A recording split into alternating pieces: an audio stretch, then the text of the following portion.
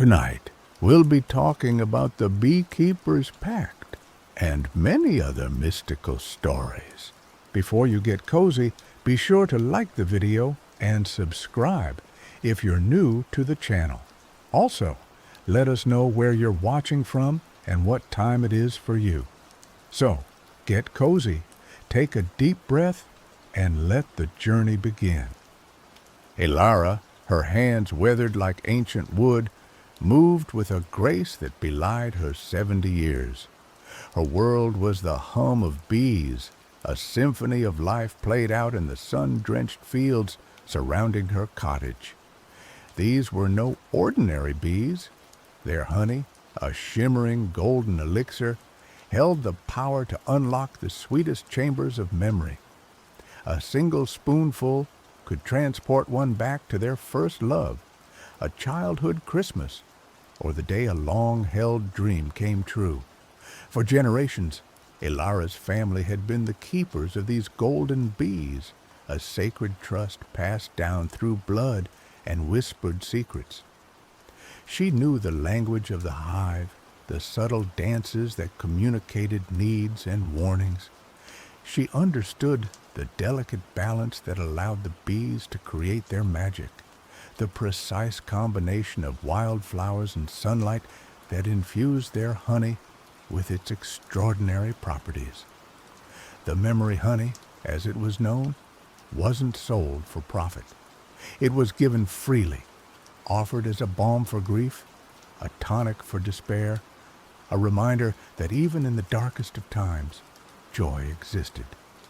Elara had seen hardened war veterans weep with the remembered embrace of their mothers, grieving widows laugh with the ghost of their husbands' jokes, and children, robbed of happy beginnings, find solace in fabricated, yet vividly experienced moments of joy. The honey was a gift, a responsibility, and a secret fiercely guarded. Then the silence began.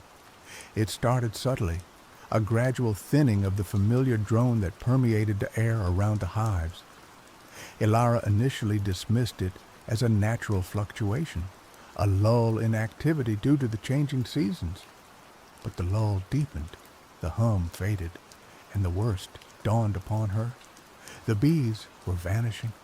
Hives that had once teemed with life were now eerily quiet, their golden inhabitants dwindling to a mere handful. Panic clawed at Elara's throat.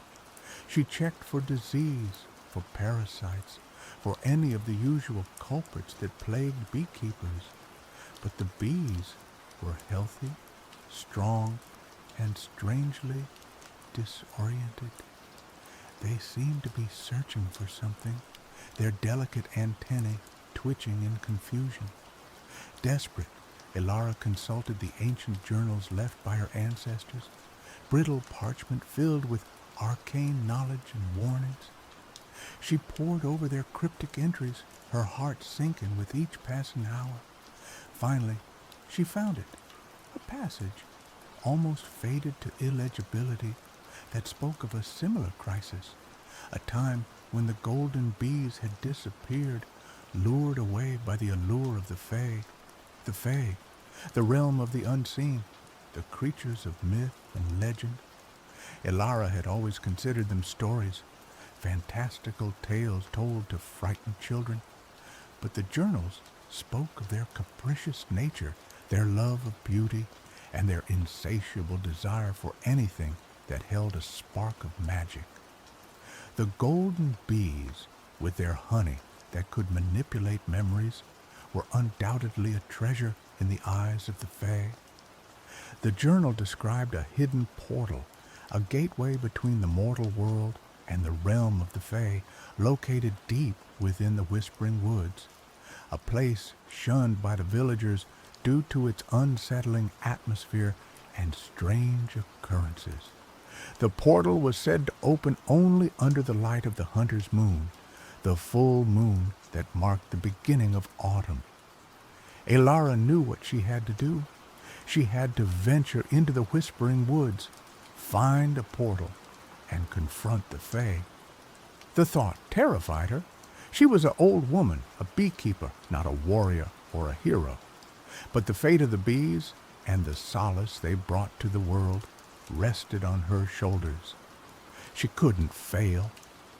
With a heavy heart, Elara packed a bag with provisions, dried berries, hard cheese, a flask of water, and a small jar of memory honey, salvaged from one of the nearly empty hives. She also took her grandfather's beekeeping veil, a worn leather apron, and a sturdy oak staff, its handle carved with the image of a bee. As she stepped out of her cottage and into the twilight, she felt a shiver run down her spine. The whispering woods loomed ahead, a dark and forbidding presence. The whispering woods lived up to its name. The wind rustled through the ancient trees, creating a constant murmur of secrets and warnings.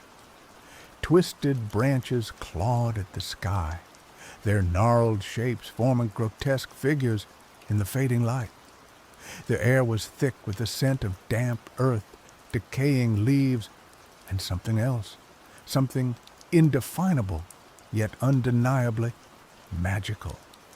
Elara followed the directions in the journal, her steps slow and deliberate. The woods seemed to resist her progress, thorny bushes snagging at her clothes, roots tripping her feet.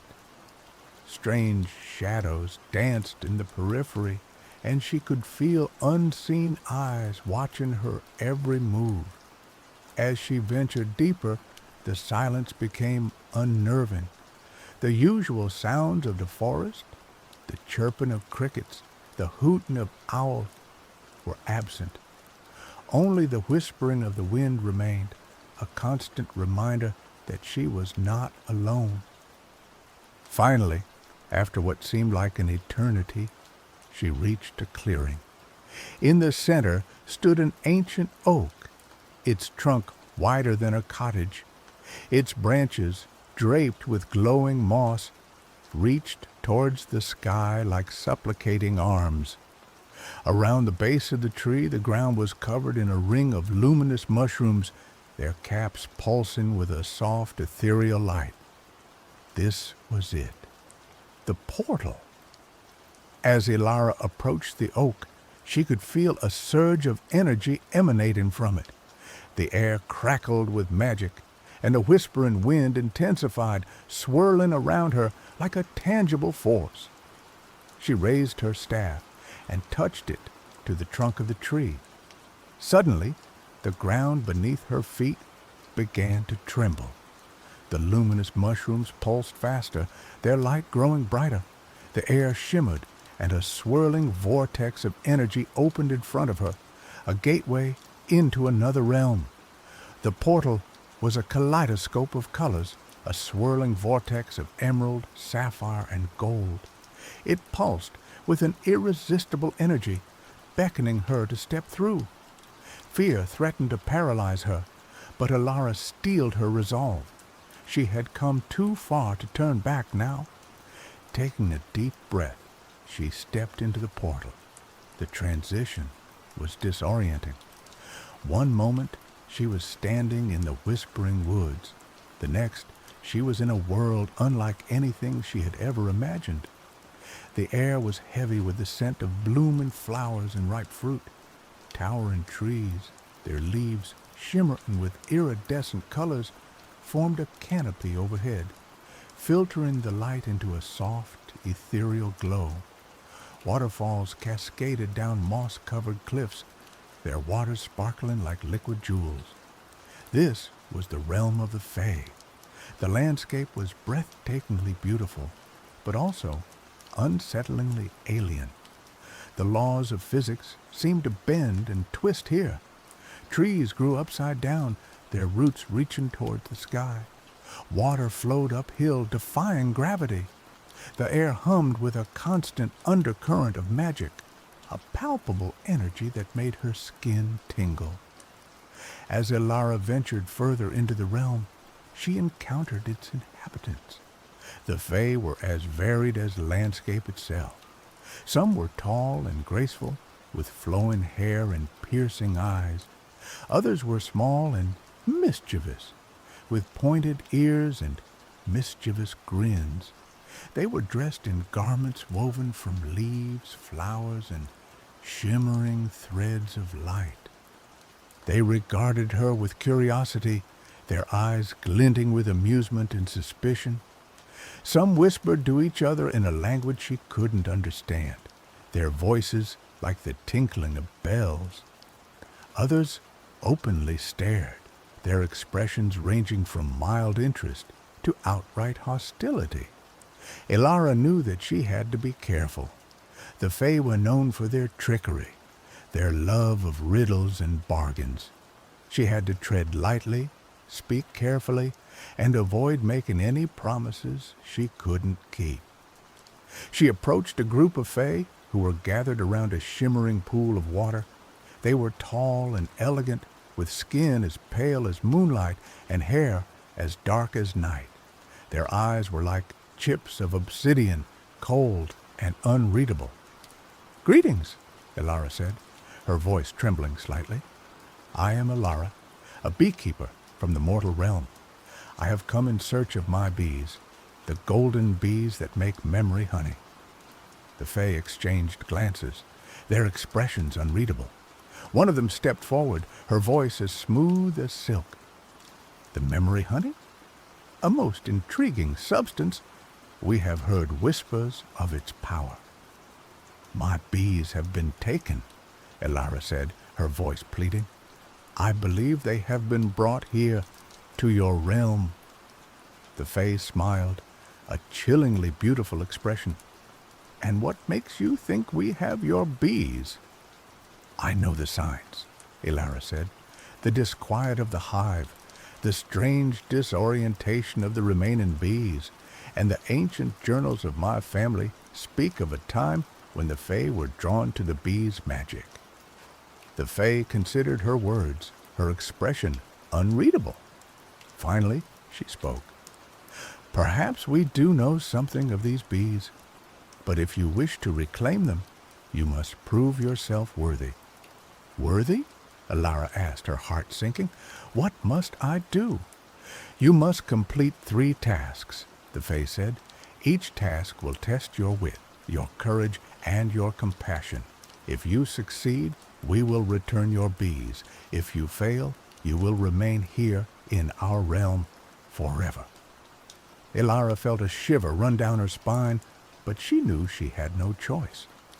"I accept," she said, her voice firm. "Tell me the tasks." The Fae smiled again, her eyes glinting with amusement.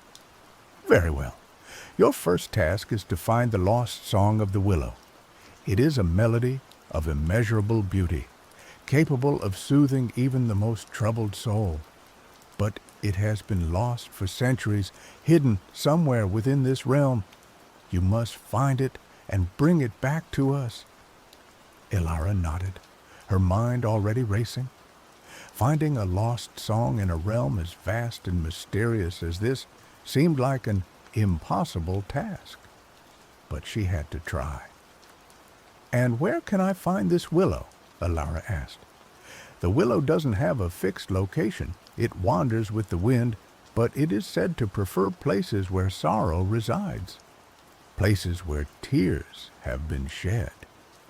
Elara thanked the Fae and set off, her oak staff her only companion. She wandered through the shimmering forests, her ears straining for any hint of the lost song. She asked the creatures she encountered, the pixies, the sprites, the gnomes, if they had heard it, but none of them could help her.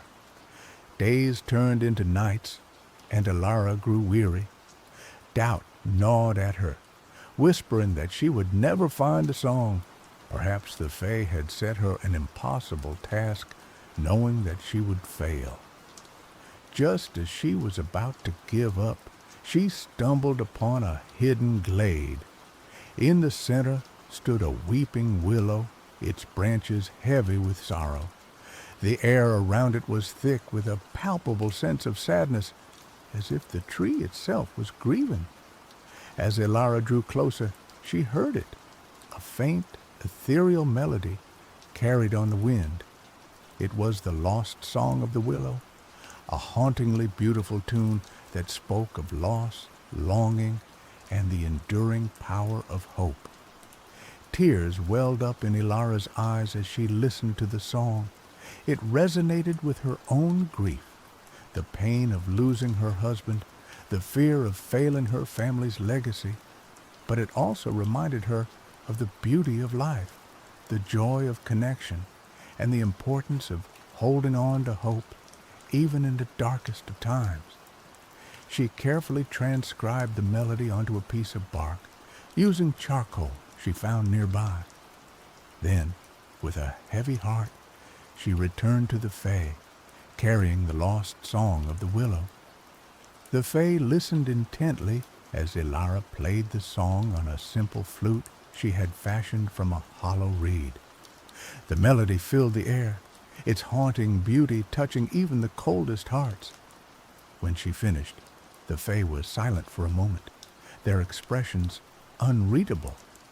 Finally, the Fae spoke. "The song is indeed beautiful. You have completed the first task, but the next will be even more challenging." Ilara waited, her heart pounding in her chest. "Your second task is to retrieve the stolen laughter of the children of the glen," the Fae said. "They were once the happiest creatures in this realm, their laughter echoing through the forests. But their joy was stolen by the Shadow Witch, who covets all things bright and beautiful.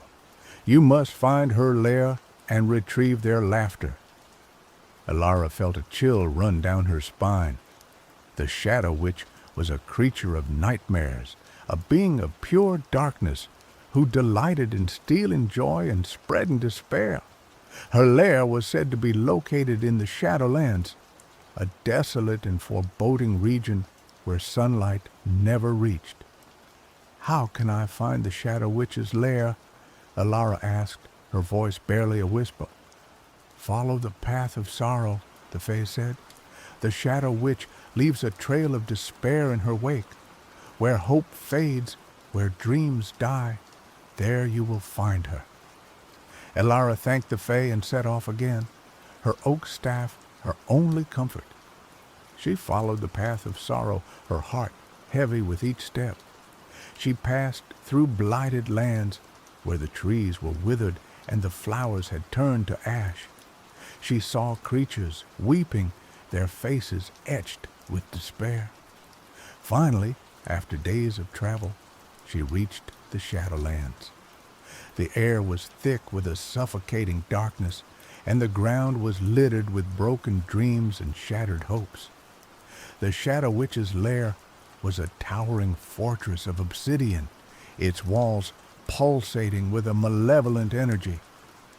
Ilara approached the fortress cautiously, her senses on high alert.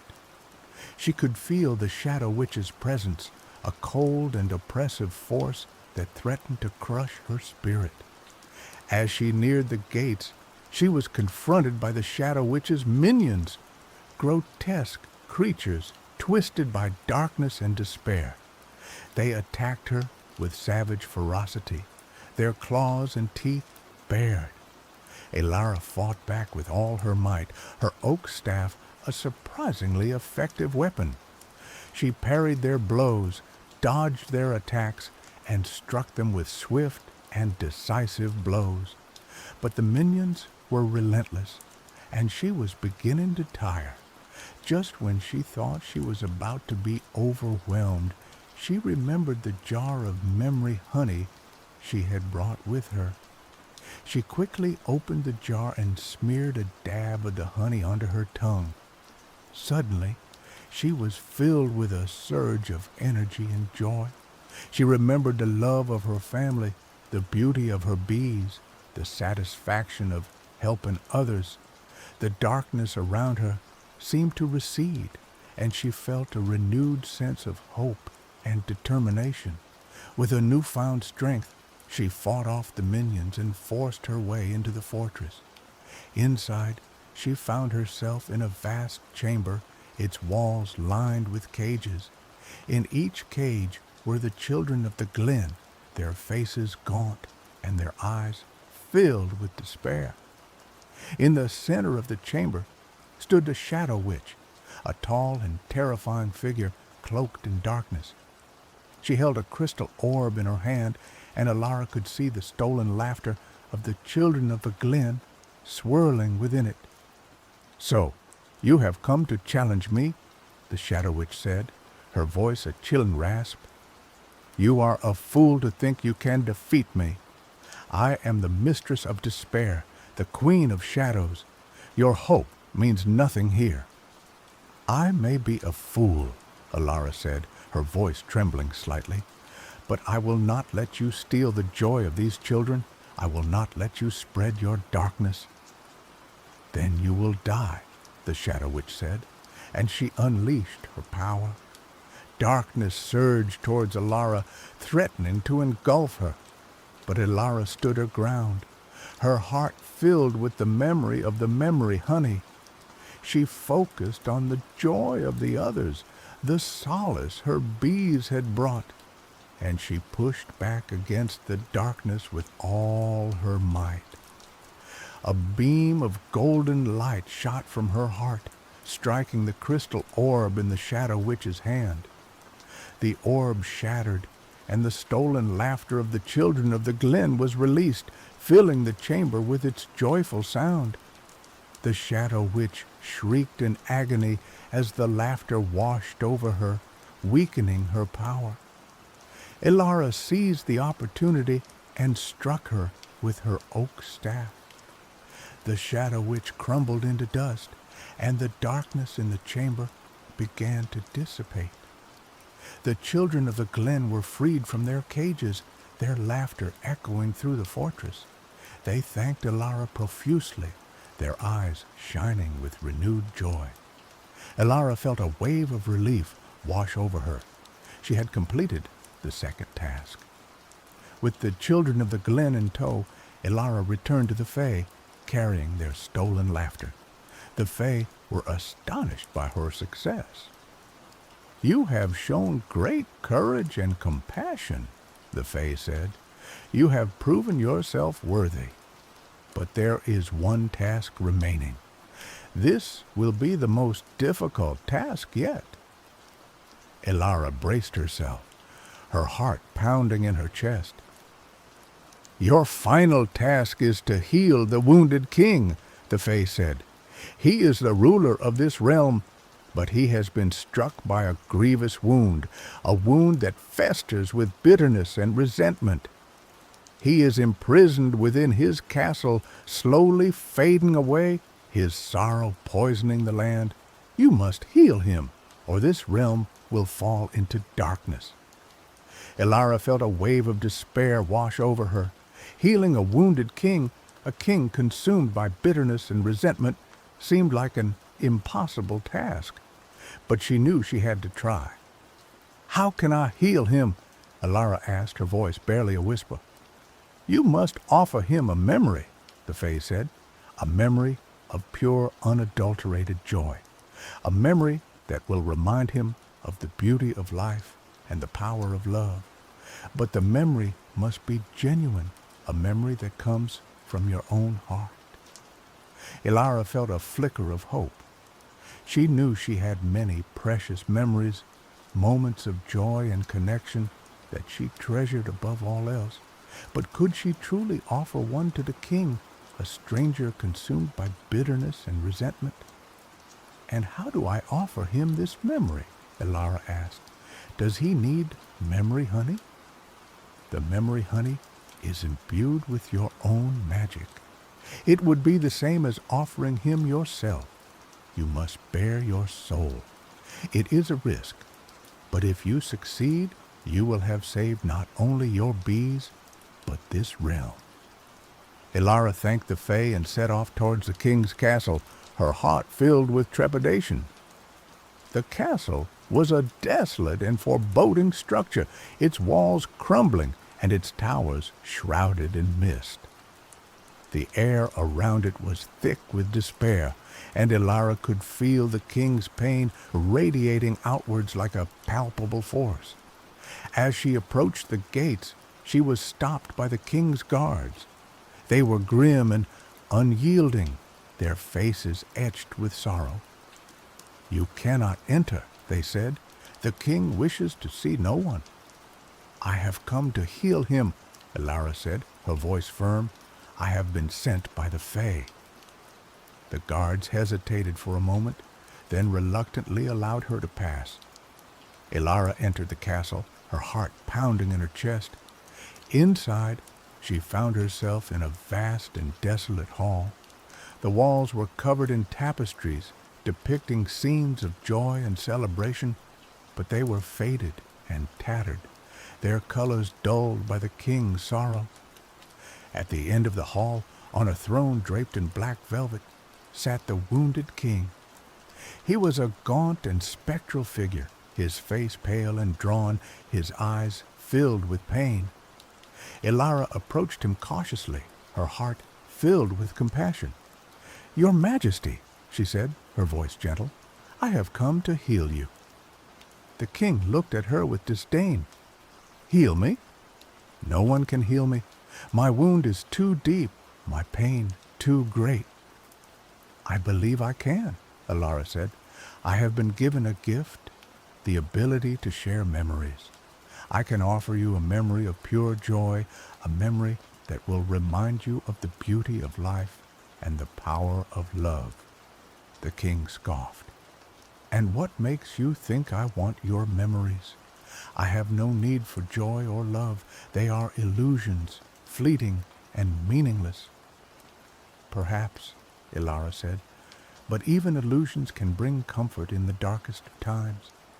Please, Your Majesty, allow me to share a memory with you. It will cost you nothing, and it may bring you peace." The king hesitated for a moment, then nodded slowly. "Very well," he said. "I have nothing to lose." Elara took a deep breath and closed her eyes. She focused on a memory of her wedding day. She remembered the warmth of the sun on her skin, the scent of wild flowers in the air, the sound of her husband's laughter. She remembered the love that filled her heart, the joy of starting a new life together. She opened her eyes and looked at the king. "I am ready," she said. She reached out and took the king's hand. As their fingers touched, a surge of energy passed between them. Elara's memory flooded into the king's mind, filling him with the warmth of love and the joy of connection. The king gasped, his eyes widening in astonishment. He saw himself as Elara's husband standing at the altar, his heart filled with love. He felt the warmth of the sun on his skin, the scent of wild flowers in the air, the sound of his own laughter. For a moment, the king was transported to another time, another place.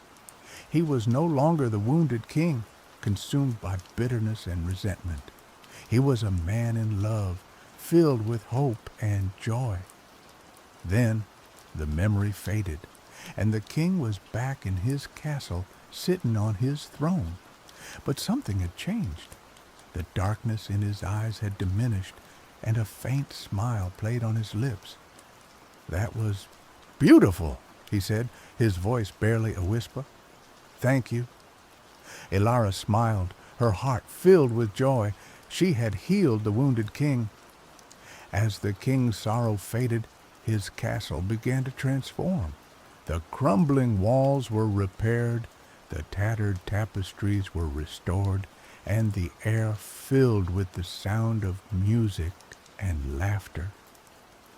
The king rose from his throne, his face radiant with joy. "You have saved me," he said to Elara. "You have saved this realm. I am forever in your debt." Elara bowed her head. "I am glad I could help," she said. The king then summoned the Fae and commanded them to return Elara's bees. The Fae obeyed immediately.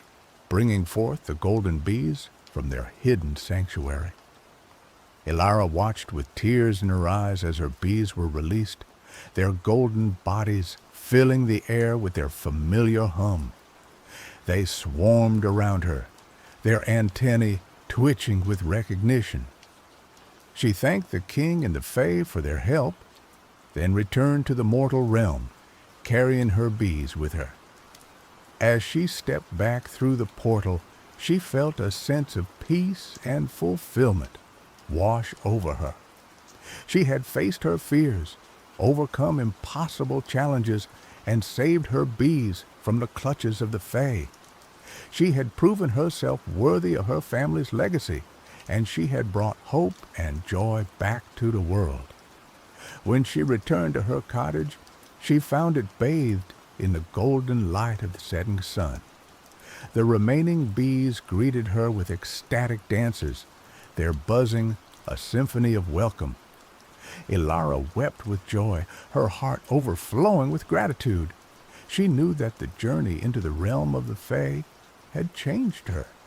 She was no longer just a beekeeper, she was a guardian of hope, a protector of memories, and a bridge between worlds.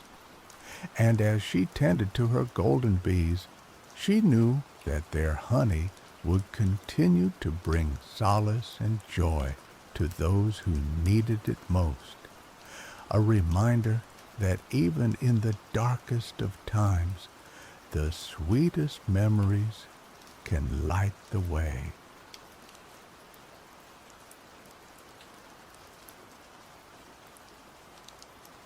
In the fledgling colony of Jamestown, nestled amidst the verdant, untamed wilderness of the New World, lived Walter, a young man of humble origins and boundless curiosity.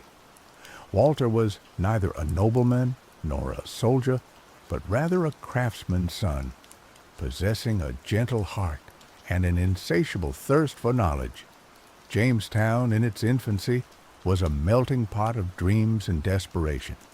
The air was thick with the scent of damp earth, wood smoke, and the ever-present anxiety of survival. The settlers, driven by visions of gold and glory, had arrived with hopes as vast as the ocean they had crossed. But the reality was harsh, and the land, though abundant, was unforgiving. One fateful eve, as the sun dipped below the horizon, painting the sky in hues of fiery orange and deep violet, a commotion erupted near the colony's edge. A group of hunters, their faces flushed with excitement, returned bearing a cage woven of sturdy vines. Inside, a creature of unimaginable beauty pulsed with an ethereal glow, a firebird, its feathers shimmering like molten gold and its eyes burning with the intensity of 1,000 suns. The news of the firebird's capture spread like wildfire through Jamestown. The colony's leaders, men hardened by hardship and driven by ambition, saw in the bird's capture an opportunity to secure their future. Its feathers, they believed, could be sold for a king's ransom, its magical properties harnessed to ensure their prosperity. But Walter, drawn by an unseen force, approached the cage with a sense of trepidation. As he gazed into the firebird's eyes, he saw not a creature of immense power, but a being of profound sorrow, a prisoner of its own magnificent existence. That night, under the cloak of darkness, Walter crept towards the cage. He reached out, his fingers trembling, and gently touched the bars.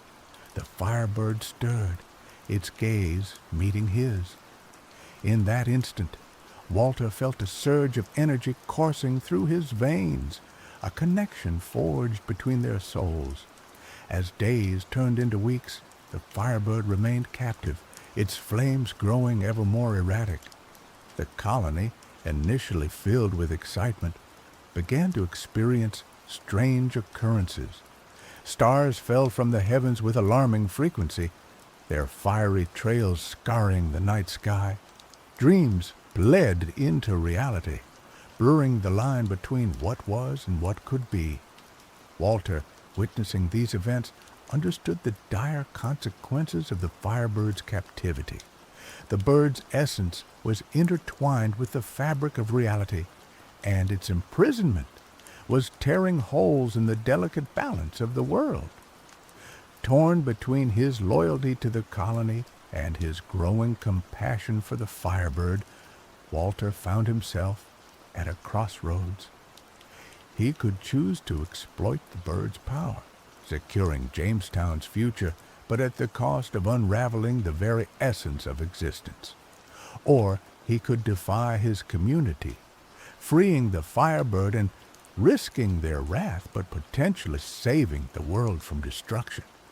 With a heavy heart, Walter made his decision. He would free the firebird, placing his faith in the unknown and trusting that the universe would find a way to restore balance. Under the cover of a moonless night, Walter approached the cage, his heart pounding in his chest. He carried with him a set of lock picks, tools he had learned to use from his father. With trembling hands, he worked on the lock, the metal clicking softly in the stillness of the night. Finally, with a resounding click, the lock sprung open. The cage door creaked ajar, and Walter stepped back, allowing the firebird to emerge. The bird hesitated for a moment, its gaze fixed on Walter. Then, with a grateful cry, it spread its wings and soared into the night sky, its flames illuminating the darkness. As the firebird ascended, the stars realigned themselves in the heavens, their brilliance restored. The strange occurrences that had plagued Jamestown ceased, and the world began to heal. Walter, watching the firebird disappear into the vast expanse of the night sky, felt a sense of both relief and trepidation. He knew that his actions would not go unnoticed, that he would face the consequences of his defiance. The following morning, Walter was summoned before the colony's leaders. He stood before them, his head held high, and confessed to his actions. The leaders, their faces etched with anger and disappointment, condemned Walter for his betrayal. They saw him as a threat to their authority, a rebel who dared to challenge their vision. But as they prepared to pronounce their judgment, a voice spoke out from the crowd. It was the colony's elder, a wise woman who had witnessed the firebird's capture and the subsequent chaos. "Hold," she said, her voice filled with authority. "Before you condemn this young man, consider the consequences of your actions. You sought to exploit the firebird's power, but in doing so, you threatened to unravel the very fabric of our world. Walter, in his compassion, chose a different path, a path that has saved us all." The leaders, taken aback by the elder's words, paused to consider her wisdom. They looked at Walter not with anger, but with a newfound respect. In the end, they decided to spare Walter's life, acknowledging the significance of his actions. However, they banished him from Jamestown, fearing that his rebellious spirit would incite further unrest. Walter, accepting his fate, bid farewell to his family and friends. He left Jamestown, not as a criminal, but as a hero, a young man who had dared to defy authority in the name of compassion and balance. As Walter ventured into the wilderness, he carried with him the memory of the firebird, its radiant beauty, and its profound sorrow. He knew that his journey would be fraught with challenges, but he was determined to live a life guided by the principles he had learned from the firebird: compassion, courage, and a deep respect for the delicate balance of the world. And so Walter, the craftsman's son, embarked on a new adventure, a journey that would lead him to the far corners of the New World and beyond, a journey that would transform him into a legend, a symbol of hope and resistance in a world teetering on the brink of chaos. Walter's exile from Jamestown led him into the heart of the Virginia wilderness. Stripped of his familiar surroundings and the comfort of his community, he found himself face to face with the raw, untamed beauty of the New World. The dense forests, the winding rivers, and the towering mountains became his new companions. At first, survival was a daunting task. He learned to hunt, to fish, and to identify edible plants. He built a small shelter, a haven from the elements, and gradually adapted to the rhythm of the wilderness. But Walter's journey was not merely about physical survival. It was also a journey of self-discovery. As he spent time alone in the wilderness, he began to hear the whispers of the land, the voices of the ancient spirits that dwelled within the trees, the rocks, and the rivers. He learned that the wilderness was not just a collection of resources to be exploited, but a living, breathing entity, deserving of respect and reverence. He discovered that the native tribes, the indigenous peoples of the land, possessed a deep understanding of this intricate ecosystem, a knowledge that had been passed down through generations. Driven by a desire to learn more, Walter sought out these tribes, seeking their wisdom and guidance. He approached them with humility and respect, eager to bridge the gap between their cultures. Initially, the native tribes were wary of Walter, viewing him as a representative of the colonists who had encroached upon their land and disrupted their way of life. But Walter's sincerity and genuine interest in their traditions gradually won them over. He learned their language, their customs, and their spiritual beliefs. He participated in their ceremonies, listened to their stories, and shared his own experiences. He discovered that they possessed a profound understanding of the interconnectedness of all things, a wisdom that resonated deeply with his own beliefs. Through his interactions with the native tribes, Walter began to see the world through a different lens. He realized that the colonists' pursuit of wealth and power had blinded them to the true value of the land and its inhabitants.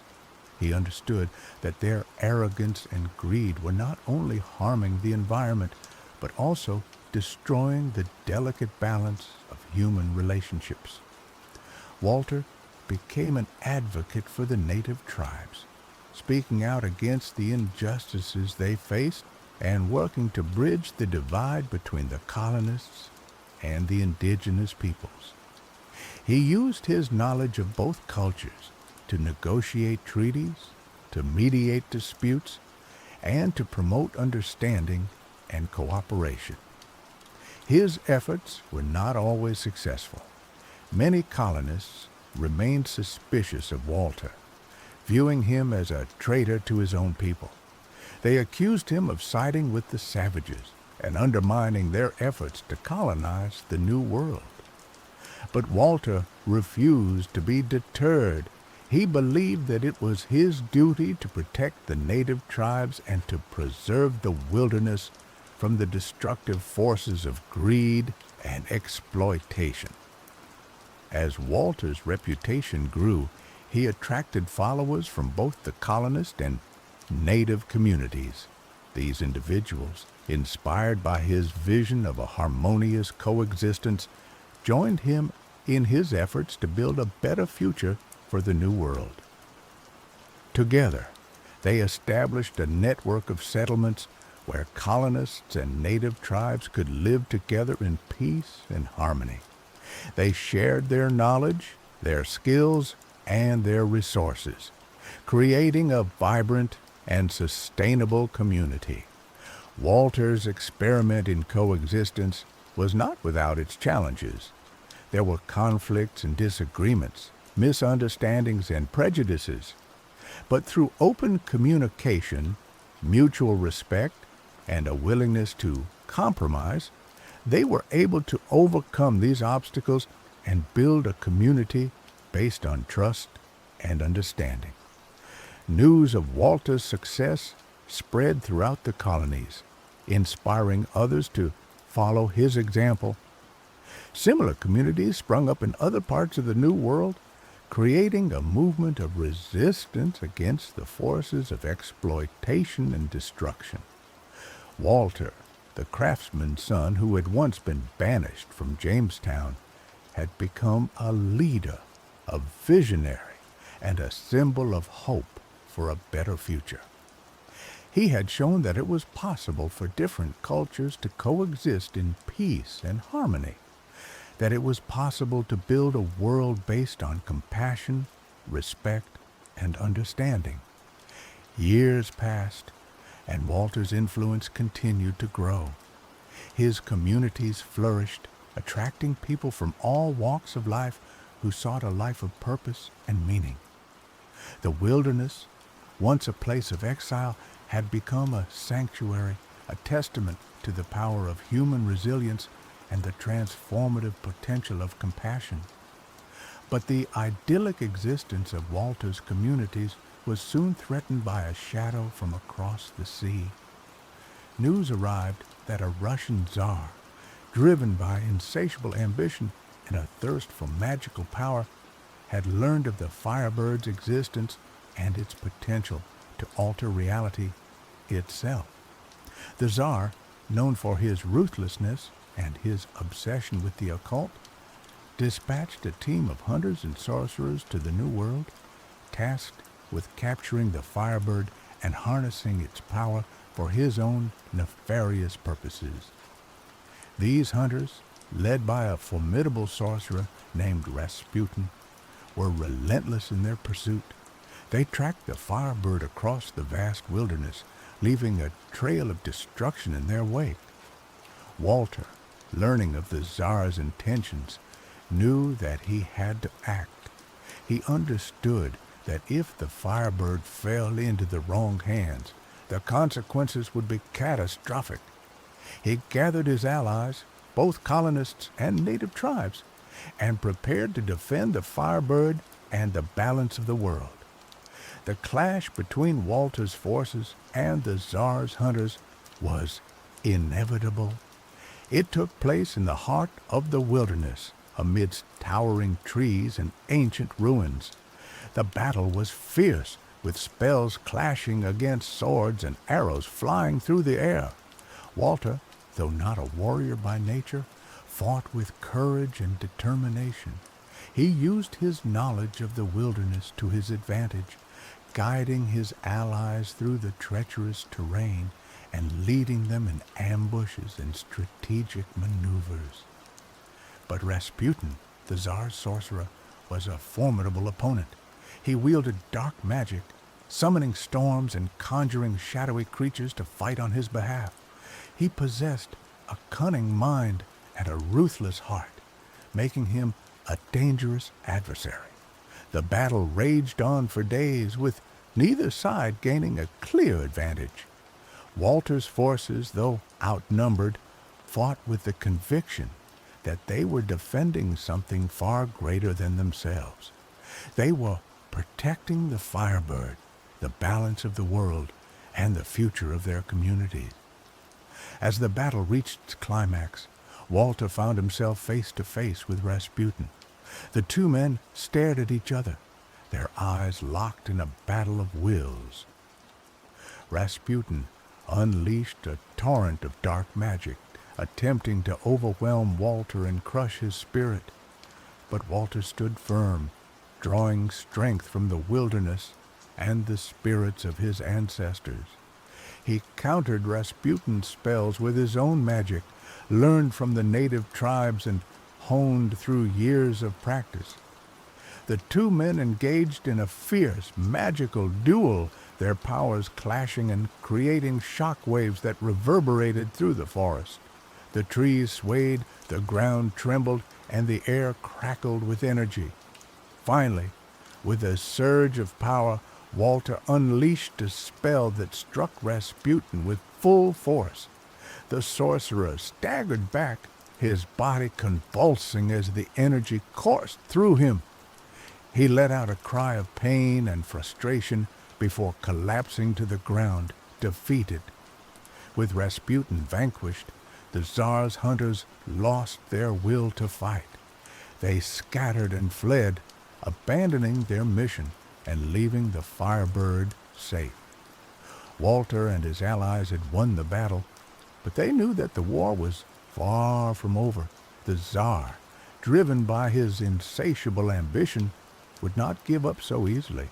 He would send more hunters, more sorcerers, and more forces to capture the Firebird and claim its power.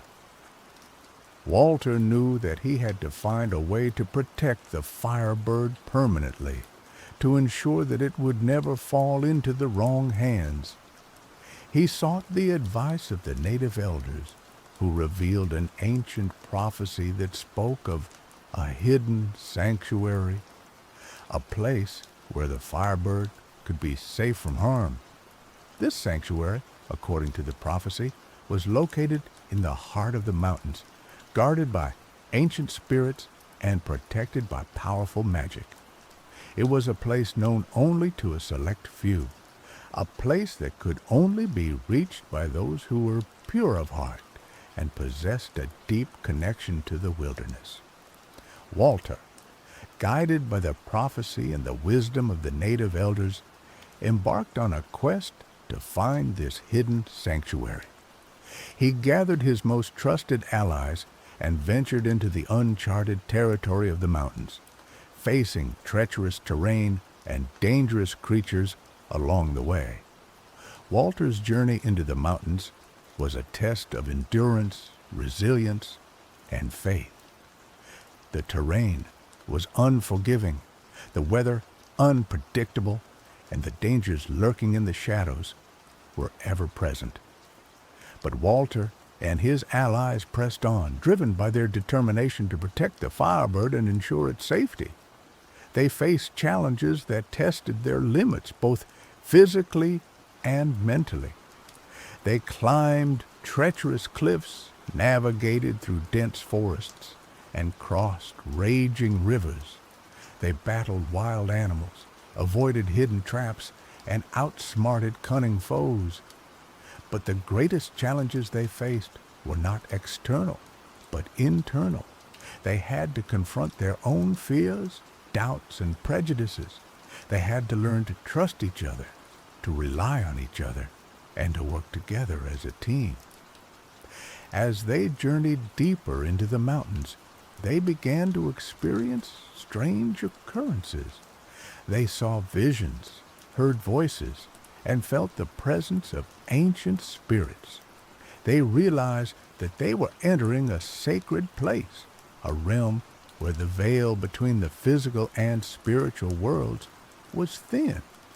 The native elders had warned them that the path to the sanctuary would not be easy. They had told them that they would have to prove their worthiness, that they would have to demonstrate their purity of heart and their deep connection to the wilderness. Walter and his allies understood that they were being tested, that they were being judged by the ancient spirits who guarded the sanctuary. They resolved to remain true to their values, to act with compassion and integrity, and to respect the sacredness of the land.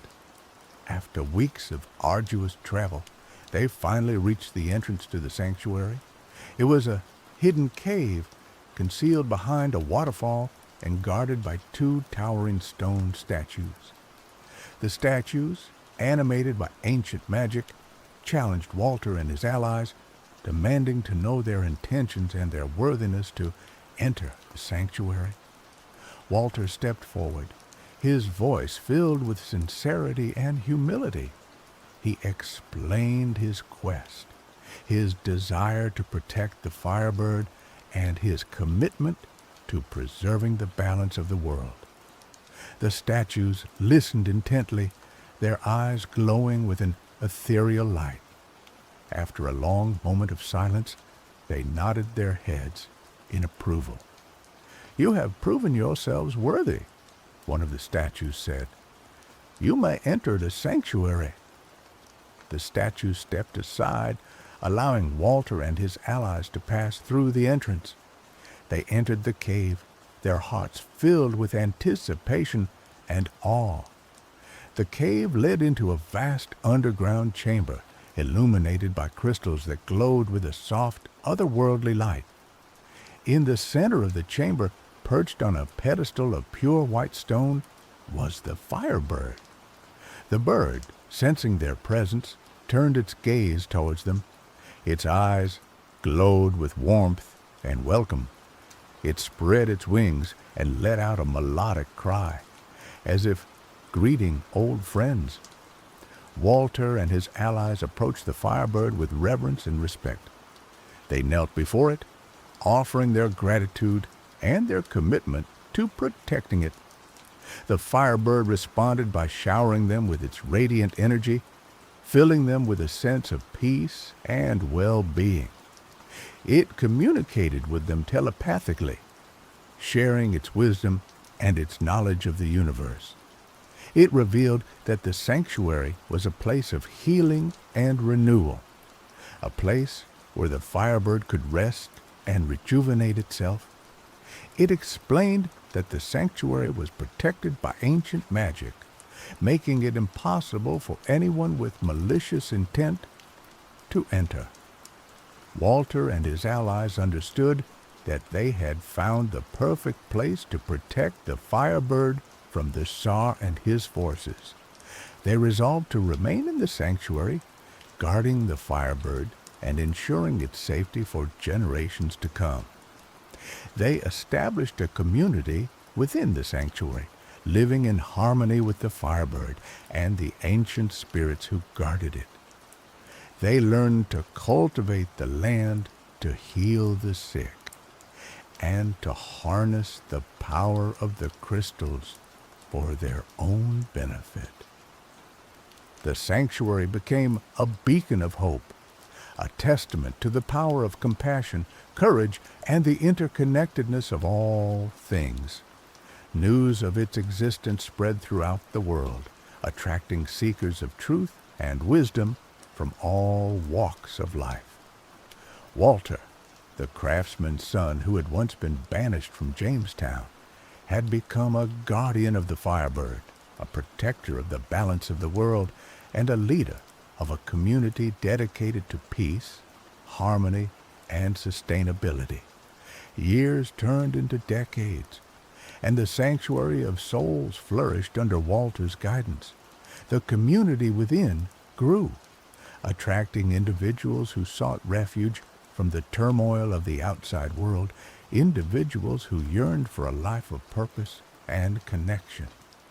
But the shadow of the Tsar still loomed large, a constant reminder of the threat that lurked on the horizon. Despite the sanctuary's protective magic, Walter knew that the Tsar would never truly give up his pursuit of the firebird. And he was right. One day, a scout returned to the sanctuary with alarming news. The Tsar, fueled by years of birth and obsession, had gathered a vast army, the largest and most formidable force he had ever assembled. He was marching toward the mountains, intent on breaching the sanctuary and claiming the firebird for himself. Walter knew that this was the final stand, the ultimate test of their resolve. He gathered his community, both human and spirit, and prepared to defend the sanctuary against the Tsar's onslaught. He fortified the entrance to the cave, setting traps and reinforcing the stone statues. He trained his community in combat, teaching them the skills he had learned from the native tribes and from his own experiences in the wilderness.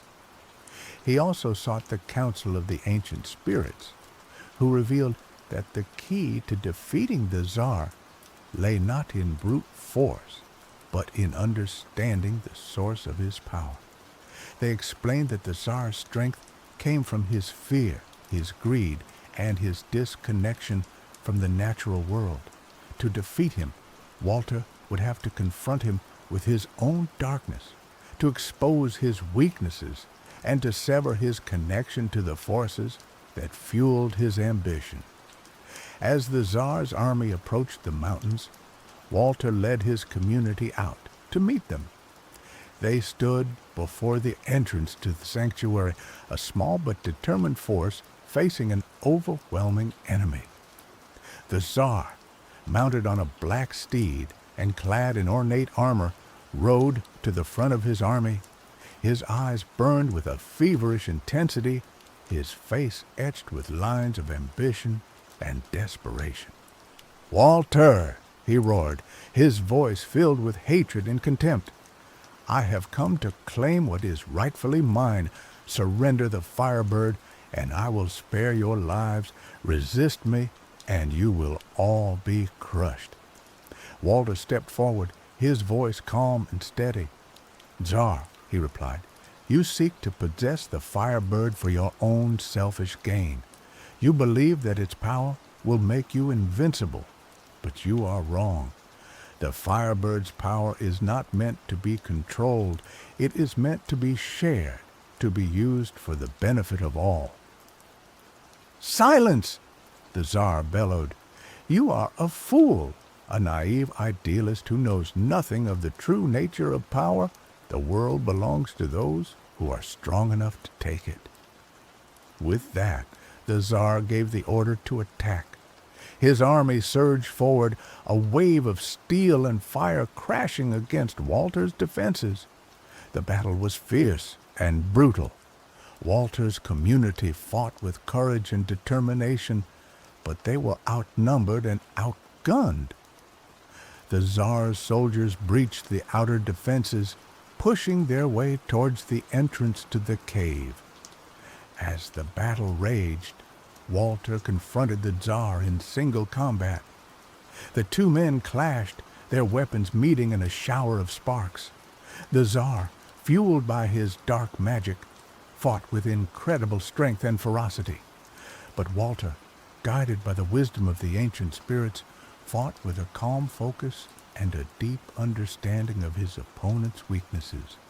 He parried the Tsar's attacks, dodged his blows, and waited for the opportune moment to strike.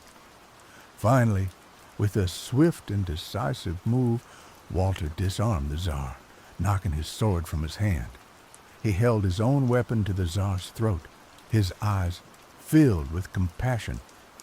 "Tsar," Walter said, "I do not wish to kill you.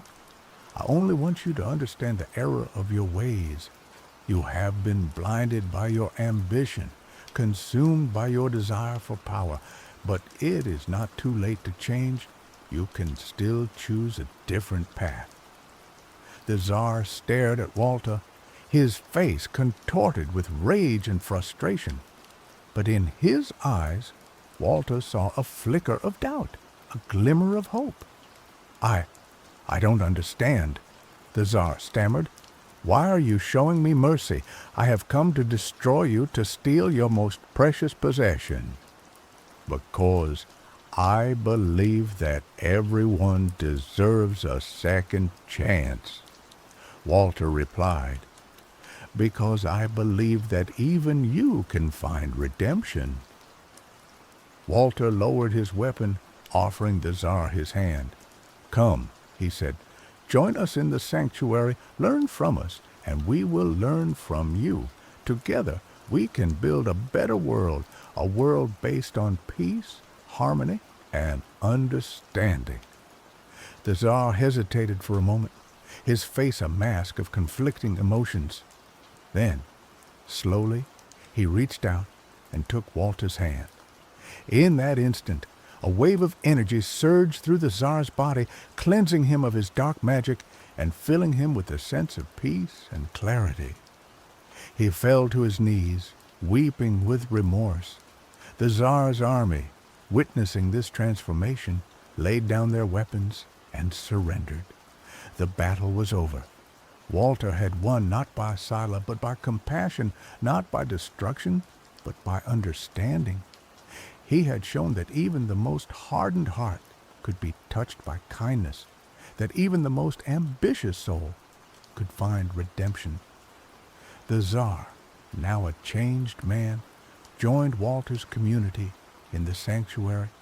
He devoted his life to serving others, to promoting peace, and to preserving the balance of the world. The sanctuary of souls continued to flourish, a beacon of hope for all who sought a better future. Walter, the craftsman's son, had become a legend, a symbol of the power of compassion, courage, and the interconnectedness of all things. And the Firebird, safe and protected, continued to radiate its light, illuminating the world with its boundless love and its infinite wisdom. And Jamestown was never forgotten. Centuries passed, and the memory of Walter and the Firebird faded into legend, a tale whispered around campfires and passed down through generations. The sanctuary of souls, hidden deep within the mountains, remained a secret, a place of refuge for those who sought solace and connection. But the legacy of Walter lived on, not only in the sanctuary, but also in the hearts of those who dared to dream of a better world. His example inspired countless others to stand up for what they believed in, to fight for justice, and to promote peace and understanding. And so, the story of Walter and the Firebird became a timeless reminder that even in the darkest of times, hope remains, that even the smallest act of compassion can have a profound impact, and that the power to change the world lies within each and every one of us.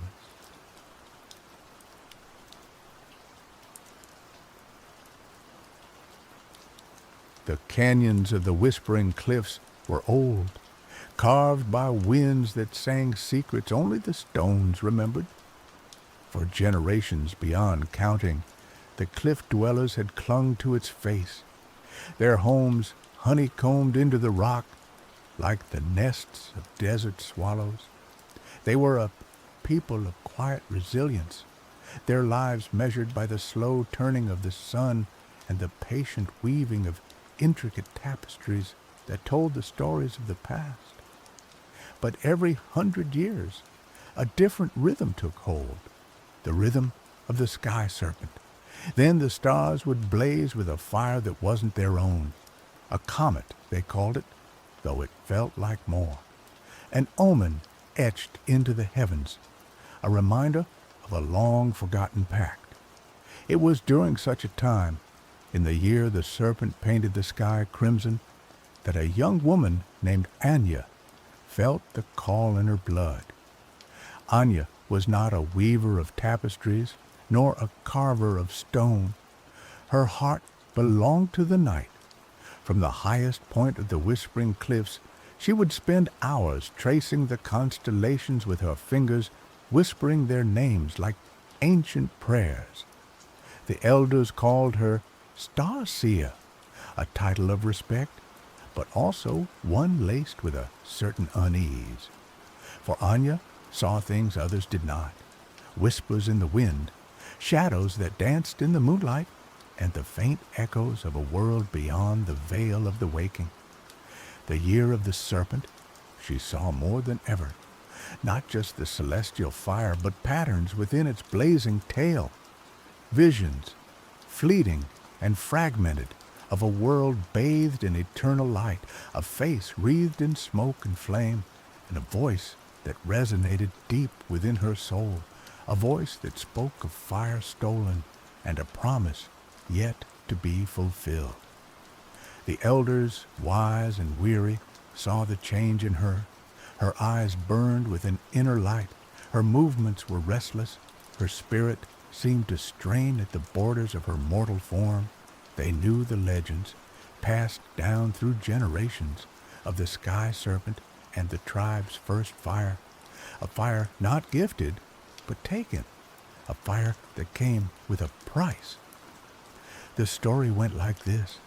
In the dawn of the world, the cliff dwellers lived in darkness, huddled in caves, shivering in the cold. They were prey, not masters of their domain. Then came the serpent, a being of immense power and fiery breath, who guarded the secret of flame, a hero whose name was lost to time, dared to challenge the serpent, not for dominion, but for survival. He tricked the serpent, stole a spark of its fire, and brought it back to his people. This act changed everything. The cliff dwellers were no longer creatures of the shadows, but makers of their own destiny. But the serpent was not easily fooled. It cursed the fire so that every century, when it returned to the sky, a member of the tribe would be called to follow its trail, to confront the truth of the theft, and to either atone for the hero's transgression or reaffirm the tribe's right to the fire. Anya, they believed, was the one chosen this time.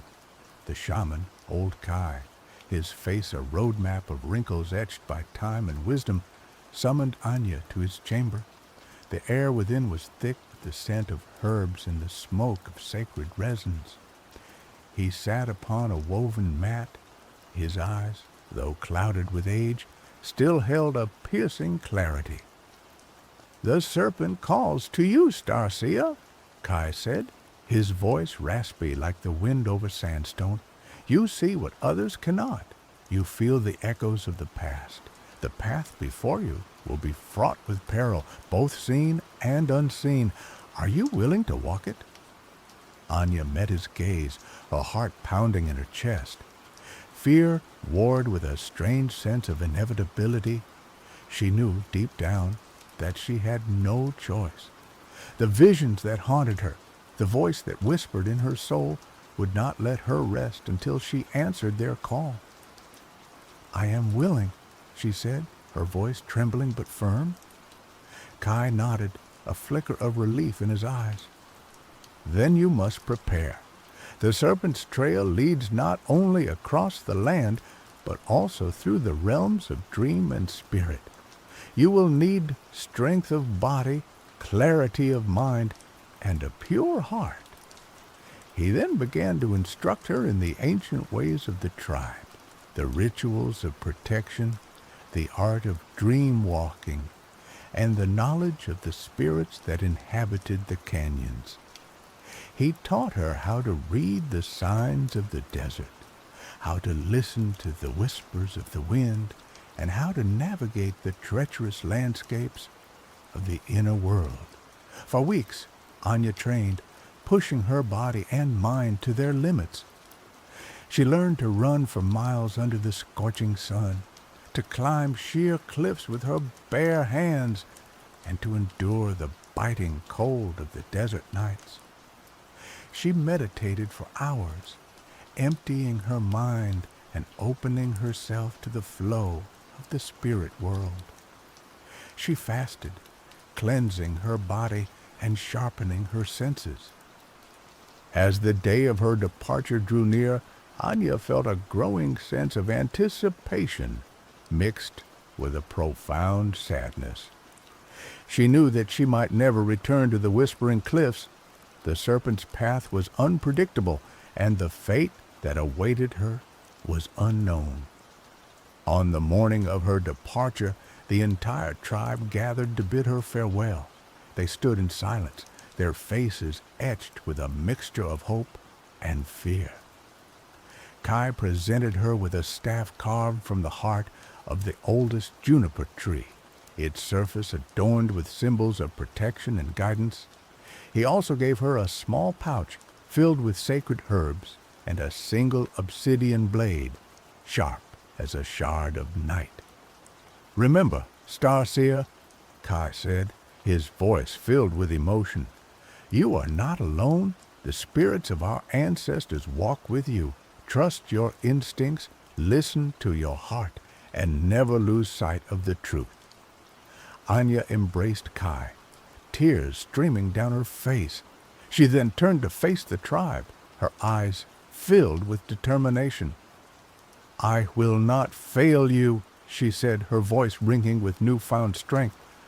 "I will follow the serpent's trail to the end, and I will bring back the truth." With that, she turned and began to walk towards the rising sun, her silhouette a solitary figure against the vast expanse of the desert. The first leg of Anya's journey was across the physical landscape. The serpent's trail, as Kai had explained, was marked by subtle shifts in the earth, by the movement of animals, and by the patterns of the stars. Anya followed these signs, her senses sharpened by days of travel and meditation. She walked for days, the sun beating down on her relentlessly, the sand stinging her eyes. She crossed barren plains, climbed rocky mountains, and navigated treacherous canyons. She encountered scorpions, snakes, and other dangers of the desert, but she faced them with courage and resourcefulness. One evening, as she camped beneath a canopy of stars, she heard a faint whisper on the wind. It was a voice, soft and ethereal, that seemed to call her name. Anya closed her eyes and focused her attention, trying to decipher the message. "Follow the river of sand," the voice whispered. "It will lead you to the gateway of dreams." Anya opened her eyes, her heart pounding with excitement. She knew that the river of sand was a hidden canyon, a place of great spiritual power.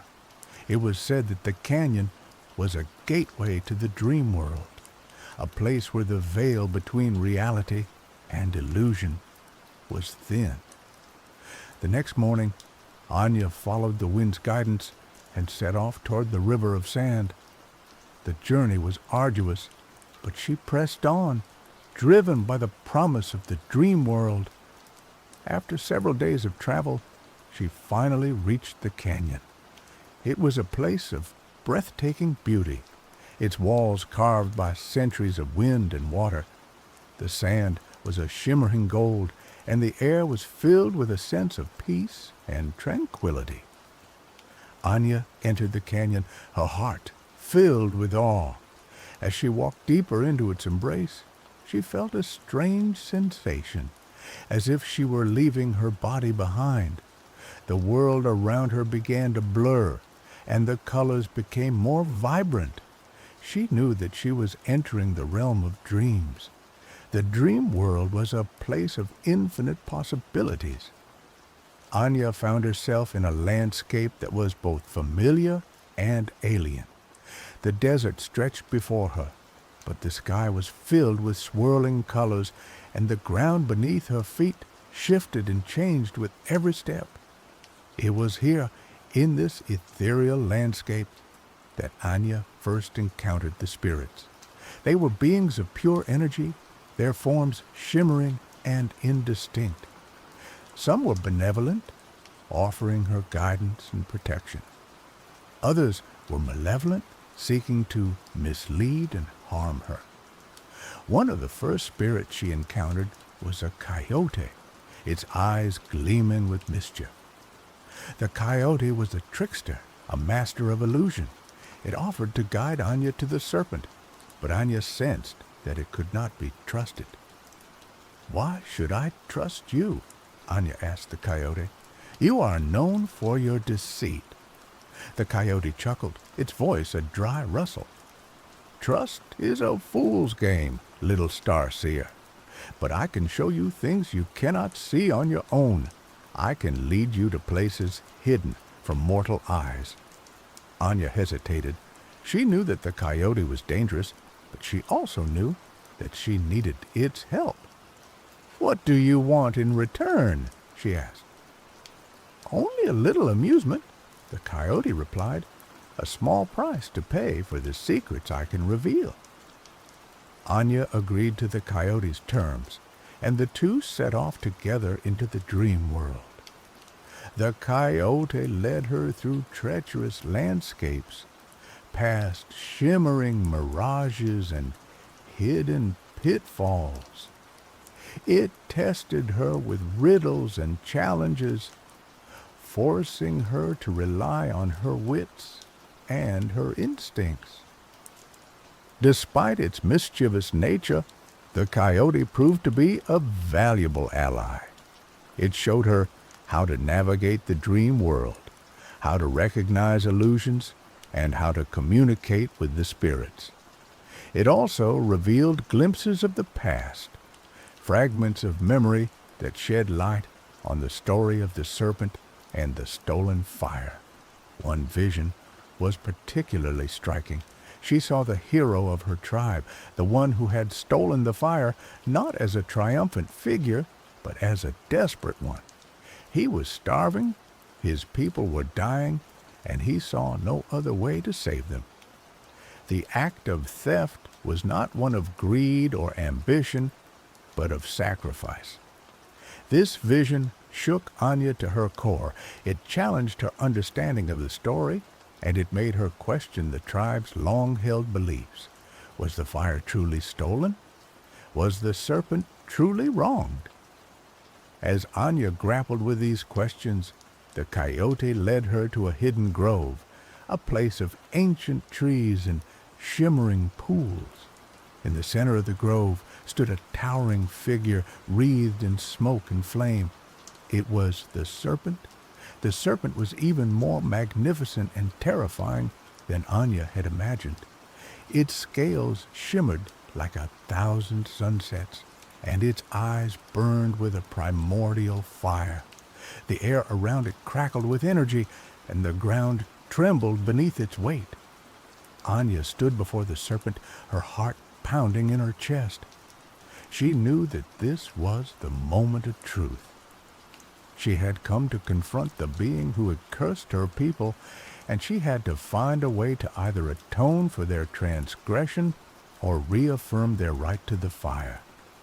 "You have come far, little star seer," the serpent said, its voice a thunderous roar that echoed through the dream world. "You seek the truth of the fire, but are you prepared to face it?" Anya met the serpent's gaze, her voice trembling but firm. "I am prepared. I have seen the visions. I have heard the stories. I know that the fire was not taken for malice, but for survival." The serpent was silent for a moment, its eyes burning with an ancient wisdom. Survival is not always justification. The taking of the fire disrupted the balance. It created a debt that must be repaid. "How can we repay it?" Anya asked. "What do you demand?" The serpent considered her words. "I do not demand sacrifice. I do not demand servitude. I demand understanding. Your people must understand the true nature of the fire, the responsibility that comes with its power. They must learn to respect its destructive potential and to use it wisely." The serpent then revealed to Anya the true nature of the fire. It was not merely a source of warmth and light, but a symbol of creation and destruction, of passion and rage, of life and death. It was a force that could be used for good or for evil, and it was up to the cliff dwellers to choose which path they would follow. The serpent showed Anya visions of the future, of the ways in which the fire could be used to heal and to build, and of the ways in which it could be used to destroy and to corrupt. It showed her the potential for her people to create a world of peace and harmony, but also the potential for them to plunge into darkness and chaos. "The choice is yours," the serpent said. "The fate of your people rests in your hands. Will you embrace the responsibility that comes with the fire, or will you succumb to its destructive power?" Anya understood. The serpent was not seeking vengeance, but enlightenment. It was not seeking to reclaim the fire, but to ensure that it was used wisely. The debt that the cliff dwellers owed was not one of material wealth, but of spiritual understanding. Anya made her decision. She would return to her tribe and share the serpent's wisdom. She would teach them the true nature of the fire, and she would help them to choose the path of peace and harmony.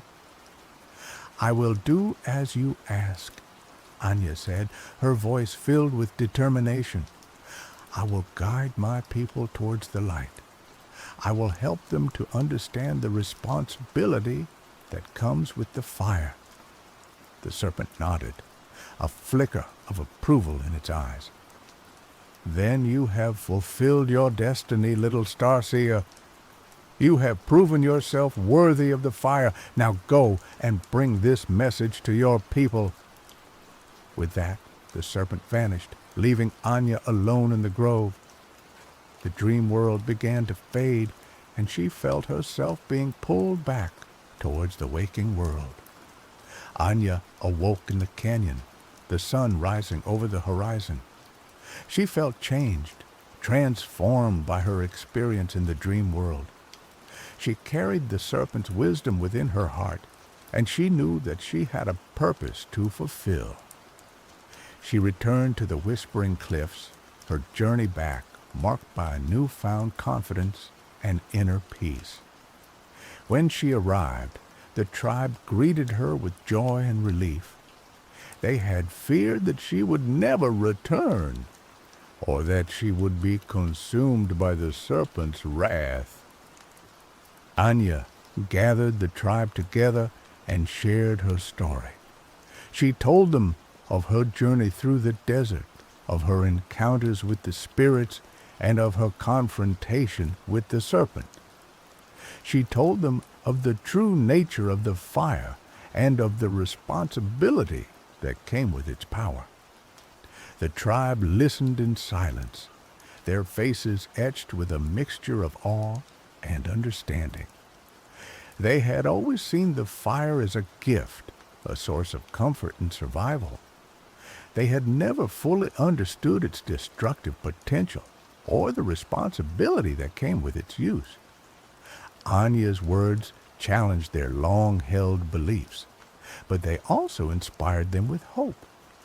They realized that they had the power to choose their own destiny, to create a world of peace and harmony.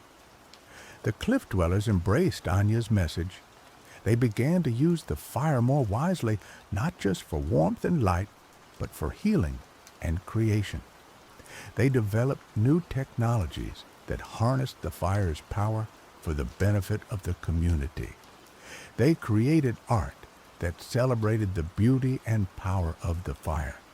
They also began to honor the serpent, not as a vengeful deity, but as a wise teacher.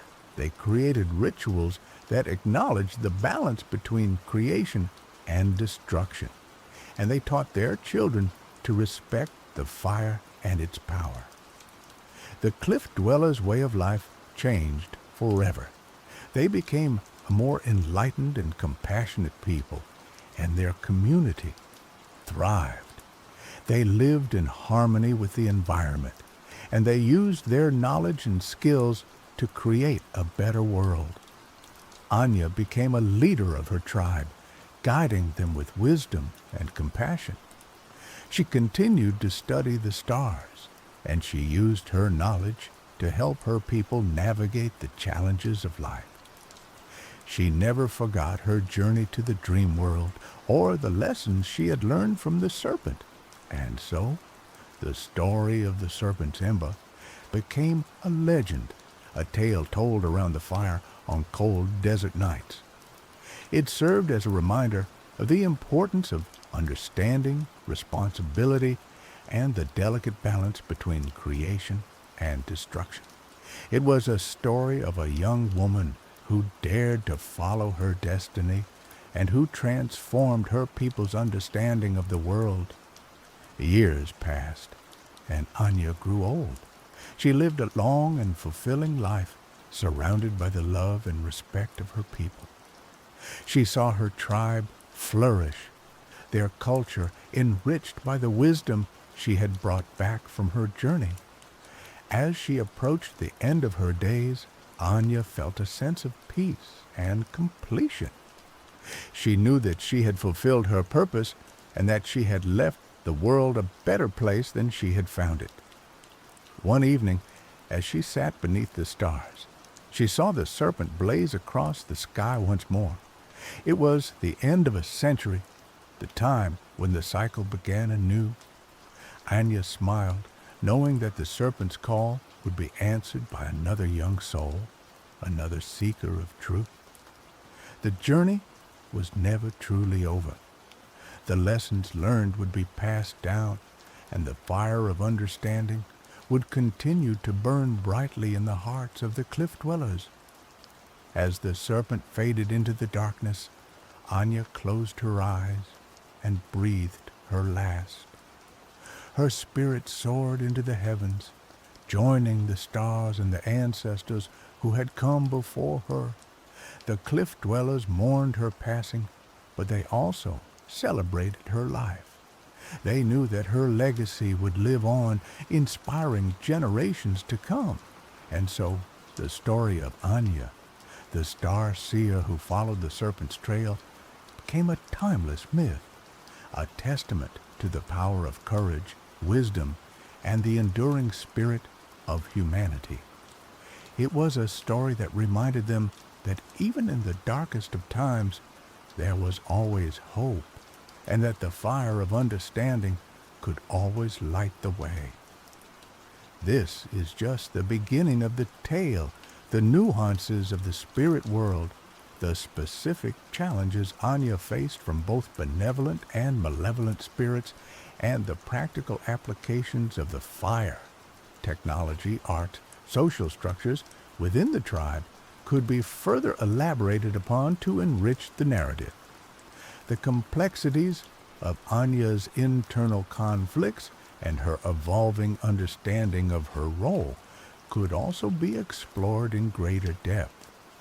For example, further development of the conflict between the tribe's reliance on potentially destructive fire and embracing a sustainable path.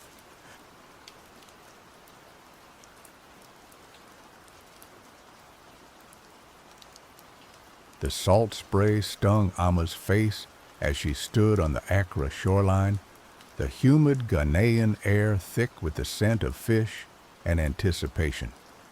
Tonight was the night. For generations, her family had held the vigil, passing down the knowledge, the rituals, and the bone-deep understanding of what this night meant. Tonight, Ogiakrom, the city of the dead, would rise. Amma wasn't a traditional priestess or even particularly spiritual in the conventional sense. She was a software engineer, coding by day and chasing server errors.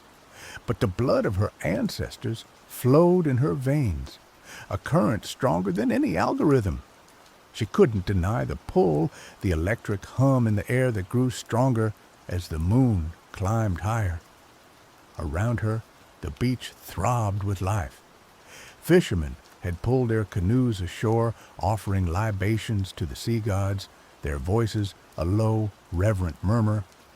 Tourists, drawn by whispered legends and viral TikTok videos, mingled with locals, their cameras poised, eager to capture the spectacle. Amma found their presence jarring, a crass intrusion into something sacred. This wasn't a show, it was a reckoning. Her grandmother, Nana Abena, stood beside her, her face a roadmap of wrinkles etched by time and wisdom. Nana Abena's eyes, though clouded with age, held a sharp, unwavering focus. She clutched a gnarled wooden staff, its surface worn smooth by decades of rituals.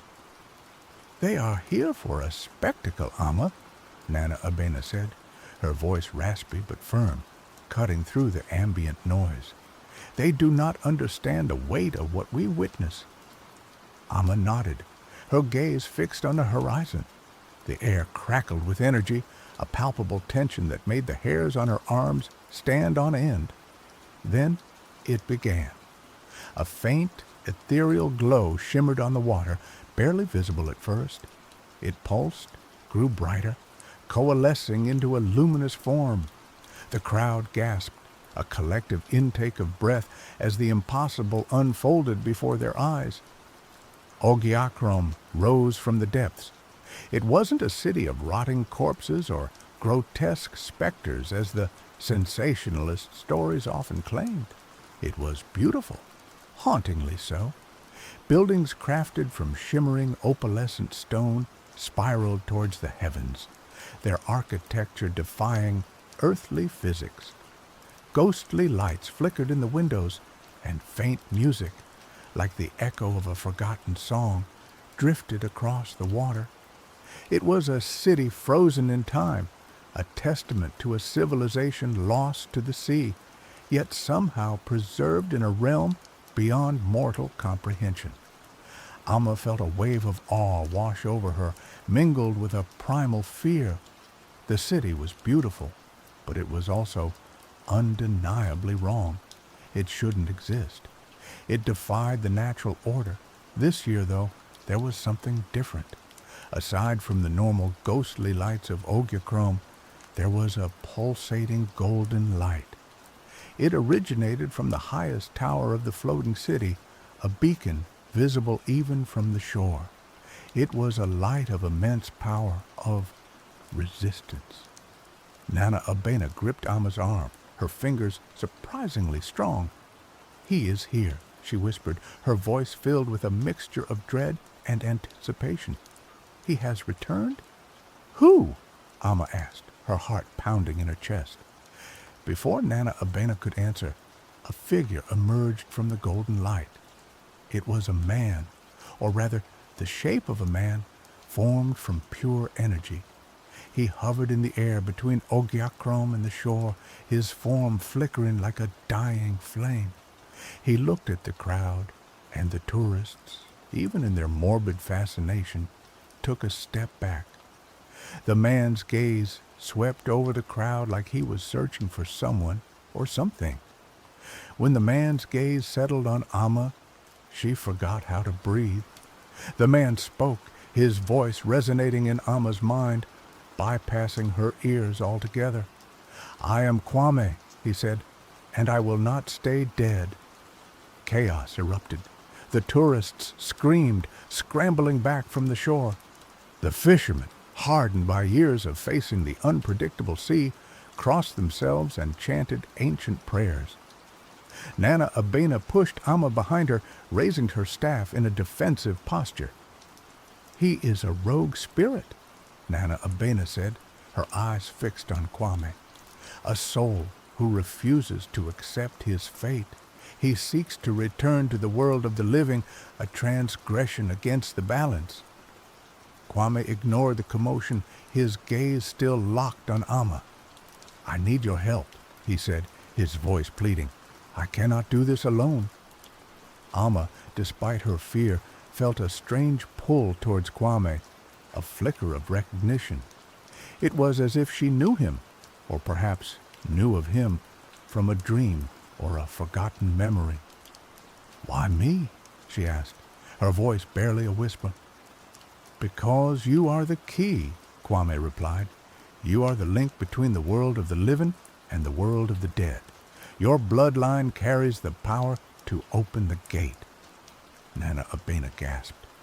"He speaks of forbidden magic," she said, her voice trembling. "The gate of return.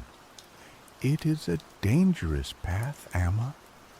It leads to nothing but suffering." Amma ignored her grandmother.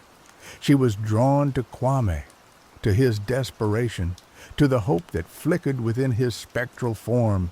He was a ghost fighting against his own demise, a rebel against the natural order, and something inside Amma, something she had always suppressed, resonated with that rebellion. "What do you need me to do?" she asked. Kwame's form flickered brighter, as if fueled by her willingness. "I need you to perform the rite of passage," he said, "a ritual passed down through your family. It is the only way to anchor me to the mortal realm. But the rite is meant to guide souls into the afterlife," Amma protested. It can be reversed, Kwame said, with the right intention, with the right power. You have that power, Amma. You have always had it. Nana Abena stepped forward, her face etched with worry. Amma, do not listen to him. He is manipulating you. He seeks to disrupt the balance of life and death. He will bring nothing but chaos and destruction. Amma looked at her grandmother, at the fear in her eyes. She loved Nana Abena, respected her wisdom, but she couldn't ignore the pull, the undeniable feeling that this was her destiny, her purpose. I have to try, she said, her voice firm. I have to see what happens. Nana Abena shook her head, her eyes filled with sorrow.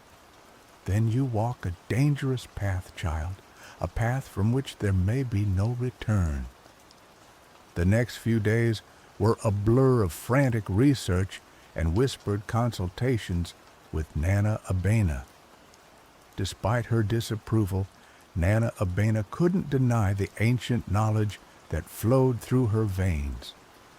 She reluctantly guided Amma through the intricacies of the rite of passage, explaining the chants, the offerings, and the precise movements required to perform the ritual. Amma pored over ancient texts, her coding skills proving surprisingly useful in deciphering the cryptic symbols and archaic language. She learned about the Gate of Return, a mythical portal between the worlds of the living and the dead, a gate that was said to be guarded by powerful spirits. She also learned about Kwame. He was a warrior, a hero of his time, who had died defending his city from invaders. But his spirit was restless, unable to find peace in the afterlife. He believed that his purpose was not yet fulfilled, that he still had a role to play in the world of the living. Amma found herself drawn to Kwame's story, to his unwavering determination. She admired his courage, his refusal to accept his fate. But she also worried about the consequences of his actions. Could one soul, no matter how noble, truly defy the natural order without causing irreparable damage? As she prepared for the ritual, Amma felt the weight of responsibility press down on her. She was not just performing a ceremony, she was potentially altering the fabric of reality. She was opening the door that should have remained closed, inviting the unknown into the world. She shared her concerns with Kwame, communicating with him through dreams and meditative trances. He assured her that he understood the risks, that he would do everything in his power to protect the balance. But Amma couldn't shake the feeling that they were playing with forces beyond their comprehension. Finally, the night arrived. The moon was full, its silvery light bathing the Accra shoreline. Amma stood on the beach, surrounded by her family and a small group of trusted friends. Nana Abena stood beside her, her face a mask of stoic resignation. The air was thick with anticipation. The crowd was smaller this time, the tourists having been scared off by rumors of impending doom. But those who remained were there to support Amma, to witness the unfolding of history. Amma took a deep breath, steadied herself, and began the rite of passage. Her voice, amplified by the power of the ritual, echoed across the water. She chanted the ancient words, her body moving in precise rhythmic patterns. She offered libations to the sea gods, invoking their blessings and their protection. As she chanted, she felt a surge of energy flowing through her, a power she had never known she possessed. It was the power of her ancestors, the power of her bloodline, the power to bridge the gap between life and death.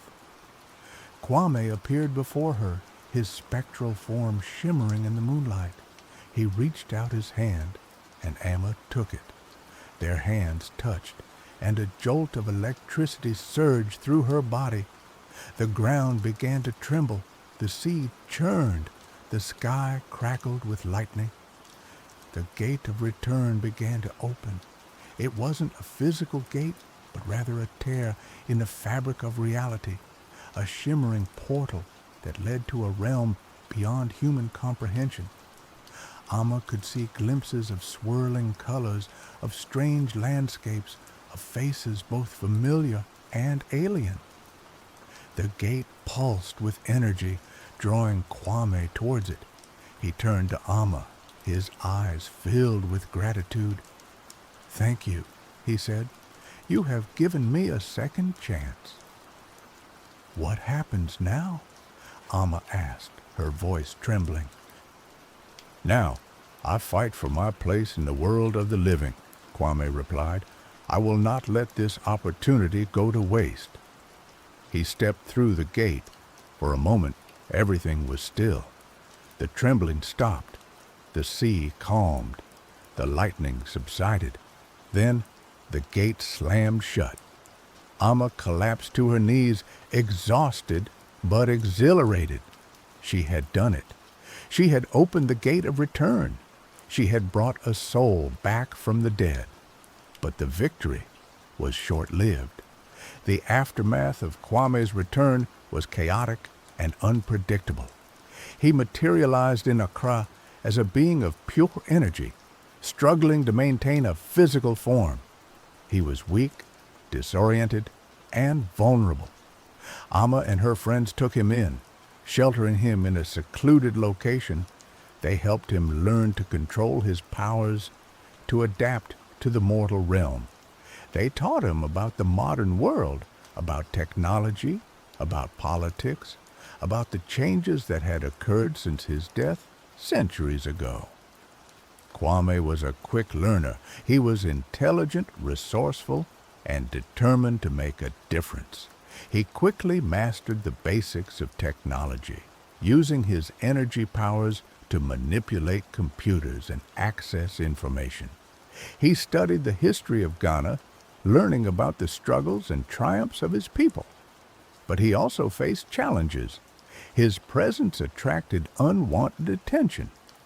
Government agencies, religious organizations, and shadowy corporations all sought to control him, to exploit his powers for their own purposes. Kwame refused to be a pawn. He used his abilities to fight back, to protect the innocent, to expose corruption.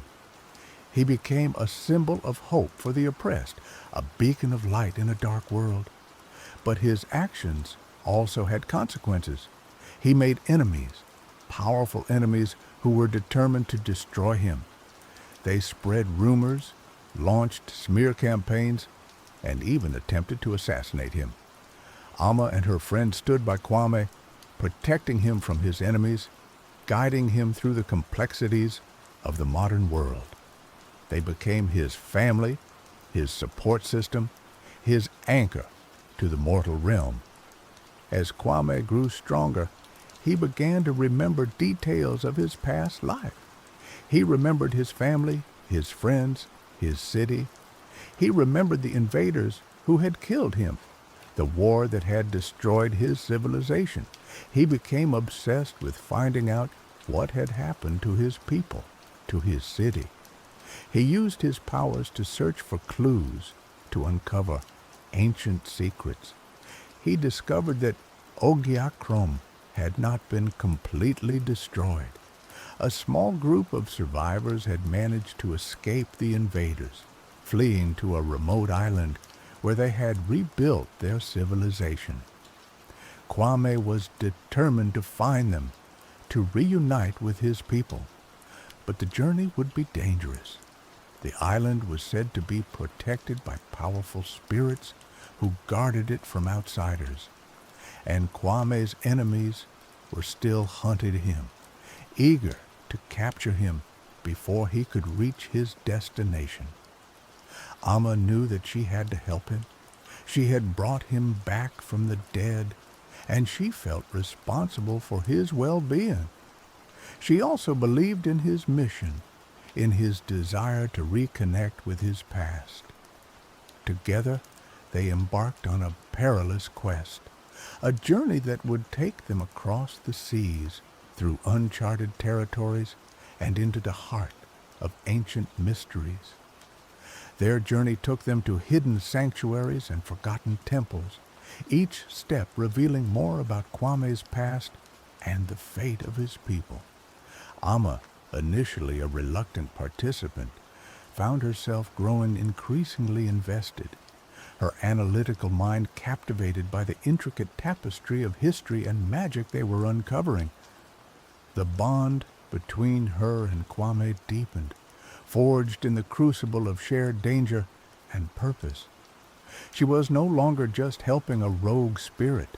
She was fighting for a lost civilization, for the preservation of a forgotten culture. They learned that Ogiakram wasn't merely a city of the dead, but a repository of knowledge and power, a place where the veil between worlds was thin. The city's reappearance every century wasn't random. It was a deliberate act, a cyclical attempt to re-establish contact with the living world, to share its wisdom and its warnings. Kwame's return was not just a personal quest, it was a catalyst, a trigger that could potentially reignite the flame of Ogiakram's legacy. But it also carried the risk of exposing the city's secrets to those who would exploit them for their own gain. Their pursuers were relentless. A shadowy organization known as the Collectors sought to capture Kwame, believing that his energy powers could be harnessed to create weapons of unimaginable destruction. They were led by a ruthless woman named Dr. Evelyn Reed, a brilliant but morally bankrupt scientist who saw Kwame as nothing more than a scientific experiment. They faced trials that tested their courage and their resolve. They battled ancient spirits, navigated treacherous landscapes, and outsmarted cunning adversaries.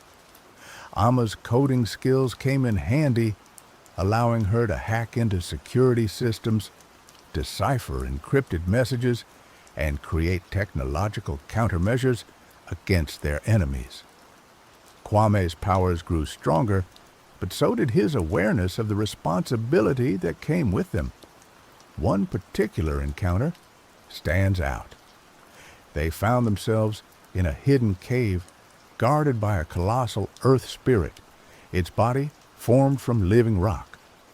The spirit challenged Kwame, testing his worthiness to enter the sacred realm of Ogiakram's survivors. Kwame faced the spirit with humility and respect, acknowledging the spirit's power and its role as a protector. He spoke of his desire to reconnect with his people, to learn from their wisdom, and to help them preserve their culture. The spirit was moved by Kwame's sincerity. It granted them passage, but warned them of the dangers that lay ahead. The path to reunion is fraught with peril, the spirit boomed. You will face trials that will test your very souls. But remember, the strength of your spirit is greater than any obstacle. Finally, after months of relentless pursuit, they reached the island, a lush, vibrant paradise hidden amidst treacherous reefs and swirling currents. The survivors of Ogiakram had created a thriving community, blending ancient traditions with modern technology. They lived in harmony with nature, harnessing the power of the elements to sustain their civilization. Kwame was welcomed as a hero, a legend returned to life. He reunited with his descendants, learning about the history of his people, about the sacrifices they had made to preserve their culture. But the reunion was bittersweet. The survivors of Ogiakram were wary of the outside world, fearful of exposing their secrets to those who would exploit them.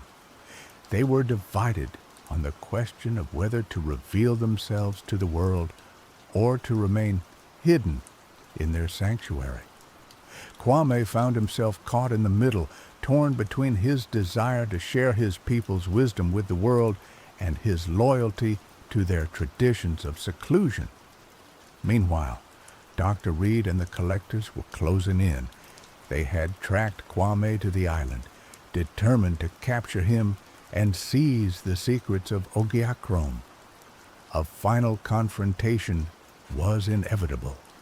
The collectors launched a full-scale assault on the island, using advanced weaponry and technological gadgets. The survivors of Ogiakrome fought back with their ancient powers and their knowledge of the island's defenses. Kwame and Amma led the defense, using their combined skills and abilities to repel the invaders. Kwame channeled his energy powers, creating shields of light, deflecting missiles, and disrupting the collectors' technology. Amma used her coding skills to hack into their systems, disabling their weapons and creating diversions. The battle was fierce and chaotic. Lives were lost on both sides, but the survivors of Ogiakrome fought with courage and determination, defending their home, their culture, their very existence. In the midst of the chaos, Kwame confronted Dr. Reed. She revealed her twisted vision, her belief that Kwame's powers could be used to create a new world order, a world where the strong ruled over the weak. Kwame rejected her vision. He argued that power should be used to protect the innocent, to uplift the oppressed, to create a world of peace and justice. Their clash was not just a physical battle, but a philosophical one, a struggle between two opposing ideologies. In the end, Kwame prevailed. He used his powers to disable Dr. Reed's technology, rendering her harmless, but he refused to kill her. He believed that even she could be redeemed, that she could learn to use her talents for good. The remaining collectors were defeated, their forces scattered, their plans thwarted. The island was safe. In the aftermath of the battle, the survivors of Ogiakrome faced a difficult decision. Should they remain hidden, or should they reveal themselves to the world? Kwame argued that they had a responsibility to share their wisdom and their knowledge with humanity, to help create a better future. He believed that the world needed Ogiakrome's perspective, its understanding of the interconnectedness of all things, its reverence for nature. But he also acknowledged the risks. Exposure to the outside world could lead to exploitation, to cultural appropriation, to the destruction of their way of life. Ultimately, the decision was left to the elders of Ogiakrome. After much deliberation, they decided to take a cautious approach. They would begin by sharing their knowledge with a select group of individuals, people who were trustworthy and dedicated to making a positive impact on the world. Amma was chosen to be one of the ambassadors, to serve as a link between Ogiakrome and the outside world. She accepted the responsibility with humility and gratitude. Kwame, having fulfilled his purpose, began to fade. His connection to the mortal realm was weakening, his energy dissipating. He knew that it was time for him to return to the afterlife. He said his goodbyes to his people, to Amma, to his friends. He thanked them for their love, their support, their unwavering belief in him. He stepped back through the gate of return, this time willingly, peacefully. As he faded away, he left Amma with a message of hope. "The future is not predetermined," he said. "We have the power to shape our own destinies. We must use that power wisely to create a world that is worthy of our ancestors and worthy of our descendants." Amma returned to Accra, carrying Kwame's message with her. She dedicated her life to building bridges between cultures, to promoting understanding and cooperation, to creating a world where the wisdom of the past could guide the choices of the future. She never forgot Kwame, the rogue spirit who had defied death, who had fought for his people, who had inspired her to embrace her destiny. She knew that his spirit lived on, not just in the afterlife, but in the hearts of all those who dared to challenge the status quo, who dared to dream of a better world. And every 100 years, when Ogiakrom rose from the depths, Amma would stand on the Accra shoreline, listening for the echo of his voice, remembering the lessons he had taught her, and reaffirming her commitment to the cause of justice, equality, and peace. The city would rise again, bringing with it the reminder that even in death, there is the potential for rebirth, for renewal, for the enduring power of the human spirit to transcend the boundaries of time and space. And Amma would be ready, waiting for the next message, the next challenge, the next opportunity to make a difference in the world.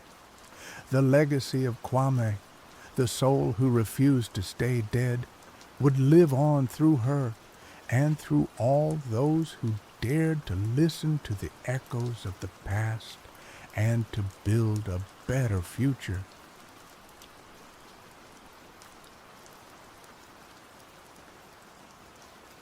The Skyden realm, a tapestry woven from shimmering aurora skies and floating islands tethered to a luminescent core, was choking. Valor City, once its jewel, now bore the grime of decay, its silver towers tarnished, its vibrant markets subdued. The immortal king, once a beacon of unwavering light, was gone, leaving behind a throne room steeped in shadow and whispered legends. Marius, a historian with eyes that held the dust of forgotten libraries and a spirit yearning for the realm's lost glory, approached the throne room with trepidation. He wasn't a warrior nor a mage, but his knowledge of Skydon's past ran deeper than most. He believed the key to the realm's salvation lay within the ruins of its former grandeur. Alania, a warrior with hair the color of molten gold and a heart forged in the crucible of hardship, stood guard at the entrance. Her armor was scarred, a testament to countless battles fought and won. But her gaze, though sharp, held a weariness that mirrored the city's own. "Marius," she greeted, her voice raspy but firm, "the rumors are true then? You seek the king's memory?" "I seek to understand," Marius corrected, his voice soft but resolute. "To understand what broke him, what broke Skydon. Perhaps within his memories we can find a way to mend it." Alania hesitated, her hand resting on the hilt of her sword. "The throne room is not a place for scholars. It is tainted. Many have entered, seeking power, knowledge, anything to fill the void left by the king. None have returned the same." "I know the risks," Marius said, meeting her gaze, "but I believe the risk of inaction is far greater." Alania, after a long, silent moment, stepped aside. "Then go. But be warned, Marius, some doors are best left unopened." The throne room was a cavernous space, the air thick with a palpable sense of sorrow. Fragments of stained glass depicting scenes of Skydon's golden age lay scattered across the floor, reflecting the faint light filtering through the cracked dome above. The throne itself, crafted from a single piece of solidified starlight, dominated the room. It was magnificent, even in its desolation, radiating a faint, ethereal glow. But it was the pool at the foot of the throne that drew Marius's attention, a viscous, crimson liquid shimmering unnervingly in the dim light. It was blood, undoubtedly, but not the blood of any mortal creature. It was the blood of an immortal, the blood of the king, imbued with the weight of centuries and the echoes of countless memories. And it spoke, not aloud, not in any language Marius recognized, but directly into his mind, a chorus of fragmented thoughts and emotions. Triumph, betrayal, loss, despair, the price of immortality, the burden of the crown. The voice was alluring, seductive, promising answers to the questions that plagued Marius's mind. All he had to do was drink. He took a step closer, drawn in by the hypnotic allure of the crimson pool. He knew the legends, the stories whispered in hushed tones about the throne's memory. Those who drank from it gained access to the king's past, to his knowledge and experiences, but at a terrible cost. They lost pieces of themselves, their own memories, their own identities, becoming mere echoes of the king. Marius wavered, the desire for knowledge warring with the fear of oblivion. He looked back at Alania, who stood silhouetted in the doorway, her expression unreadable. He knew she wouldn't stop him, that she trusted him to make the right choice. He closed his eyes, took a deep breath, and made his decision. He would not drink, not yet. He needed to understand more, to find a way to access the king's memories without sacrificing his own self. He spent hours in the throne room, studying the pool, examining the throne, searching for any clue, any hint of an alternative. He ran his fingers along the cold, smooth surface of the starlight, feeling the faint thrum of energy that still pulsed within it. He tried to decipher the fragmented whispers he heard in his mind, piecing together the puzzle of the king's downfall. As the first rays of dawn pierced through the cracked dome, painting the throne room in hues of rose and gold, Marius noticed something he had missed before, a faint inscription etched into the base of the throne, almost invisible to the naked eye. He squinted, tracing the symbols with his fingers.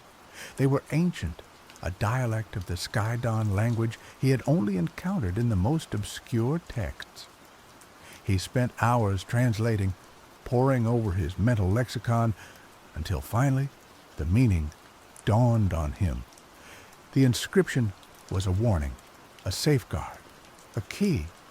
It spoke of a ritual, a way to access the king's memories through a conduit, a vessel capable of holding the immense weight of his past. The inscription mentioned a name, Astasia. Astasia was a legend, a myth whispered among the scholars of Valor City. Said to be a weaver of echoes, she possessed the rare ability to touch the threads of memory, to unravel the past and weave it anew. She was also said to be long dead, lost to the ravages of time.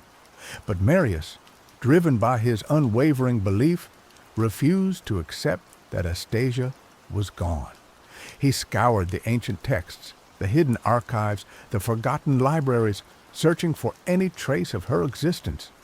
He followed rumors, chased whispers, braving the dangers that lurked in the shadows of the decaying city. His search led him to the Undercity, a labyrinthine network of tunnels and ruins beneath Valor City, where the downtrodden and forgotten eked out a meager existence.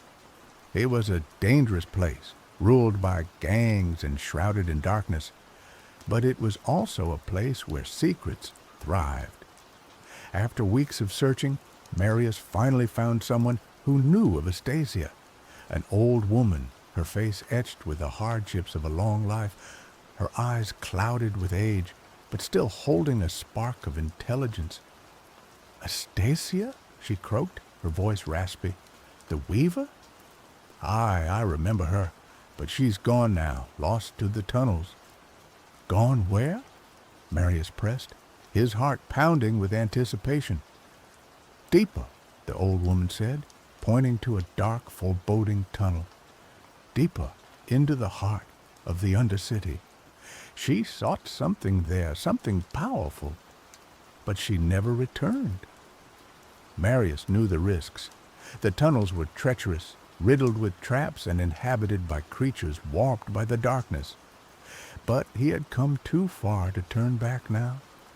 He thanked the old woman and ventured into the depths of the Undercity. The tunnels were damp and claustrophobic, the air thick with the stench of decay. Marius navigated the maze with caution, relying on his knowledge of the city's ancient architecture and his instincts to guide him. He encountered dangers, packs of mutated rats, gangs of desperate scavengers, and strange, shadowy creatures that seemed to melt into the darkness. He fought when he had to, but he preferred to avoid conflict, using his wit and knowledge to outsmart his adversaries. He learned to speak the language of the Undercity, the guttural slang of the scavengers, and the cryptic riddles of the shadow creatures. After days of relentless searching, Marius stumbled upon a hidden chamber, a vast cavern illuminated by an ethereal glow emanating from a crystalline structure in the center. The air hummed with energy, and the walls were covered in intricate carvings depicting scenes of Skaiden's past. And there, kneeling before the crystalline structure, was Astasia. She was not what Marius expected. She was not a wizened old woman, weighed down by the years. She was young, perhaps no older than himself, with hair the color of moonlight and eyes that shimmered with an otherworldly light. She wore simple robes, but they were adorned with intricate embroidery that seemed to shift and change with the light. She was also in a trance, her mind lost in the echoes of the past. "Astasia!" Marius called out, his voice echoing in the cavern. She didn't respond. He approached her cautiously, reaching out to touch her shoulder. As his fingers brushed against her robe, a jolt of energy surged through him, throwing him back against the wall. "Do not disturb her," a voice echoed in his mind. "She is listening to the echoes." Marius looked around, searching for the source of the voice. He saw no one. "Who's there?" he demanded. The voice chuckled. "I am Tenji, guardian of the echoes. I have watched you, Marius, and I know why you have come." A figure materialized from the shadows, a being of pure energy, shimmering and translucent. He was tall and slender, with long flowing hair and eyes that burned with ancient wisdom. "You seek to access the king's memories," Tenji said, "but you do not understand the price. The memories are not merely data. They are living entities, capable of consuming those who delve too deep." "I know the risks," Marius said, his voice firm, "but I believe the knowledge within those memories is crucial to saving Skaiden." Tenji studied him for a long moment, his eyes piercing into his soul. "You are brave, Marius, and resourceful, but you are also naive.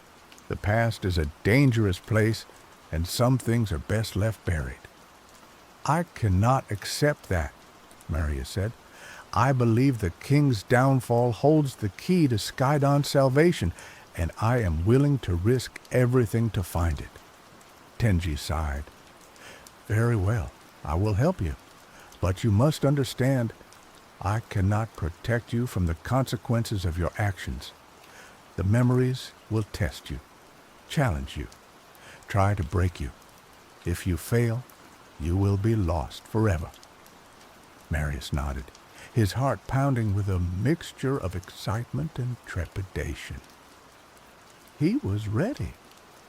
Tenji turned to Astasia, placing his hand on her forehead. "Awaken, Weaver. The time has come." Astasia stirred, her eyes fluttering open. She looked at Marius, her gaze distant, and unfocused. "Who are you?" she asked, her voice barely a whisper. "I am Marius," he said. "I need your help." Tenji explained the situation to Astasia, telling her of the king's blood pool, the throne's memory, and Marius's quest to save Skyden. Astasia listened intently, her eyes slowly regaining their focus. "I have sensed the echoes of the king's despair," she said. "They are strong, overwhelming. It will be dangerous to delve into his memories." "I know," Marius said, "but I have no choice." Astasia nodded. "Then I will help you. But be warned, Marius, the path to the past is fraught with peril, and the truth you seek may be more than you can bear." Astasia explained that accessing the king's memories through her weaving required a specific ritual. They would need to create a link between her consciousness and the blood pool, allowing her to enter the labyrinth of his past. The process was delicate and dangerous, requiring precise control and unwavering focus. Tenji would act as a guide, protecting them from the more malevolent echoes that lurked within the king's mind. But ultimately, it would be up to Marius to navigate the labyrinth, to find the answers he sought without losing himself in the process. They returned to the throne room, the weight of their task pressing down on them. Alania was waiting for them, her expression a mixture of concern and curiosity. "What have you found?" she asked. Marius explained about Astasia, Tenji, and the plan to access the king's memories. Alania listened in silence, her gaze shifting between Marius and Astasia. "This is madness," she said finally. "You are playing with forces you do not understand. You could destroy yourselves and Skyden along with you." "We have to try," Marius said. "We cannot stand by and watch our realm crumble." Alania sighed. "I know. That is why I will help you." She agreed to stand guard during the ritual, protecting them from any external threats. Her presence was a comfort, a reminder that they were not alone in this perilous endeavor. Astasia began the ritual, chanting in an ancient tongue, her voice echoing through the throne room.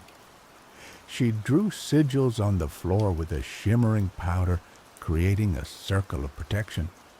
She instructed Marius to lie down in the center of the circle, to close his eyes and clear his mind. As she continued her chanting, Marius felt a strange sensation, a tingling in his body, as if his consciousness was being pulled in different directions. He saw flashes of images, fragments of memories, not his own, but belonging to someone else. The throne room began to fade away, replaced by a swirling vortex of colors and sounds. He felt himself being pulled forward, hurtling through time and space, until finally he arrived in a past. He found himself standing in a lush garden filled with exotic flowers and shimmering fountains.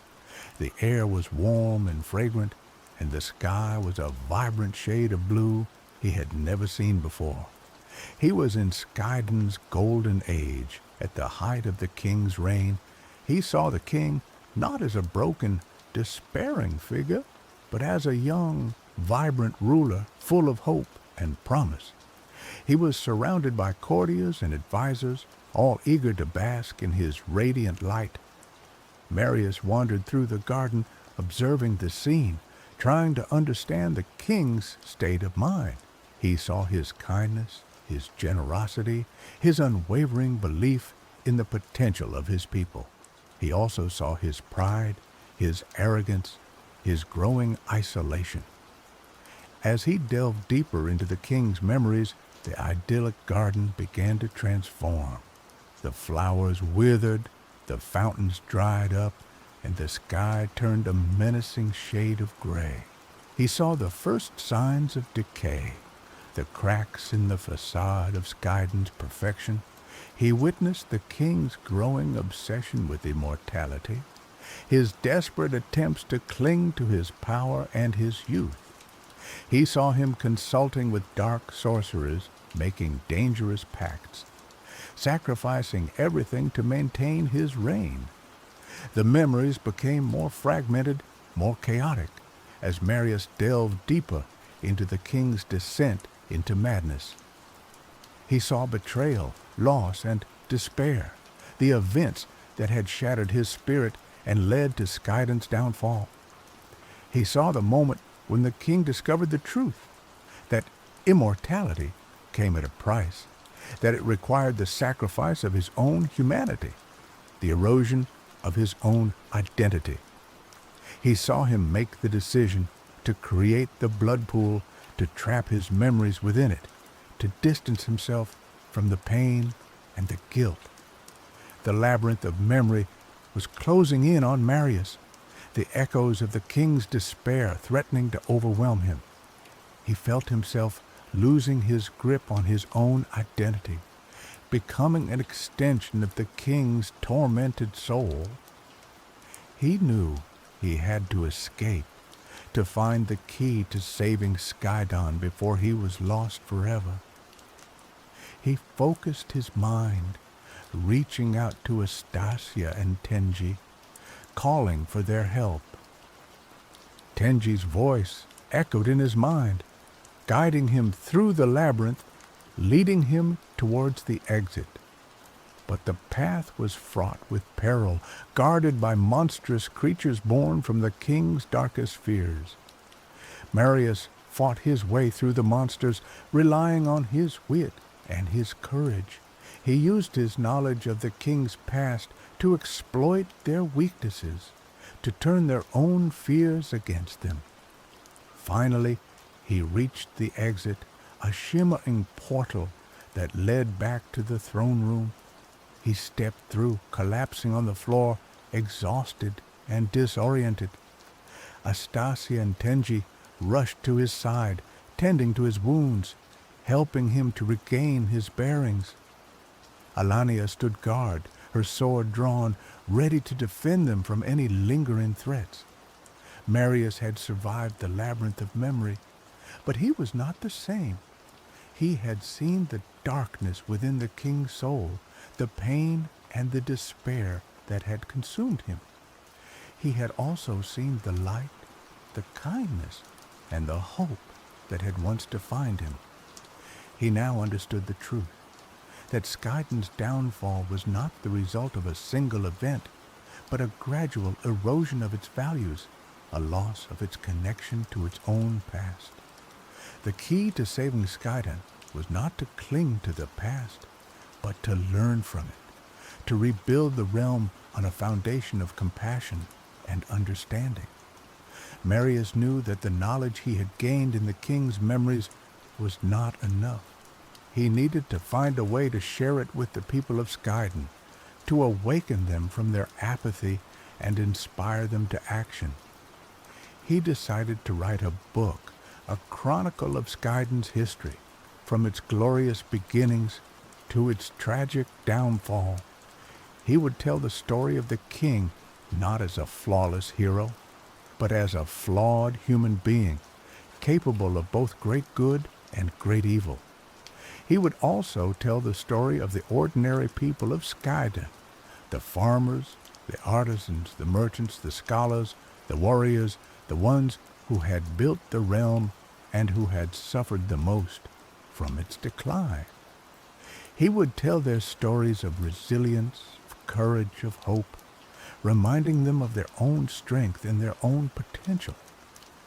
He worked tirelessly on his book, pouring all his energy and his knowledge into it. He consulted with Astasia, who helped him to weave the memories together, to create a coherent narrative. He sought the advice of Tenji, who guided him in the interpretation of the king's more cryptic pronouncements. Alania supported him in every way she could, providing him with food, shelter, and protection. She also acted as his sounding board, listening to his ideas, challenging his assumptions, and keeping him grounded in reality. As Marius wrote, he began to feel the effects of his journey into the king's memories. He found himself losing his own memories, his own experiences, his own sense of self. He would forget where he was, what he was doing, who he was talking to. He would have moments of clarity, followed by periods of confusion and disorientation. He was paying the price for accessing the king's memories, sacrificing pieces of himself to preserve the truth. He knew that he was becoming less and less of himself, but he believed that it was worth it if it meant saving Skydon. Astasia and Tenji grew increasingly concerned about Marius's condition. They tried to dissuade him from continuing his work, but he refused to listen. He was determined to finish his book, no matter the cost. "You are destroying yourself, Marius," Astasia said, her voice filled with sorrow. "You are becoming a mere echo of the king." "I know," Marius said, his voice weak, "but I have to finish this. Skydon needs this." Tenji warned him that if he continued, he would eventually lose himself completely, becoming a mindless vessel for the king's memories. But Marius was deaf to his warnings. He finished his book, a massive tome filled with the history, the legends, and the secrets of Skydon. He presented it to Alania, entrusting her with its safekeeping. "Take this," he said, his voice barely audible. "Share it with the people. Let them know the truth." Alania took the book, her eyes filled with tears. She knew that this was the end, that Marius was about to lose himself completely. "Thank you, Marius," she said. "You have given us a gift beyond measure." Marius smiled, a faint, flickering smile. "It was my honor," he whispered. He closed his eyes and his mind faded away, replaced by the echoes of the king's memories. He was gone, lost forever in the labyrinth of the past. Alania, heartbroken but resolute, took Marius's book and set out to share it with the people of Skydon. She traveled from city to city, from village to village, reading excerpts from the book, telling the stories of the king and the people, reminding them of their past, and inspiring them to build a better future. At first, the people were skeptical, resistant to the truth. They had been living in apathy for too long, and they were afraid to change. But Alania persisted, speaking with passion and conviction, never giving up on her belief in the potential of her people. Slowly, gradually, the people began to listen. They were moved by the stories of the king's rise and fall, by the tales of courage and resilience, by the hope for a better future. They began to question their apathy, to challenge their assumptions, to demand change. A movement began to spread across Skydon, a movement of hope and renewal. The people began to rebuild their cities, to restore their lands, to revive their culture. They elected new leaders, leaders who were committed to justice, compassion, and sustainability. Skydon began to heal, to recover from its wounds, to rise from the ashes of its past. The realm was not the same as it had been in its golden age, but it was stronger, wiser, and more resilient. The people remembered Marius, the historian who had sacrificed everything to save them. They honored him as a hero, a martyr, a symbol of their own resilience and their own hope. They kept his book as a sacred text, a reminder of their past and a guide to their future. Astasia and Tenji watched from afar, their hearts filled with a mixture of sadness and pride. They mourned the loss of Marius, but they rejoiced in the rebirth of Skydon. They knew that the realm would never forget the price that had been paid for its salvation, the sacrifice that had been made to awaken its spirit. And they knew that as long as the people remembered, Skyden would never truly fall. Years passed. Valor City, though still bearing scars of the past, began to gleam again. The silver towers were polished, the markets bustled, and the aurora skies seemed brighter than ever. The Crimson Echo, as Marius's book came to be known, was taught in schools, debated in academies, and cherished in homes. Alania, now an elder, watched the city from the highest tower, a quiet satisfaction in her eyes. The lessons of the past, etched in blood and sacrifice, had not been forgotten. She knew that vigilance was eternal, that the seeds of decay could sprout anew if left untended. But Skydon was awake now, its people conscious of their responsibility, their power. One day, a young scholar approached Alania, holding a worn copy of the Crimson Echo. His name was Lyra, and she possessed the same fiery spirit that Alania had known in Marius.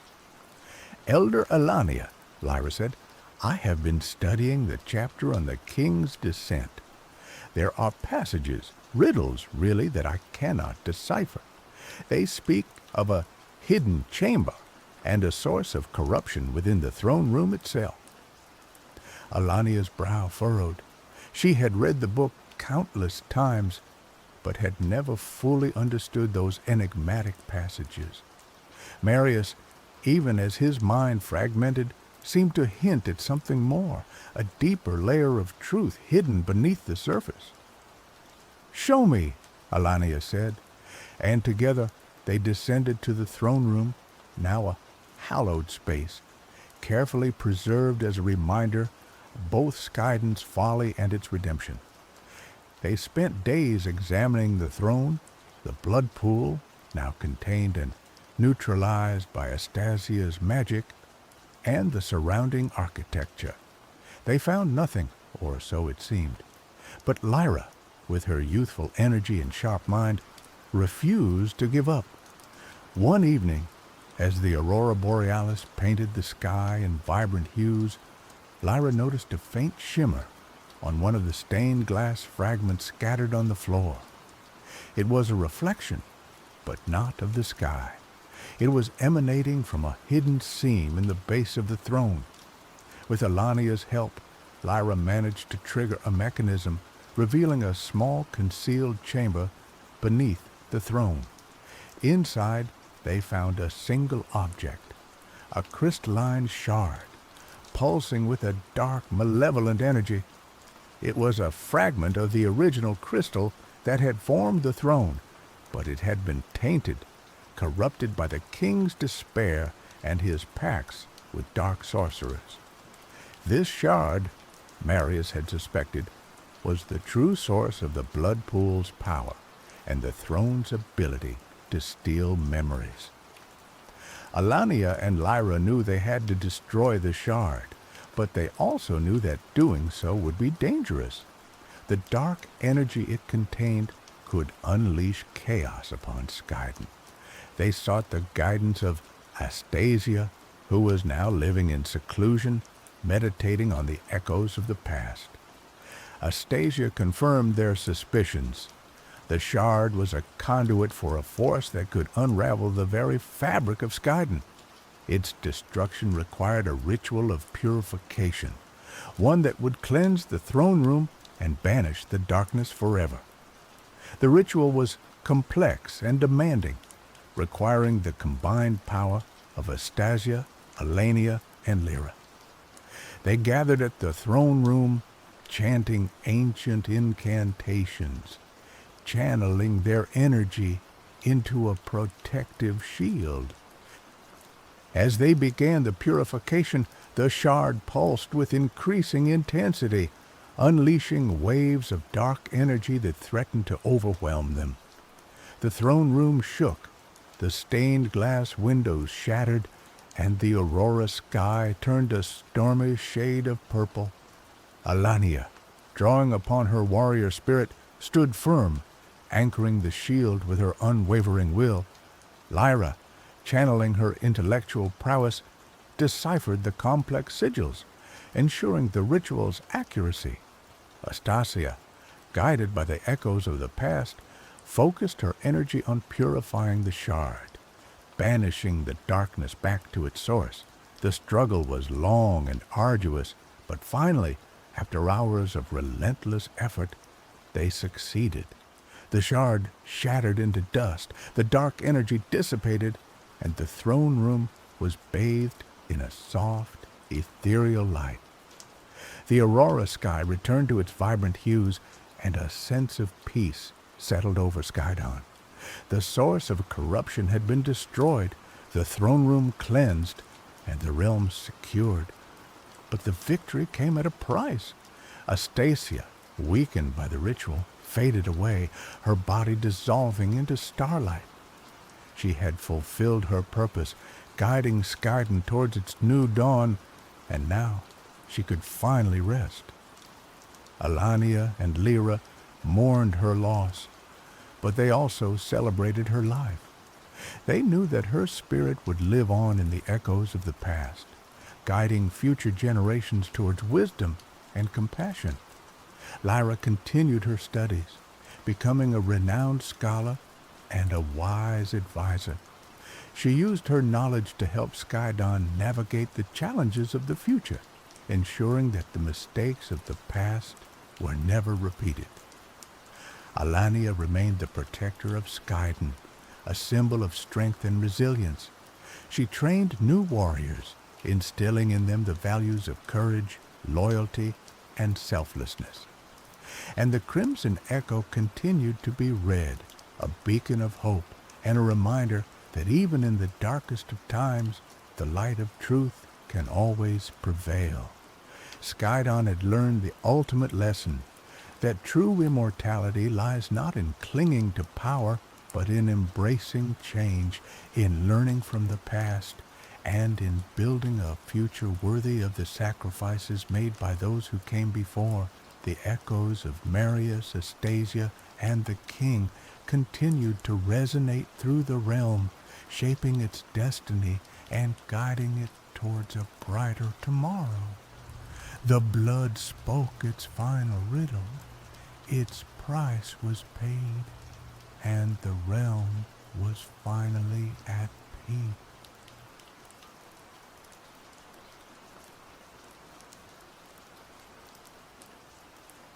The biting November wind whipped through the cobbled streets of Hamelin, a town steeped in history and shadowed by a chilling legend.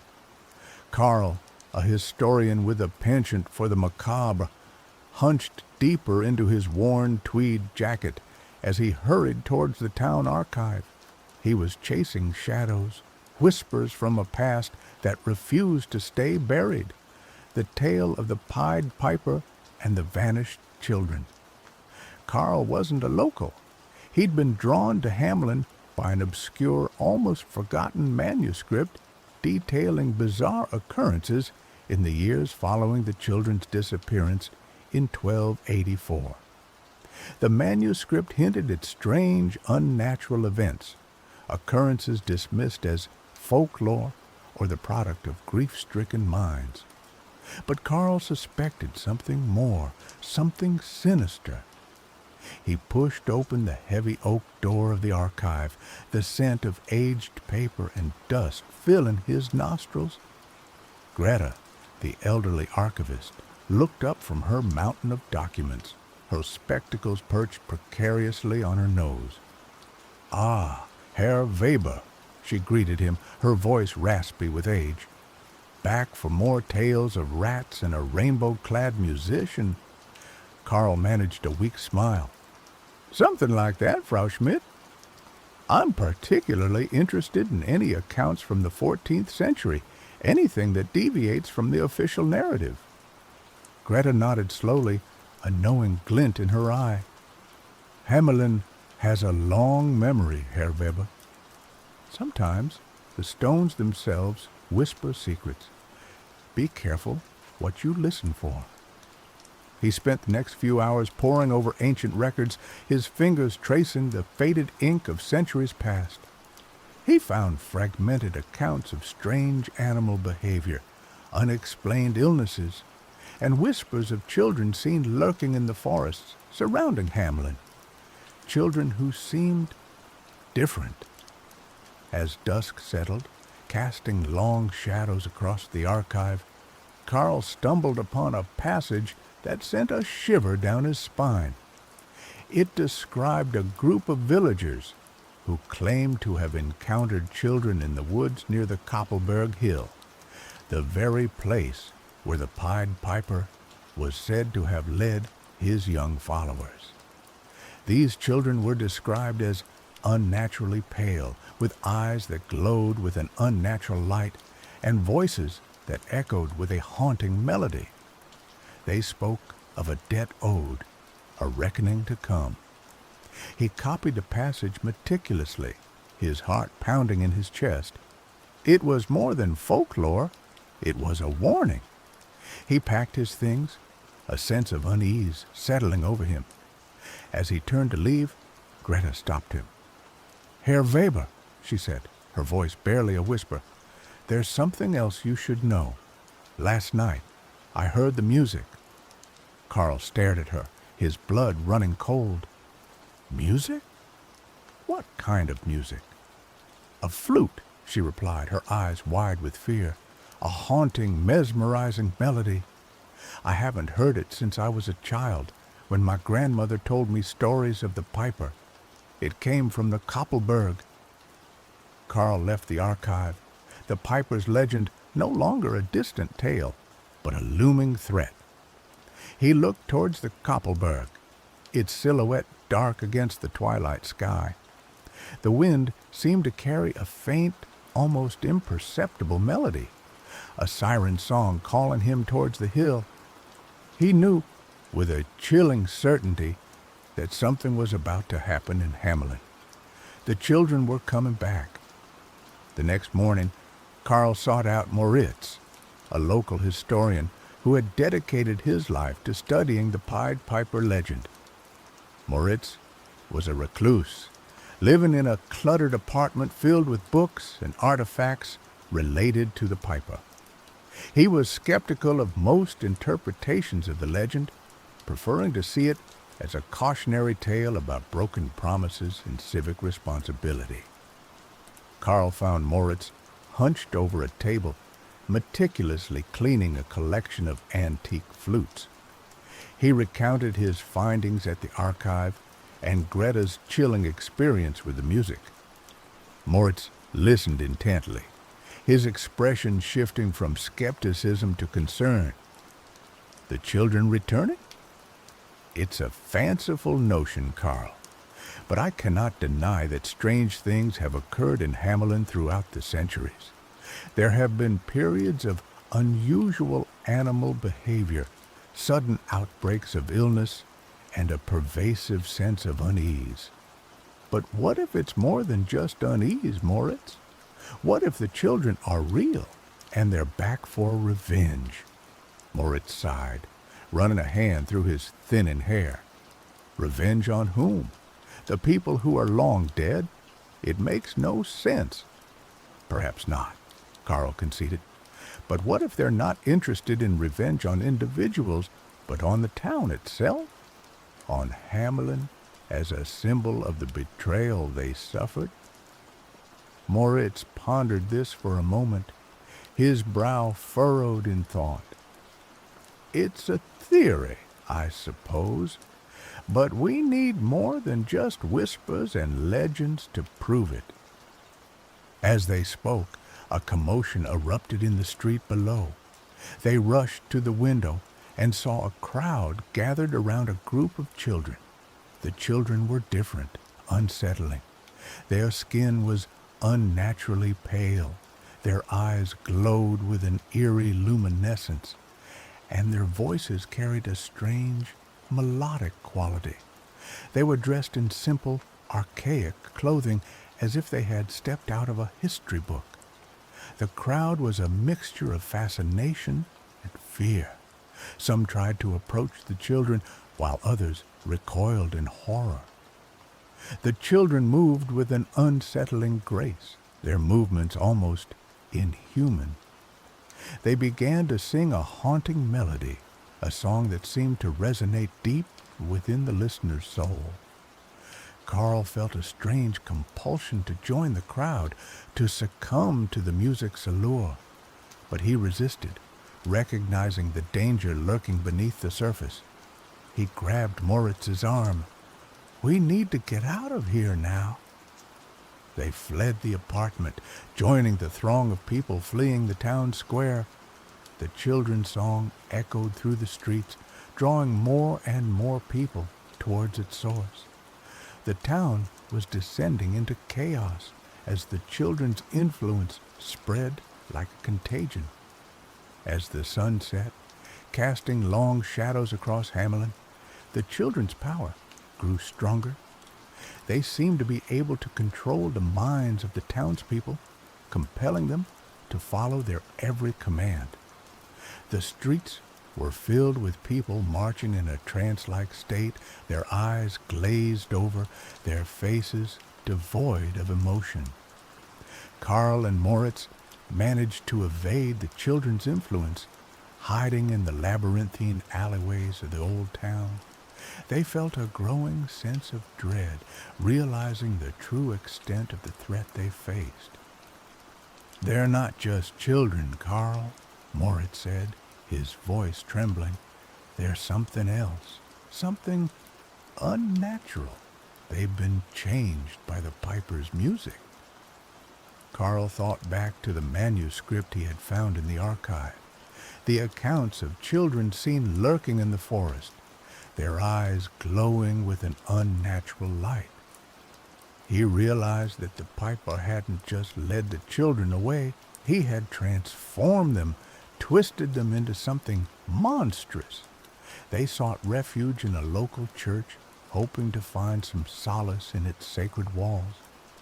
But the church was not immune to the children's influence. The pews were filled with entranced townspeople, their voices chanting the children's haunting melody.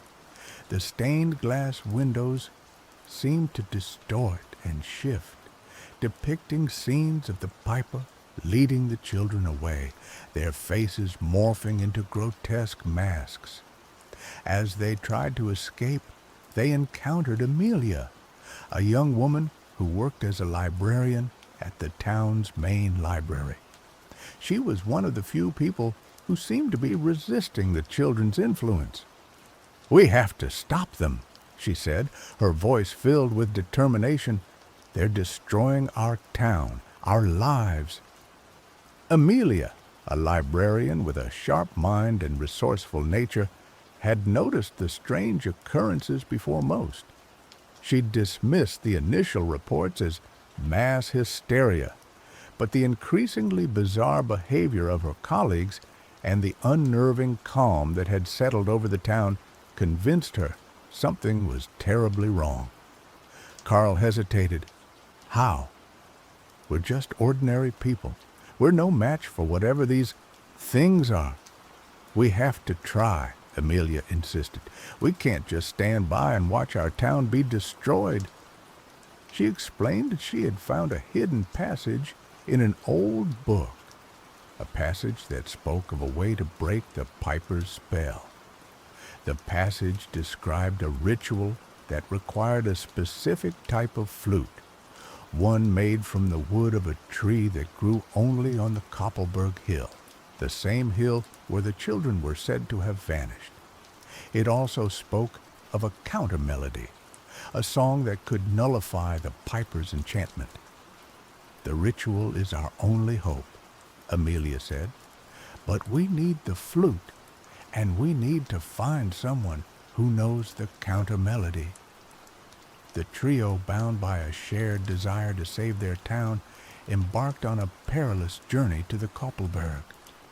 The hill was shrouded in an eerie mist, and the air was thick with the children's haunting melody. The entranced townspeople roamed the slopes, their eyes vacant, their voices chanting in unison.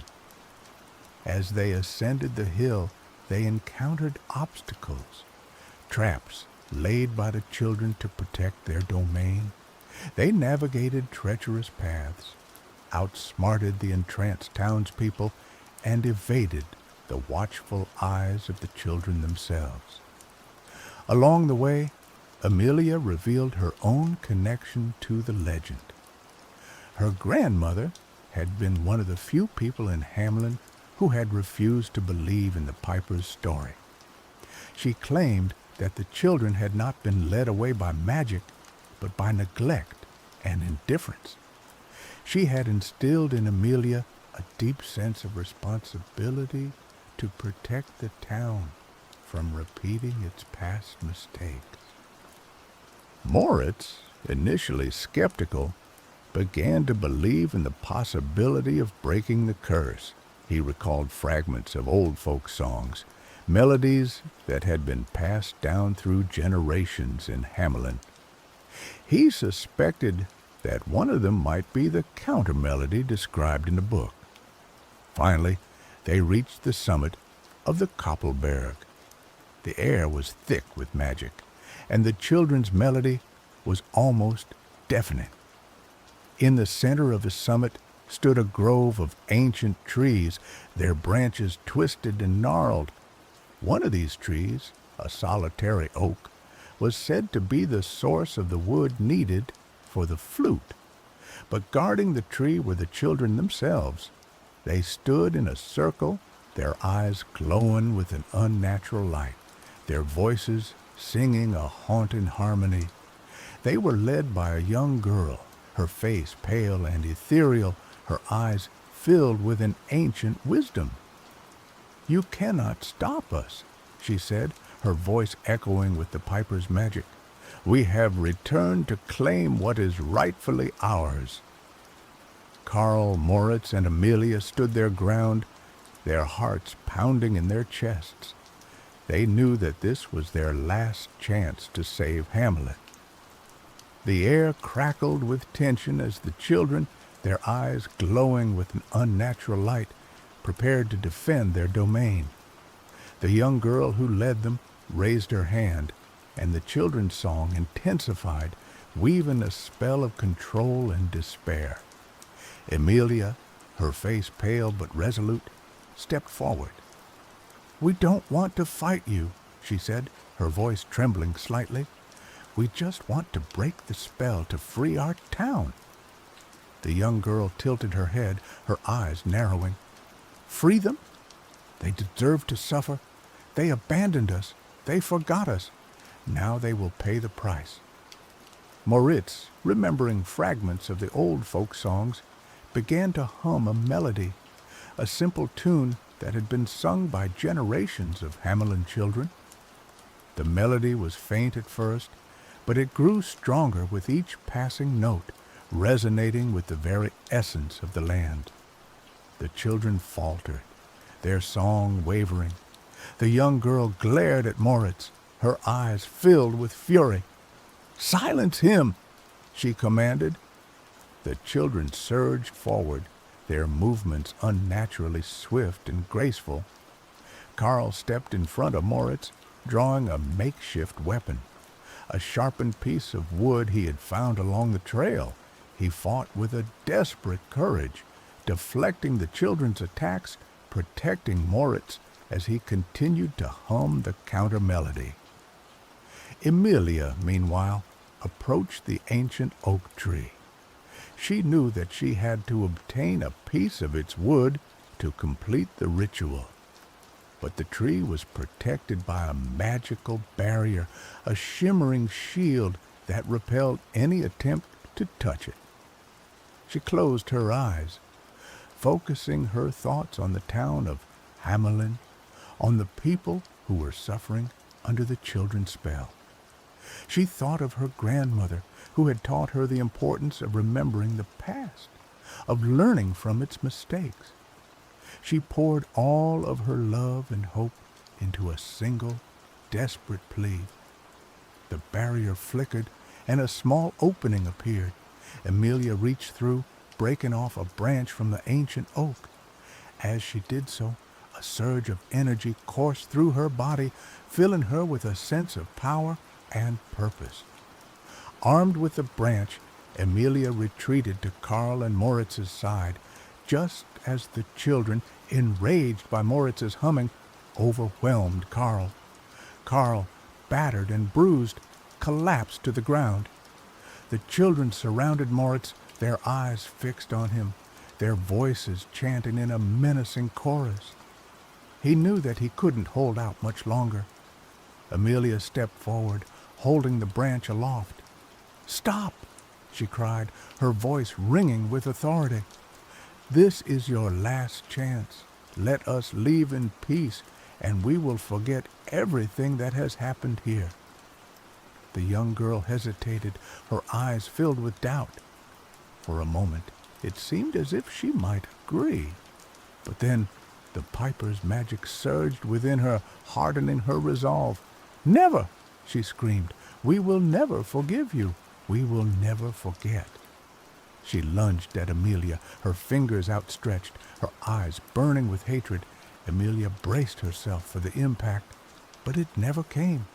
Suddenly, a figure emerged from the shadows. It was Greta, the elderly archivist. She stepped in front of Amelia, shielding her from the young girl's attack. "Enough!" Greta shouted, her voice surprisingly strong. "This has gone on long enough." She pulled out a small, intricately carved flute from her pocket. It was made from the wood of the ancient oak, the same wood that Amelia held in her hand. Greta raised the flute to her lips and began to play. The melody that she played was haunting and beautiful, a lament for the lost children of Hamelin. It was a song of sorrow and regret, of forgiveness and hope. It was the counter-melody, the song that could break the piper's spell. As Greta played, the children began to weep. Their eyes lost their unnatural glow, and their faces softened.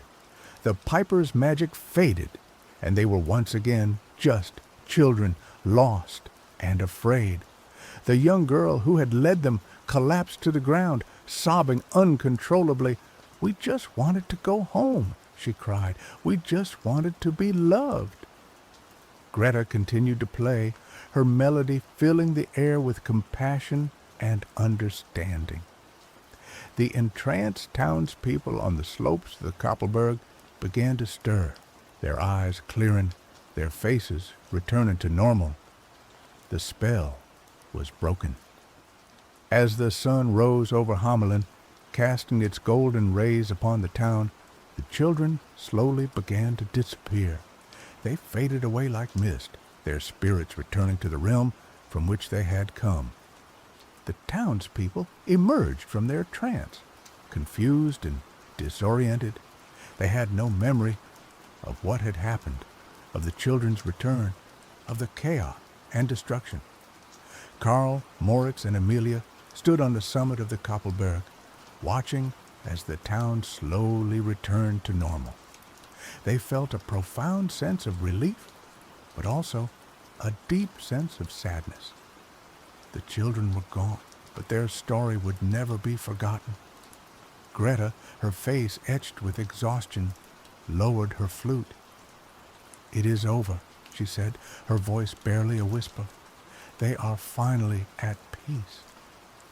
She explained that she was a descendant of one of the families who had lost children to the piper. Her family had guarded the secret of the counter-melody for generations, passing it down from mother to daughter. She had known that one day the children would return, and she had been waiting for that day to come. "But why didn't you tell anyone?" Carl asked. "Why did you keep this a secret?" "Because the world wasn't ready to hear it," Greta replied. The legend of the piper had become a convenient way to forget the past, to ignore the town's sins. But now the time has come to remember, to learn from our mistakes. She handed the flute to Amelia. "You must keep this safe," she said. "You must protect it. from those who would seek to exploit its power. And you must never forget the children of Hamelin. Amelia accepted the flute, feeling its smooth wood warm in her hand. She understood the weight of responsibility that Greta had placed upon her. In the weeks that followed, Hamelin slowly began to heal. The townspeople rebuilt their homes, repaired the damage caused by the children's return, and tried to put the past behind them. But some things had changed.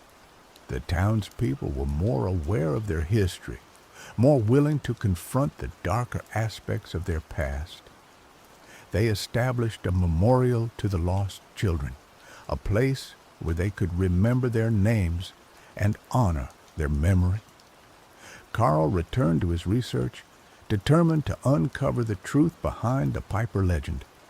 He traveled to other towns and cities, searching for clues, piecing together fragments of forgotten history. Moritz, inspired by his experience, dedicated his life to preserving Hamelin's cultural heritage. He worked tirelessly to restore the town's historical landmarks, to document its folklore, to ensure that its stories would never be forgotten. Amelia continued to work at the library, guarding the secret of the counter melody. She became a symbol of hope for the town, a reminder that even in the darkest of times, there is always a chance for redemption. Time passed, and the memory of the events faded from most minds. The world moved on, but the lessons of Hamelin remained. Years later, Amelia, now an old woman, sat in her study, surrounded by books and artifacts related to the Piper legend. She looked at the flute, which she had kept hidden for so long. She knew that the time had come to pass it on to the next generation, to entrust its power to someone who would protect it and use it wisely. She thought of her granddaughter, a bright and curious girl named Sophie. Sophie had always been fascinated by the Piper legend, by the story of the lost children. Amelia knew that Sophie was the one. She called Sophie into her study and told her the story of the children's return, of the battle on the Koppelberg, of the power of the counter melody. She showed her the flute, explaining its significance, its responsibility. Sophie listened intently, her eyes wide with wonder. She understood the weight of the burden that her grandmother was placing upon her. "I will not let you down, Grandma," she said, her voice filled with determination. "I will protect the flute, and I will never forget the children of Hamelin." Amelia smiled, her heart filled with hope. She knew that the children's story would continue to be told, that their memory would live on, that their sacrifice would never be in vain. As Sophie left the study, clutching the flute tightly in her hand, Amelia looked out the window at the town of Hamelin. The sun was setting, casting long shadows across the streets. She could almost hear the faint echo of the Piper's melody, a reminder of the past, a warning for the future. But she also heard another melody, a melody of hope, a melody of remembrance, a melody that echoed in her heart. The counter melody, the song that had saved Hamelin, the song that would continue to protect it for generations to come. The legend of the Pied Piper and the children of Hamelin lived on, a testament to the enduring power of music, memory, and the enduring spirit of humanity.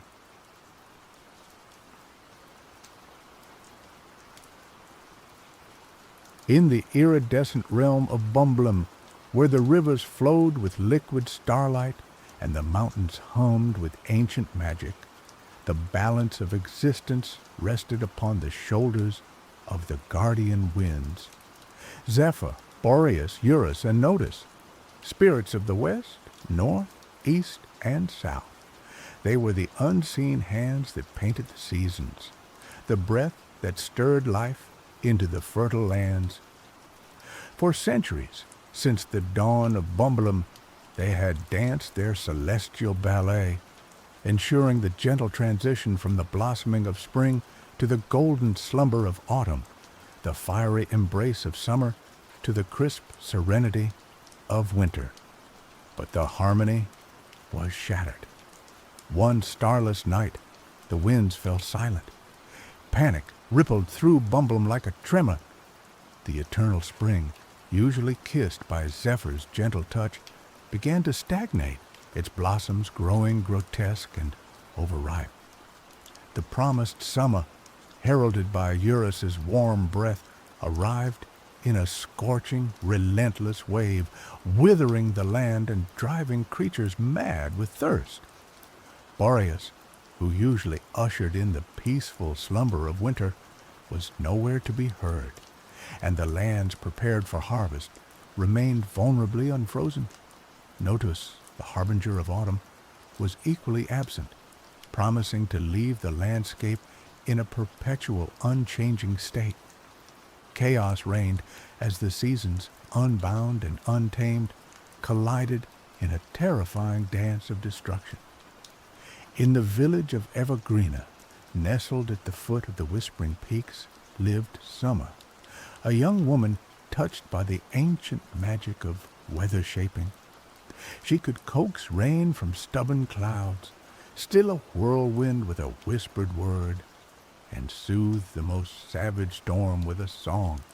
But even Summer felt powerless against the unnatural turmoil that gripped Bumblum. The crops withered in her mother Layla's fields, the livestock grew thin, and a chilling fear settled in the hearts of the villagers. Layla, a woman weathered and strong, her eyes the color of a storm-gathering sky, was a seer, gifted with visions of the past, present, and future. She saw the unraveling of Bumblum, the slow, agonizing death of the land, and knew that only drastic action could avert the impending doom. It was Layla who divined the truth. The guardian winds had not merely vanished. They had been silenced, their essence scattered, their power dormant. "They sleep," Layla rasped, her voice hoarse with dread. "But they can be awakened. A weather shaper, pure of heart and strong of will, must undertake the ancient journey, venturing into the heart of each wind spirit's domain." "But be warned, Summer." Layla's gaze intensified, locking onto her daughters. "Each wind spirit demands a price. A part of your soul, a piece of your very being, must be offered to reawaken their power." Summer felt a shiver crawl down her spine. The legend spoke of the sacrifices demanded by the winds, memories, emotions, even the very essence of one's being. To lose a part of herself, the thought was terrifying, but the sight of her dying village, the desperate hope in the eyes of her people, steeled her resolve. She would do whatever it took to save Bumblum. "I will go, Mother," Summer declared, her voice trembling but firm. "I will awaken the guardian winds." Layla nodded, a flicker of pride in her eyes, mixed with an undeniable sorrow. "Then you must seek out Dex. He is a lore keeper, one who remembers the old ways. He knows the paths to the wind spirit's domains. But be warned, Summer, Dex is not easily swayed. He guards his knowledge jealously. Dex lived in a crumbling tower overlooking the Whispering Peaks, a recluse shrouded in mystery. He was a repository of forgotten lore, his mind a labyrinth of ancient knowledge. When Summer arrived at his tower, she found him surrounded by dusty tomes and arcane instruments. He regarded her with cold, calculating eyes, his gaze piercing as if searching for any vulnerability. "I know why you've come, Weather Shaper," Dex said, his voice like the rustling of old parchment. You seek the knowledge to awaken the guardian winds, but knowledge is not given freely. What will you offer me in return? Summer hesitated. She had expected this, but the reality of it still stung. I have little to offer, Lorekeeper. Only my determination to save Bumble. Dex scoffed. Determination is cheap, Weather Shaper. I need something more tangible, something personal. Tell me a secret, Summer, a secret you have never shared with anyone, a secret that you hold close to your heart. Only then will I consider helping you. Summer's mind raced. She had many secrets buried deep within her heart. But which one was worth the price of saving Bumble? Finally she spoke, her voice barely a whisper. I have always felt drawn to the wild hunt. I have always dreamed of riding with them, of feeling the thrill of the chase, the freedom of the open sky. But I know it is a dangerous path, a path that could lead me to ruin. Dex listened intently, his eyes gleaming with a strange fascination. After a long, agonizing silence, he nodded. Very well, Weather Shaper. Your secret is enough. I will guide you. Dex revealed that the path to each wind spirit was veiled in trials, each designed to test the worthiness of the seeker. To awaken Zephyr, the spirit of the west, Summer had to cross the shifting sands of illusion, a desert where mirages preyed on one's deepest desires and fears. Armed with Dex's cryptic instructions, Summer ventured into the shifting sands. The sun beat down mercilessly, the heat shimmering off the endless dunes. Soon, the mirages began to appear, visions of her village restored to its former glory, of her mother smiling with pride, of a life filled with peace and happiness. Each mirage was more enticing than the last, promising her everything she desired, but Summer remembered Dex's warning. The illusions were designed to trap her, to lure her away from her true purpose. She closed her eyes, focusing on the memory of her dying village, the faces of her desperate people. With newfound resolve, she pushed forward, ignoring the siren call of the mirages, until she reached the heart of the desert, where a single withered tree stood sentinel. Beneath the tree, she found a pool of shimmering water. As she gazed into it, she saw her own reflection, but it was not the reflection of the Summer she knew. This Summer was carefree, reckless, her eyes filled with a wild, untamed spirit.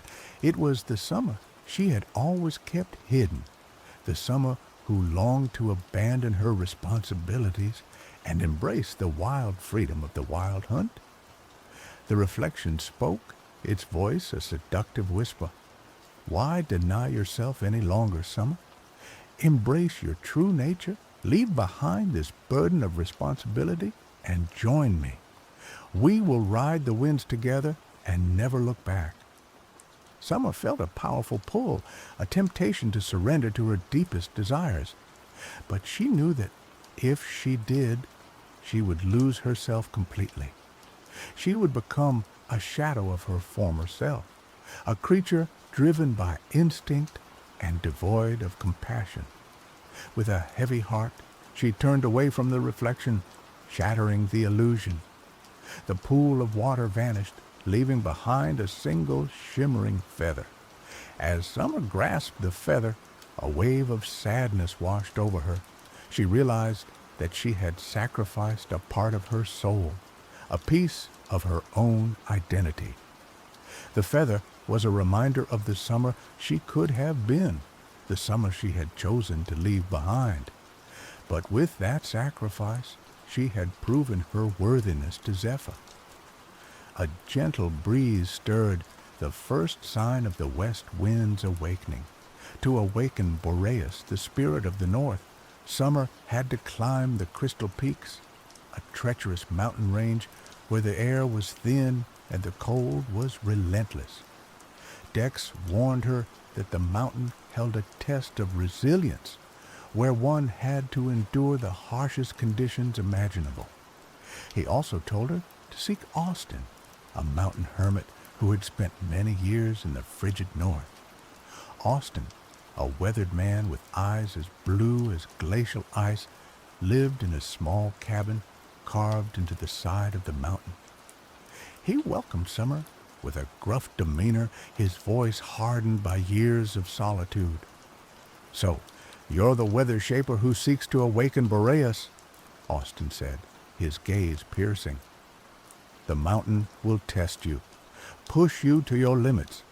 Are you prepared to endure the cold, the hunger, the loneliness?"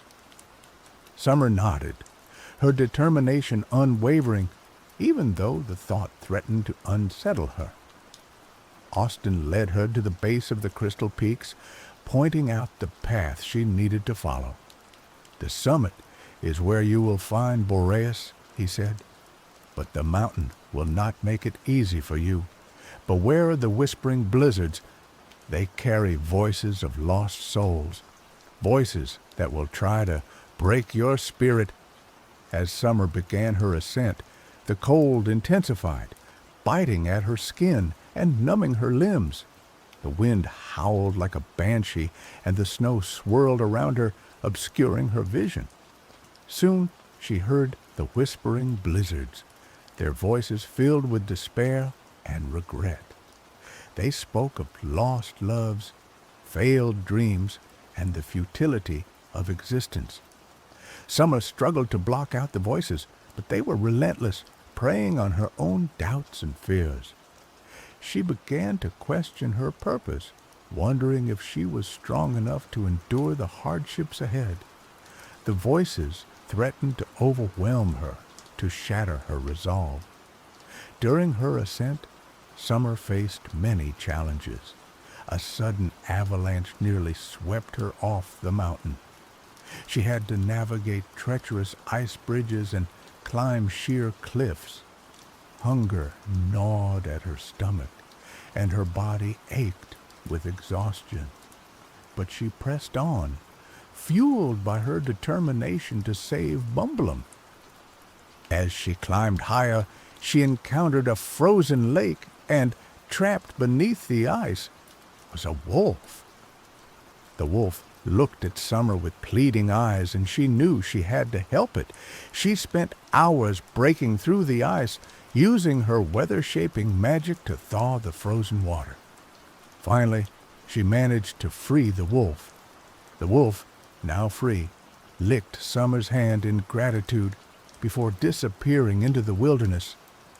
Summer continued her ascent, feeling a newfound sense of purpose. She had shown compassion and kindness even in the face of adversity, and she knew that this act had pleased Boreas. Finally, after days of arduous climbing, Summer reached the summit. The air was frigid, and the wind howled with unrestrained fury. In the center of the summit stood a towering ice statue, sculpted in the likeness of a majestic stag. As she approached the statue, the whispering blizzards intensified, their voices threatening to shatter her mind. Summoning all her strength, Summer focused on the image of her village, the faces of her loved ones, the beauty of Bumblum. She closed her eyes and began to sing, her voice rising above the howling wind, a song of hope, resilience, and unwavering determination. As she sang, the ice statue began to glow, its surface cracking and breaking apart. From within the statue emerged Boreas, the spirit of the north, his eyes as cold and bright as the winter stars. "You have proven your resilience, Weather Shaper," Boreas said, his voice like the rumble of an avalanche. "You have endured the harshest conditions and overcome the voices of despair. You have shown compassion and kindness even in the face of adversity. You are worthy to reawaken my power."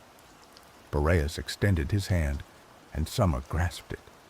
A surge of icy energy coursed through her veins, filling her with the raw power of the north wind. But with that power came a profound sense of loneliness, the crushing weight of isolation. Summer realized that she had sacrificed her ability to connect with others, to form deep and meaningful relationships. The price of Boreas' power was solitude. To awaken Eurus, the spirit of the East, Summer had to navigate the labyrinth of whispering woods, a forest filled with deceptive paths and illusions. Dex warned her that the labyrinth was a test of perception, where one had to see beyond the surface and discern the truth from the lies. As Summer entered the labyrinth of whispering woods, she found herself surrounded by towering trees, their branches intertwined to form a dense canopy overhead. The air was thick with humidity, and the silence was unsettling. Soon she began to hear whispers, voices that seemed to come from the trees themselves. They spoke of hidden treasures, secret paths, and forgotten knowledge. Summer knew that she had to be careful. The whispers were designed to mislead her, to lure her away from her true path. She focused on her instincts, trusting her intuition to guide her through the labyrinth. As she journeyed deeper into the woods, she encountered Layla. Seeing her daughter, she said, "Summer, you must turn back. This journey is too dangerous. You have already sacrificed too much. Return to the village and let me handle this." Summer was shocked. She knew that her mother would never try to dissuade her from her mission. This Layla was an illusion, a figment of the labyrinth's magic. She steeled her resolve and continued forward, and soon the image of her mother vanished. Summer faced many other challenges. She had to cross a bottomless chasm using a rope bridge made of vines. She had to solve riddles left by ancient tree spirits. She had to outsmart cunning woodland creatures who tried to lead her astray. After what felt like an eternity, Summer finally reached the heart of the labyrinth. In the center of a clearing stood a giant ancient tree. The tree glowed with a warm golden light. As she approached the tree, she heard a voice, melodious and enchanting. "Welcome, Weather Shaper," the voice said. "You have successfully navigated the labyrinth of whispering woods. You have proven your ability to see beyond the surface and discern the truth from the lies. You are worthy to reawaken my power." From the tree emerged Eurus, the spirit of the East, his eyes as bright and radiant as the rising sun. "Before you can reawaken my power," Eurus continued, "you must face one final challenge. You must confront your deepest fear." Summer hesitated. She had many fears, but one stood out above the rest, the fear of failure. She was afraid that she would not be able to save Bumblum, that her efforts would be in vain. She was afraid that she would let her people down. Eurus, reading her thoughts, said, "Your fear of failure is holding you back, Weather Shaper. You must confront it, overcome it, and embrace the possibility of success." Summer closed her eyes, took a deep breath, and faced her fear. She imagined herself failing, watching Bumblum wither and die. But then she imagined herself succeeding, seeing her village bloom again, hearing the laughter of her people. She realized that even if she failed, she would have given it her all. She would have fought for what she believed in. With newfound confidence, Summer opened her eyes and looked at Eurus. "I'm ready," she said. "I'm ready to face my fear." Eurus smiled. You have already faced it, Weather Shaper. By acknowledging your fear and embracing the possibility of success, you have conquered it.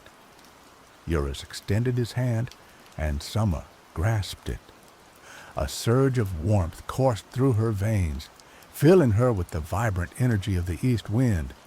But with that power came a profound sense of regret, the crushing weight of all the things she had left undone, all the words she had left unsaid.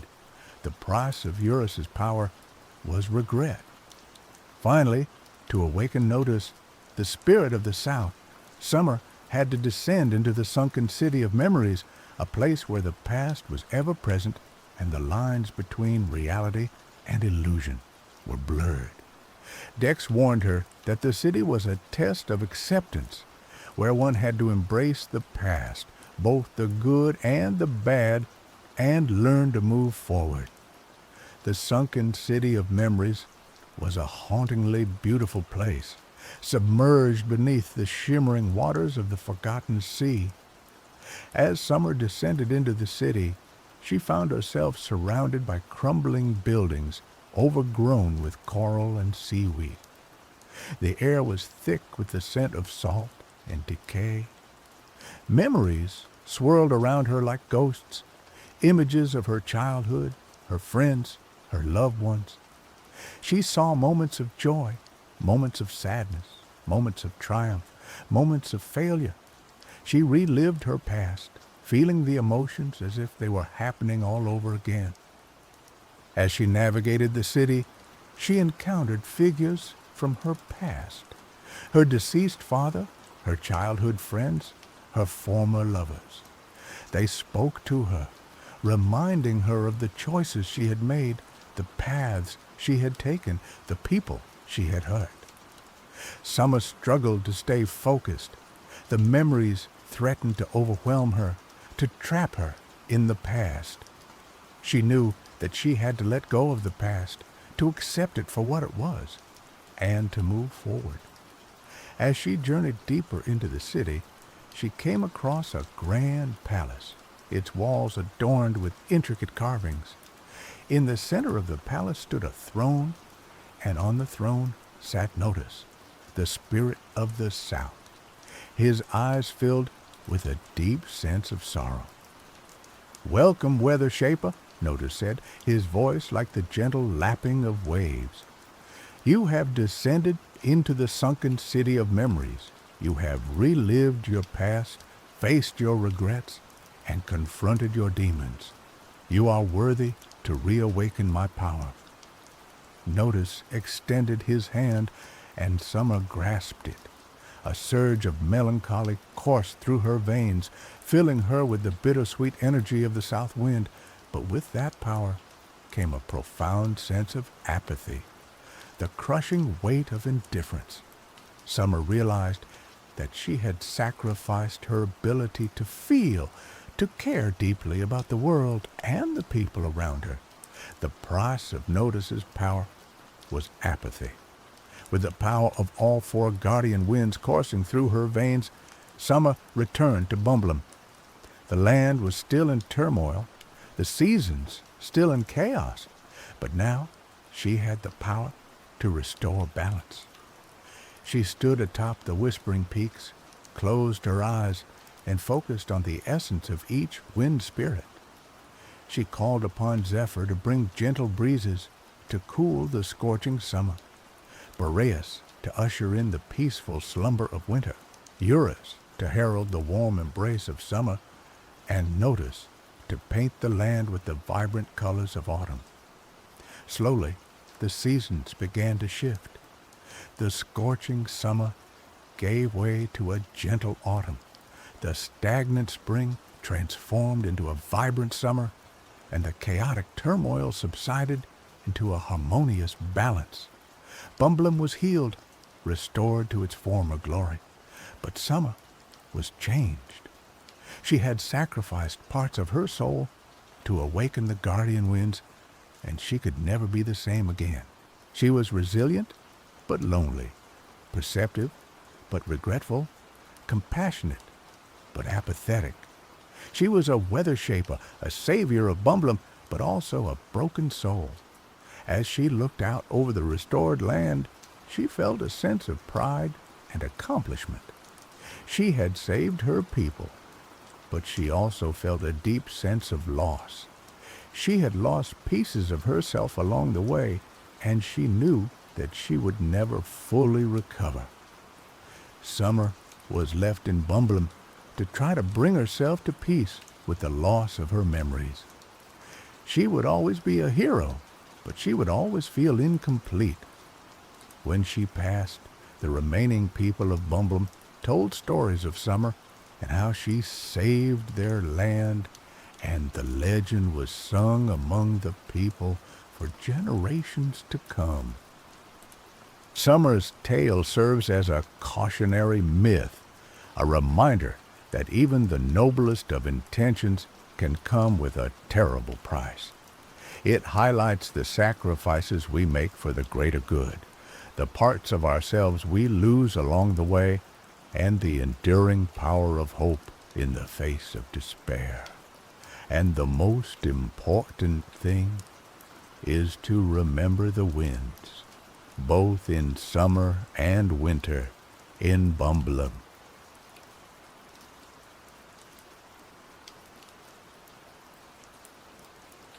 The city of Ethel lay nestled in a valley perpetually shrouded in twilight. Above, the moon, a cold, lifeless disk, cast a pallid glow upon the cobblestone streets and towering structures. Ethel was a place of ancient beauty and unsettling silence, a monument to forgotten gods and a stark reminder of mortal limitations. It was a city where memories faded like watercolor paintings left in the rain, and where, most disturbingly, the sound of one's own voice was lost forever upon entry. Tamaka, a cartographer with eyes that held the vastness of maps yet unexplored, stood at the precipice of the valley. She was a woman driven by a thirst for the unknown, her spirit as restless as the winds that whipped through mountain passes.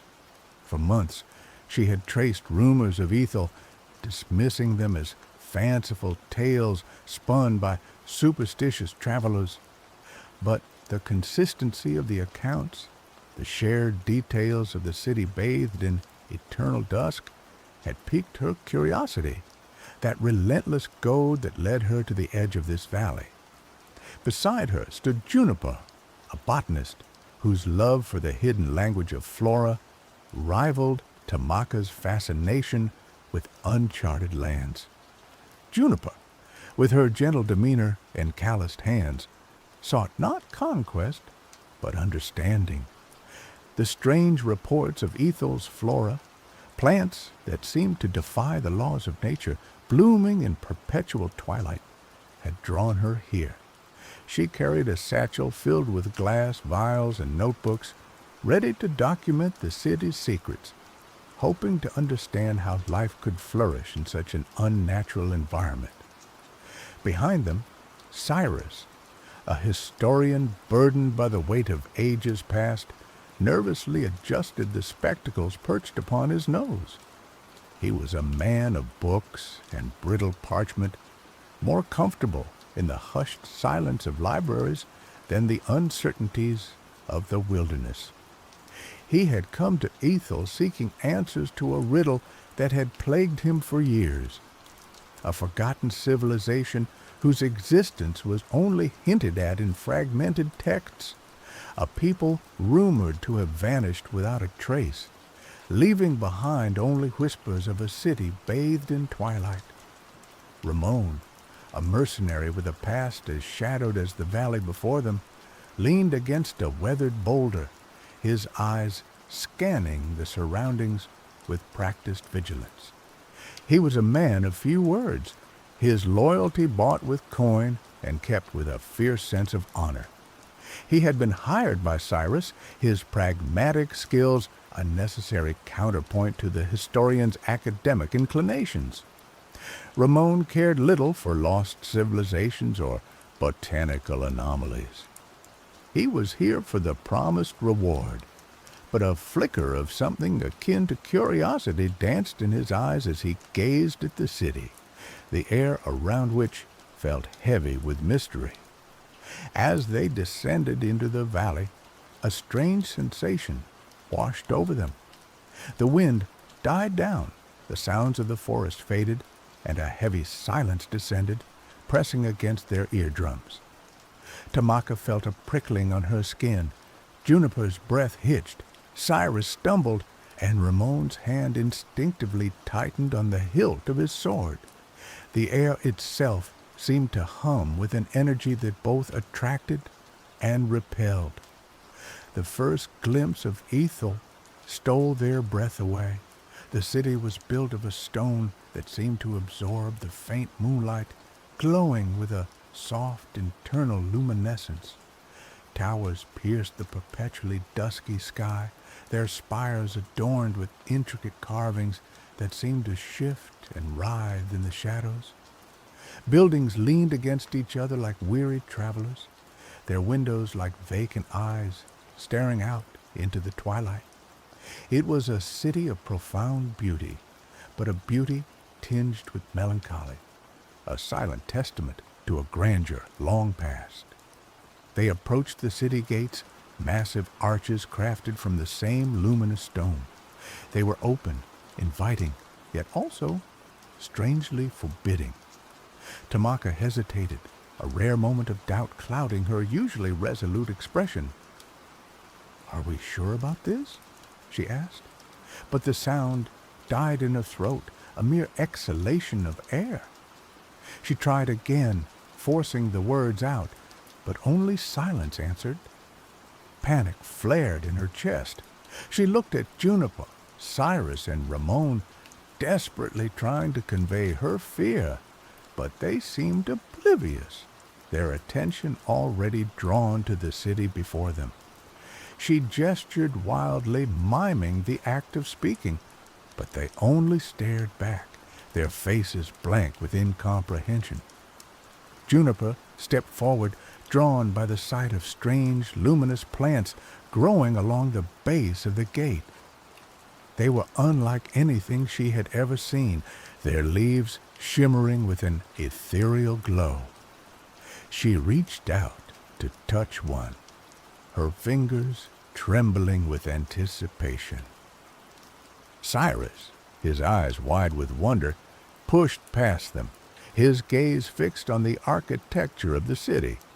He recognized elements of a language he had only glimpsed in ancient texts, the intricate carvings on the towers echoing symbols he had spent years deciphering. "This is it," he whispered, his voice also lost to the city's strange enchantment. "This is the city of the Silent Ones." Ramon, ever pragmatic, drew his sword, his eyes darting from shadow to shadow. He didn't trust this silence, this eerie perfection. He knew that danger often lurked beneath the surface of beauty, and Ethel radiated unsettling aura. He signed to the others, pointing to the rooftops, then to the darkened alleyways, warning them to be vigilant.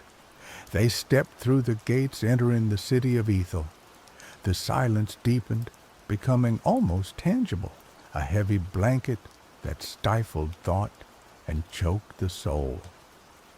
Tamaka felt a growing sense of dread, a primal fear that resonated deep within her bones.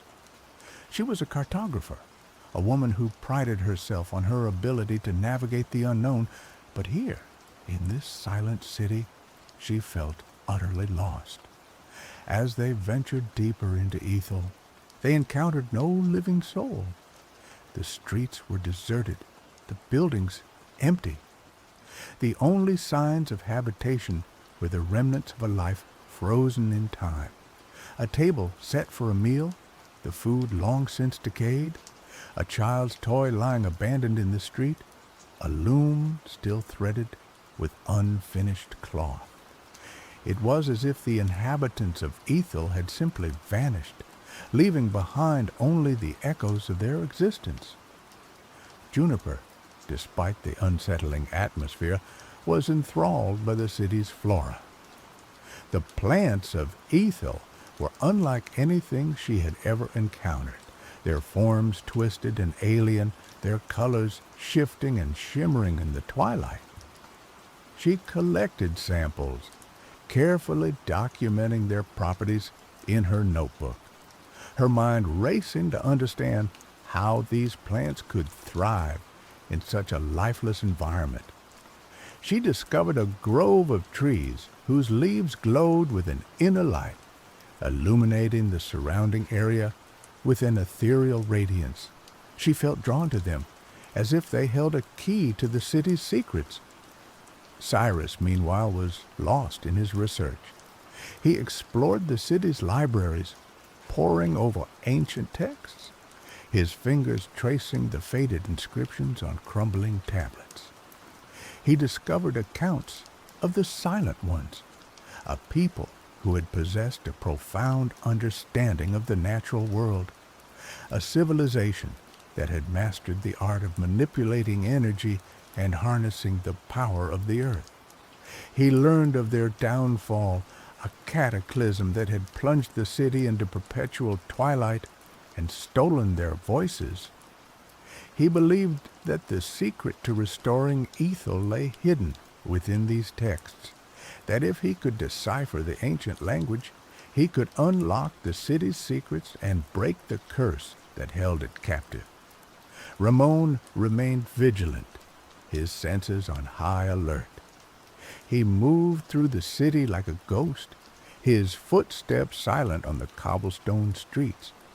He noticed subtle details that the others missed, the faint scratch marks on the walls, the disturbed dust in the corners of rooms, the unnerving feeling of being watched. He sensed that they were not alone in Ethel, that something else was lurking in the shadows, observing their every move. Tamaka, still struggling with the loss of her voice, felt increasingly isolated. She tried to communicate with the others, but her efforts were futile. They were so engrossed in their own pursuits that they barely noticed her distress. She wandered the city alone, her heart heavy with despair. She felt like a ghost in a ghost town, a silent observer trapped in a world she could no longer understand. One evening, as the twilight deepened, Tamaka found herself drawn to the city's central plaza. In the center of the plaza stood a towering monolith, crafted from the same luminous stone as the rest of the city. The monolith was covered in intricate carvings, symbols that seemed to pulse with an inner light. As Tamaka approached, she felt a strange sensation, a tingling in her fingertips, as if the monolith was calling to her. She reached out and touched the stone, her fingers tracing the contours of the carvings. As she did so, a wave of energy surged through her body, a jolt that sent her reeling.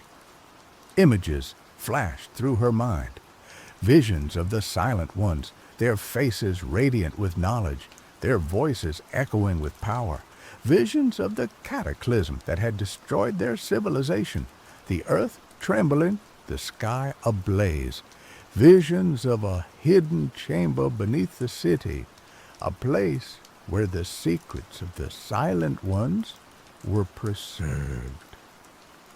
When the vision subsided, Tamaka gasped for breath, her heart pounding in her chest. She felt different, changed. She had glimpsed the truth of Ethel, the history of the Silent Ones, the secret of the city's silence. And then she heard it, a faint whisper, a sound she had thought she would never hear again. It was her own voice, trembling, hesitant, but undeniably hers. "Hello," she whispered, the word echoing in the silent plaza. "Can anyone hear me?" The sound of her voice shattered the illusion of silence that had enveloped Ethel. Juniper looked up from her plants, her eyes widening in surprise. Cyrus emerged from the library, his face etched with disbelief. Ramon stepped out of the shadows, his hand instinctively reaching for his sword. They stared at Tamaka, their expressions a mixture of wonder and confusion. "Tamaka?" Juniper asked, her voice also returning, though raspy from disuse. "Is that you? Can you speak?" "Yes," Tamaka said, tears streaming down her face. "I can speak. I know what happened here. I know how to break the curse." She explained what she had seen, the visions of the Silent Ones, the cataclysm that had destroyed their civilization, the hidden chamber beneath the city. She told them that the key to restoring Ethel lay in understanding the Silent One's connection to the natural world, their ability to harness the Earth's energy. Juniper, with her knowledge of the city's flora, realized that the plants were not merely thriving in the twilight. They were drawing energy from it, acting as conduits for the Earth's power. Cyrus, with his understanding of the Silent One's language, realized that the carvings on the monolith were not mere decoration, but a complex system of symbols that could be used to channel that energy. Together, they devised a plan. They would use Juniper's plants to amplify the Earth's energy, Cyrus's knowledge of the Silent One's language to direct that energy, and Tamaka's newfound understanding of the city's history to guide them to the hidden chamber. Ramon, ever the pragmatist, would provide security, ensuring that they were not disturbed by whatever else lurked in the shadows. They followed Tamaka's lead, venturing deeper into the city than they had ever gone before. They navigated through labyrinthine streets, descended into forgotten catacombs, and climbed to the tops of crumbling towers.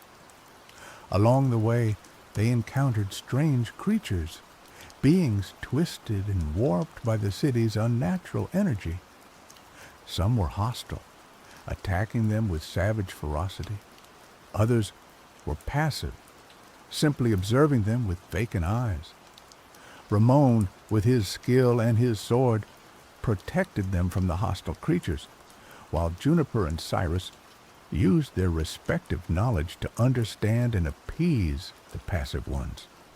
Tamaka, guided by her visions, led them ever closer to their goal. Finally, after days of searching, they found it, the entrance to the hidden chamber. It was located beneath the city's main temple, concealed behind a massive stone door that was sealed with ancient magic. Cyrus used his knowledge of the Silent One's language to decipher the runes on the door, while Juniper used her plants to disrupt the magical seals. Ramon, with his brute strength, forced the door open, revealing a dark and forbidding passage. They descended into the chamber, their hearts pounding with anticipation. The air was thick with energy, the silence even more oppressive than above. The chamber was vast and cavernous, its walls lined with shelves filled with ancient artifacts. In the center of the chamber stood a crystal, pulsating with a soft inner light. It was the source of the city's energy, the heart of the Silent One's power. As they approached the crystal, they were confronted by a figure, a being of pure energy, a guardian of the chamber. It was a remnant of the Silent Ones, a consciousness that had been preserved within the crystal, tasked with protecting its secrets. The guardian warned them to turn back, to leave Ethel and never return. It told them that the city was cursed, that its fate was sealed. Tamaka refused to be deterred. She told the guardian that they had come not to steal the Silent One's secrets, but to restore their legacy. She told it that they understood the Silent One's connection to the natural world, their desire to live in harmony with the earth. She pleaded with the guardian to trust them, to give them a chance to break the curse that held Ethel captive. The guardian listened to her words, its energy flickering with uncertainty. It sensed the sincerity in her voice, the genuine desire in her heart. After a long moment of silence, it relented. It told them that it would give them a chance, but that the task would not be easy. They would have to prove themselves worthy of the Silent One's legacy. The guardian revealed the source of the curse. It was not a malevolent force, but an imbalance in the earth's energy, a wound that had been inflicted upon the land during the cataclysm. The Silent Ones had tried to heal the wound, but they had failed, and their efforts had only worsened the situation, trapping the city in perpetual twilight and silencing its inhabitants. To break the curse, they would have to restore the balance of energy, to heal the wound in the earth. The guardian showed them how to do it, teaching them the ancient techniques of the Silent Ones, guiding them through a complex ritual that would channel the earth's energy and redirect it to the point of imbalance. Together, Tamaka, Juniper, Cyrus, and Ramon performed the ritual. Juniper used her plants to create a network of energy conduits. Cyrus used his knowledge of the Silent One's language to chant the ancient incantations. Ramon used his strength to maintain the flow of energy. Tamaka, guided by the guardian, acted as the focal point, channeling the energy through her body and directing it to the crystal. As they performed the ritual, the chamber began to tremble. The crystal pulsed with increasing intensity, the air crackling with energy. The guardian watched with bated breath, its energy shimmering with hope. Finally, after what seemed like an eternity, the ritual reached its climax. A surge of energy erupted from the crystal, flooding the chamber with light. The wound in the earth began to heal, the imbalance of energy began to dissipate. The twilight that had enveloped Ethel began to fade, replaced by the soft glow of dawn. The silence that had haunted the city was broken by the sound of birds singing, the rustling of leaves, the murmur of voices. The inhabitants of Ethel, who had been trapped in a state of limbo, began to awaken, their memories returning, their voices restored. Ethel was reborn. The city of Whispering Stone was no more. Ethel was now a city of light and sound, a beacon of hope in a world shrouded in darkness. The Silent One's legacy was restored, their wisdom preserved for future generations. Tamaka, Juniper, Cyrus, and Ramon had accomplished the impossible. They had broken the curse of Ethel, restoring balance to the earth and bringing life back to a dying city. They had proven themselves worthy of the Silent One's legacy. As the sun rose over Ethel, casting its golden rays upon the city's luminous stone, Tamaka looked at her companions, her heart filled with gratitude. They had faced adversity, overcome obstacles, and emerged victorious. They had learned the true meaning of courage, the power of knowledge, and the importance of friendship. They had found their voices in the city of silence, and in doing so, they had found themselves. They stayed in Ethel for a time, helping the city rebuild and sharing their knowledge with its inhabitants. But eventually, the call of the unknown beckoned them once more. Tamaka yearned to explore new lands. Juniper sought to discover new species of plants. Cyrus longed to decipher new ancient texts, and Ramon craved the thrill of adventure. They knew that their journey was far from over, that there were still countless mysteries to be solved, countless challenges to be overcome. But they also knew that they were ready for whatever lay ahead, that they had the strength, the knowledge, and the friendship to face any obstacle. As they left Ethel behind, they carried with them the memory of the City of Silence, a reminder of the power of hope, the importance of balance, and the enduring legacy of the Silent Ones. They knew that they would never forget their time in Ethel, that it would forever shape their lives and guide their destinies. And so they ventured forth into the unknown, their voices echoing in the wind, their hearts filled with the promise of adventure. The world awaited them, and they were ready to meet it together. Years later, the story of Ethel became a legend, a tale told around campfires and whispered in hushed tones. It was a story of courage and sacrifice, of knowledge and friendship, of the triumph of hope over despair. It was a story that inspired countless others to seek out the unknown, to challenge the impossible, and to never give up on their dreams. And somewhere, in a hidden corner of the world, the city of Ethel continued to shine, a beacon of light in the darkness, a testament to the enduring power of the human spirit.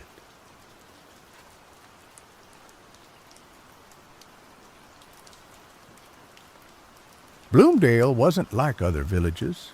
It nestled not beside a babbling brook or a sun-drenched meadow, but against the whispering woods, a place where the ordinary rules of life seemed to bend and break. These weren't your typical trees of oak and ash. No, the whispering woods boasted trees with bark like hammered metal, reflecting the pale, ethereal light that constantly seeped from the soil. Their leaves, a brittle, crystalline green, were laced with veins of shimmering frost, even in the heart of summer. They were beautiful, yes, but beautiful in a way that prickled your skin and sent shivers down your spine. We, the residents of Bloomdale, lived with the woods, not in harmony, but in a wary truce. We knew better than to venture too deep, for legend held that on the border between the living and the not living, resided a crone. They called her Memory Weaver. Her dwelling was said to be a ramshackle cottage, cobbled together from bones and petrified wood, perpetually shrouded in a mist that smelled of dried forget-me-nots and dust. The legend also said she traded warmth for memories. A simple bargain, it seemed, but the cost could be everything. For when Memory Weaver forgot your name, you started to vanish, not in a dramatic puff of smoke, but slowly, subtly. First, your favorite song would slip from your mind. Then, the taste of your mother's apple pie would fade. And eventually, you'd simply cease to be, erased from the tapestry of Bloomdale as if you'd never existed at all. I, Jackson Bloom, didn't believe in the legend. Not really. I was a practical man, a carpenter by trade, with calloused hands and a mind that preferred the solid facts of wood and nails to fanciful tales whispered around the hearth. My friends, Clara, Simon, and Kara, however, were less convinced, especially Kara. She was a dreamer, a weaver of stories herself, with eyes the color of the twilight sky and a spirit that yearned for something beyond the mundane. It was Kyra, of course, who first suggested we visit the Whispering Woods.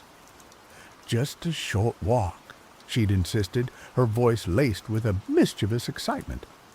To see the metal trees, it will be an adventure. Simon, ever the cautious one, had protested. Are you mad, Kyra? The Memory Weaver? We can't just wander into her territory. Who knows what she'll do? Clara, pragmatic and level-headed, had tried to mediate. Perhaps a glimpse from the edge of the woods wouldn't hurt. But we stay together, and we don't go near the crone's cottage. I, caught in the middle as always, found myself agreeing with both sides. The lure of the unknown, the chance to see the fabled trees, tugged at my curiosity, but the thought of the memory weaver, the chilling tales associated with her, made my blood run cold. In the end, Kyra's enthusiasm won us over, so one crisp autumn afternoon, under a sky the color of bruised plums, we ventured into the Whispering Woods. The air grew noticeably colder as we crossed the invisible threshold, the sunlight dimming as if a curtain had been drawn. The metal trees stood before us, shimmering like ghostly sentinels. Their frost-veined leaves rustled in the breeze, creating a sound like the hushed whispers of forgotten voices. It was undeniably beautiful, a landscape plucked from a dream, but it was also unsettling. The silence was too profound, broken only by the whispering leaves and the crunch of our boots on the forest floor. An unnatural stillness permeated the air, as if the woods themselves were holding their breath. We walked deeper, drawn in by the strange allure. Kyra was in her element, her eyes wide with wonder as she ran her fingers over the metallic bark. Simon kept close to Clara, his gaze darting nervously from shadow to shadow. I tried to remain grounded, focusing on the practical, the texture of the bark, the way the frost sparkled in the dim light. But even I couldn't deny the feeling of unease that was creeping into my bones. "Look!" Kyra exclaimed, pointing towards a break in the trees. "I think I see something." A narrow path, barely visible beneath a carpet of fallen leaves, led towards a clearing shrouded in a swirling mist, a mist that smelled of dried forget-me-nots and dust. The cottage! I grabbed Kyra's arm. "Number, we agreed. We're not going any closer." But the pull was too strong. Kyra shook me off, her eyes fixed on the clearing. "I just want to see, just a peek." Before I could stop her, she was moving down the path, drawn towards the mist, like a moth to a flame. Simon and Clara exchanged worried glances, then followed close behind. I sighed and trailed after them, my heart hammering against my ribs. The clearing was small, barely large enough to hold the cottage. The structure itself was even more dilapidated than the legends described. Bones, bleached white by time and weather, formed the foundation, while petrified wood served as the walls. The roof sagged precariously, covered in a layer of moss and lichen. A single, flickering candle burned in a window, casting long, dancing shadows that seemed to writhe with a life of their own. The air was thick with the scent of decay and forgotten things. I could feel the weight of the woods pressing in on me, a sense of ancient power that hummed just beneath the surface of reality. This was no place for mortals. We should turn back. Now, as if summoned by my thoughts, the door of the cottage creaked open. A figure emerged, silhouetted against the candlelight, tall and hunched, draped in a cloak of woven shadows. The memory weaver. Her face was hidden in the darkness of her hood, but I could feel her gaze upon us, cold and calculating. She held a gnarled staff in her hand, its tip carved into the shape of a skull. The silence stretched, taut and suffocating. Kyra gasped, a sound that echoed in the stillness. You're real," she whispered, her voice filled with a mixture of awe and fear. The memory weaver said nothing. She simply raised her head as if sniffing the air. Then, in a voice that sounded like the rustling of dead leaves, she spoke. "Warmth. I sense warmth. You seek something from me?" Simon stepped forward, his voice trembling slightly.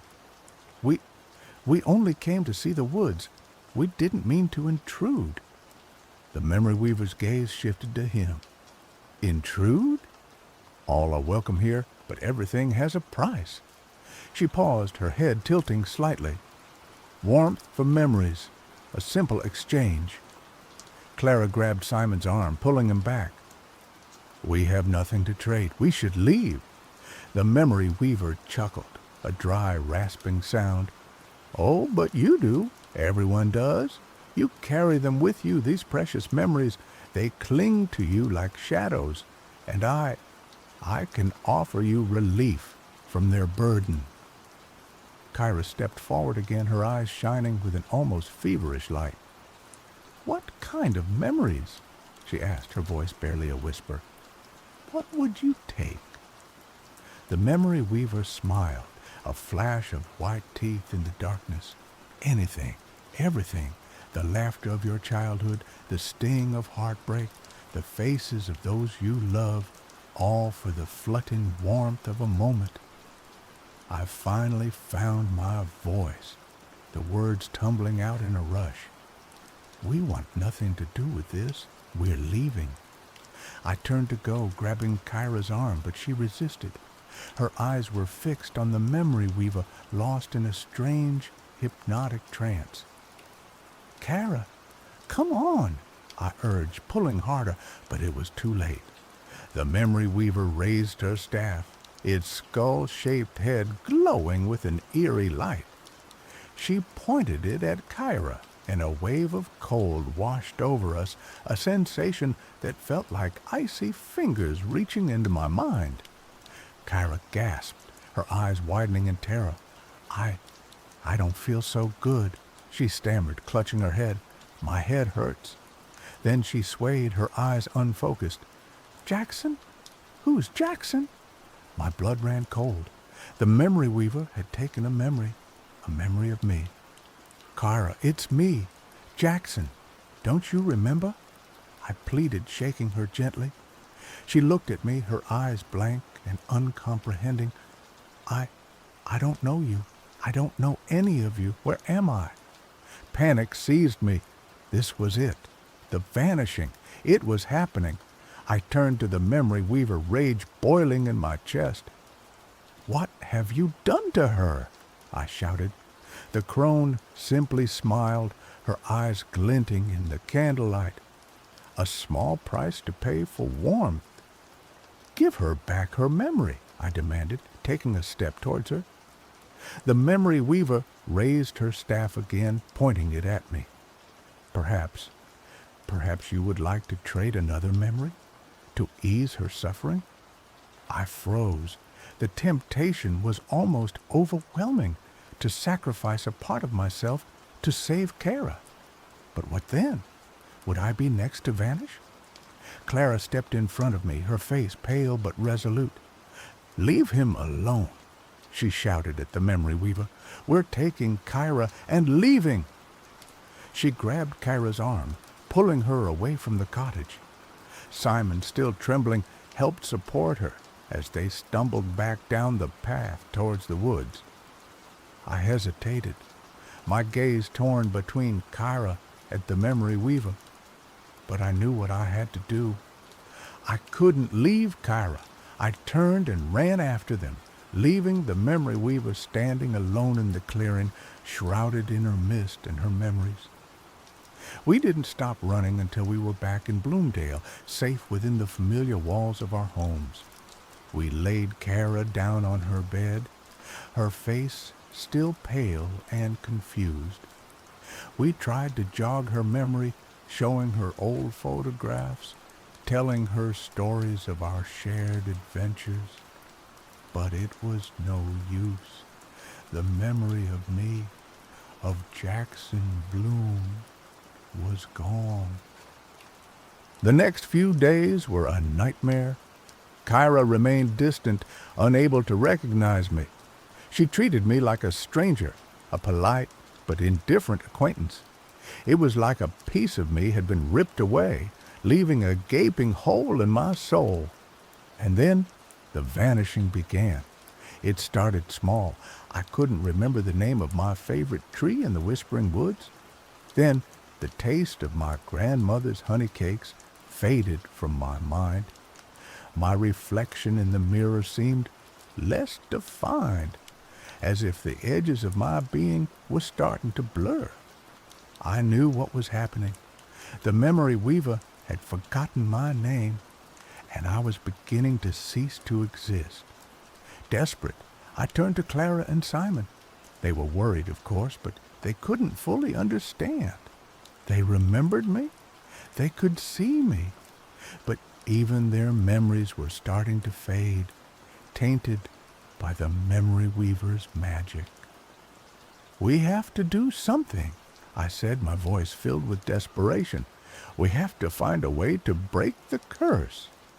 Clara wrung her hands. "But what can we do? We can't just go back to the memory weaver. She'll take more memories." "Then we have to find another way," I insisted. "There has to be something we can do. Some way to restore Kyra's memory and to save me from vanishing." Simon, ever the pragmatist, spoke up. Perhaps there's something in the old books. My grandfather had a collection of folklore and legends. Maybe there's something in there about the memory weaver." It was a long shot, but it was all we had. We spent hours poring over the dusty tomes, searching for any mention of the crone and her magic. We found tales of her origins, of her centuries-long existence on the border between worlds. We learned of the source of her power, the stolen memories of countless souls. But we found no cure, no way to reverse the vanishing. Just as despair began to set in, Kyra wandered into the room. She looked at us, her eyes still distant and confused. "What are you doing?" she asked, her voice flat.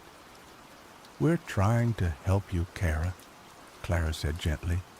"We're trying to bring back your memories." Kyra frowned. "Memories? What memories? I don't understand." Then her gaze fell on me. She stared at me for a long moment, her brow furrowed in concentration. I think I know you," she said slowly. "You seem familiar, but I can't quite place it. It's like a dream." Hope flared in my chest, a glimmer of recognition. Maybe it wasn't too late. "Tell me what you remember," I urged, my voice trembling. "Tell me anything." Kyra closed her eyes, focusing on the fragments of memory that floated just beyond her grasp. She opened her mouth, and a single word escaped her lips.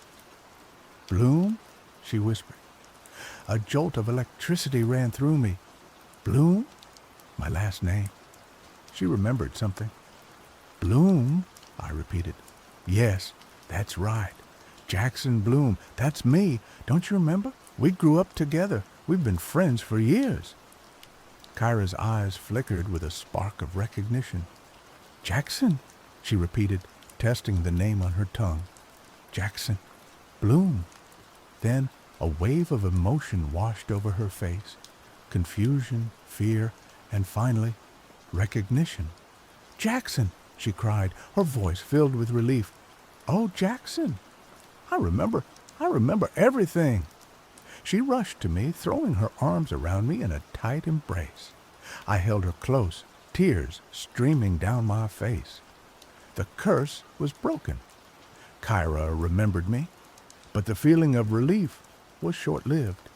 As Kyra's memory returned, my own began to fade even faster. The edges of my being were dissolving, my thoughts becoming scattered and incoherent. I could feel myself slipping away inch by agonizing inch. "Jackson, what's wrong?" Kyra asked, pulling away from me. "You look faded." I tried to speak, but the words wouldn't come. My tongue felt thick and heavy. I could barely remember my own name. "He's vanishing, Kyra," Clara cried, her voice filled with panic. "The curse is still active. He's disappearing." We were back where we started, only this time the stakes were even higher. Now that Kyra's memory had returned, I was fading away even faster. If we didn't do something soon, I would be gone forever. Then, Kyra had an idea. The warmth, she said, her eyes wide with realization. The memory weaver trades warmth for memories. What if we could reverse the process? What if we could trade memories for warmth? It was a desperate gamble, but it was the only chance we had. We decided to return to the memory weaver, not to beg for mercy or offer another sacrifice, but to propose a new kind of bargain. We gathered our courage and ventured back into the whispering woods. The metal trees loomed over us, their frost-veined leaves whispering secrets in the wind. The air was heavy with the scent of decay and forgotten things. We found the memory weaver's cottage in the clearing, shrouded in its perpetual mist. The crone stood in the doorway, her eyes glinting in the shadows. "You have returned," she said, her voice like the rustling of dead leaves. "Do you seek to trade more memories?" "No," Kyra said, her voice firm and resolute. "We've come to propose a different kind of bargain." The memory weaver raised a skeptical eyebrow. "A different bargain? What could you possibly offer me that I do not already possess?" "We offer you warmth," Kyra said. "Not the fleeting warmth of a stolen memory, but a warmth that can last forever. The warmth of friendship, of love, of shared experience." The memory weaver laughed, a dry, rasping sound. "Friendship, love, those are fleeting illusions, ephemeral as dreams. They hold no value for me." "But they do," Kyra insisted. "They hold the power to create new memories, to fill the void that you have created with your stolen treasures. We offer you the chance to experience these things for yourself, to feel the warmth that you have denied yourself for so long." The memory weaver was silent for a long moment, considering Kyra's words. Then she spoke. "And what would you ask in return?" "We ask for Jackson's memories back," Kyra said, "and for you to forget his name, to release him from the curse." The memory weaver hesitated. This was a risky proposition. To give up her power, to open herself up to the vulnerability of human emotion, it was a terrifying thought. But the loneliness was gnawing at her. The emptiness of her existence, surrounded by stolen memories, was becoming unbearable. Perhaps there was another way. "Very well," she said finally. "I accept your bargain, but be warned. The path to warmth is not an easy one. It will require sacrifice, devotion, and a willingness to open yourselves up to the pain and joy of human connection." And so, the exchange began. We spent days, weeks, perhaps even months with the memory weaver, sharing our stories, our laughter, our tears. We told her about our childhoods in Bloomdale, our hopes and dreams, our fears and failures. We taught her about friendship, about love, about the simple joys of life. It wasn't easy. The memory weaver was a creature of darkness and solitude, accustomed to a life of isolation and control. She resisted our attempts to connect with her, clinging to her stolen memories as if they were precious jewels. But we persevered. We showed her kindness, compassion, and unwavering support. We challenged her cynicism, her bitterness, and her fear of intimacy. And slowly, gradually, the ice around her heart began to melt. She started to laugh, to cry, to open herself up to the possibility of human connection. She learned to appreciate the value of shared experiences, the warmth of friendship, and the power of love. As the memory weaver's heart softened, my memories began to return. The fog that had clouded my mind began to lift, revealing the familiar landscape of my own life, the faces of my loved ones, the taste of my favorite foods, the sound of my own laughter. They all came flooding back, filling the void that had threatened to consume me. And finally, the memory weaver forgot my name. The curse was broken. I was free. But the greatest miracle was not my own salvation, but the transformation of the memory weaver. She was no longer a creature of darkness and despair, but a compassionate and loving being, eager to embrace the warmth of human connection. She abandoned her cottage in the woods. Her stolen memories returned to their rightful owners. She came to live in Bloomdale among the people she had once preyed upon. At first, the villagers were wary, mistrustful of her sudden change of heart. But Kara, Simon, Clara, and I stood by her, vouching for her sincerity and urging the community to give her a chance. And gradually, the villagers began to accept her. They saw the genuine remorse in her eyes, the sincere desire to make amends for her past actions. They witnessed her acts of kindness, her unwavering support, and her willingness to embrace the values of their community. The memory weaver, once a symbol of fear and dread, became a beloved member of Bloomdale. She used her knowledge of forgotten things to help people remember their loved ones, to heal old wounds, and to connect with their past.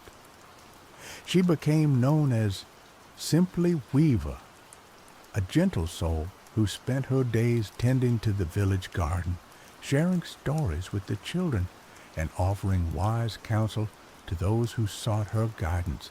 And I, Jackson Bloom, learned a valuable lesson about the power of memory, the importance of connection, and the transformative potential of love. The Whispering Woods remained a place of mystery and wonder, but it was no longer a place of fear. It was a reminder of the darkness we had overcome and the light we had found within ourselves.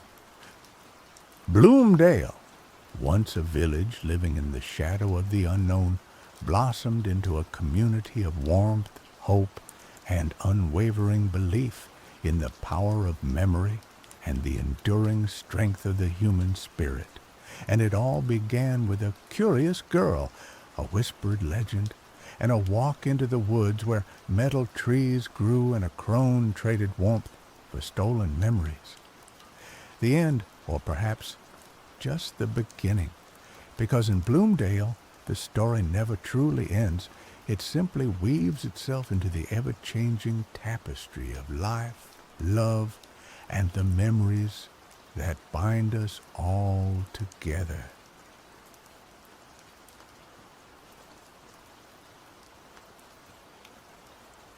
The desert air hung thick and heavy, tasting of dust and the promise of something wicked.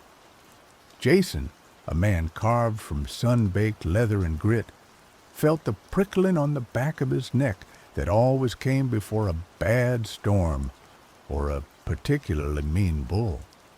He'd ridden both countless times and usually walked away with only a few new scars and a healthy dose of respect. But tonight felt different. Tonight, the air thrummed with an unnatural energy.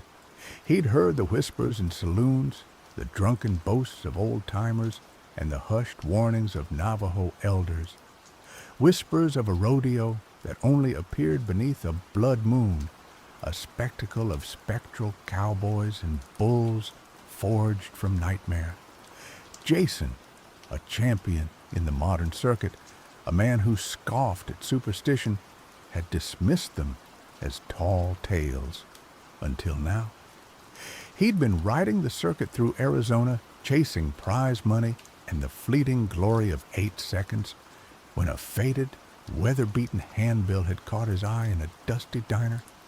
It depicted a skeletal cowboy astride a bull wreathed in flames, the words "Midnight Rodeo Tonight" scrawled beneath in spidery ink. Underneath that was a single line that made the blood in Jason's veins run cold: "Ride or remain." He'd dismissed it as a prank, a desperate attempt by some local yokel to drum up business.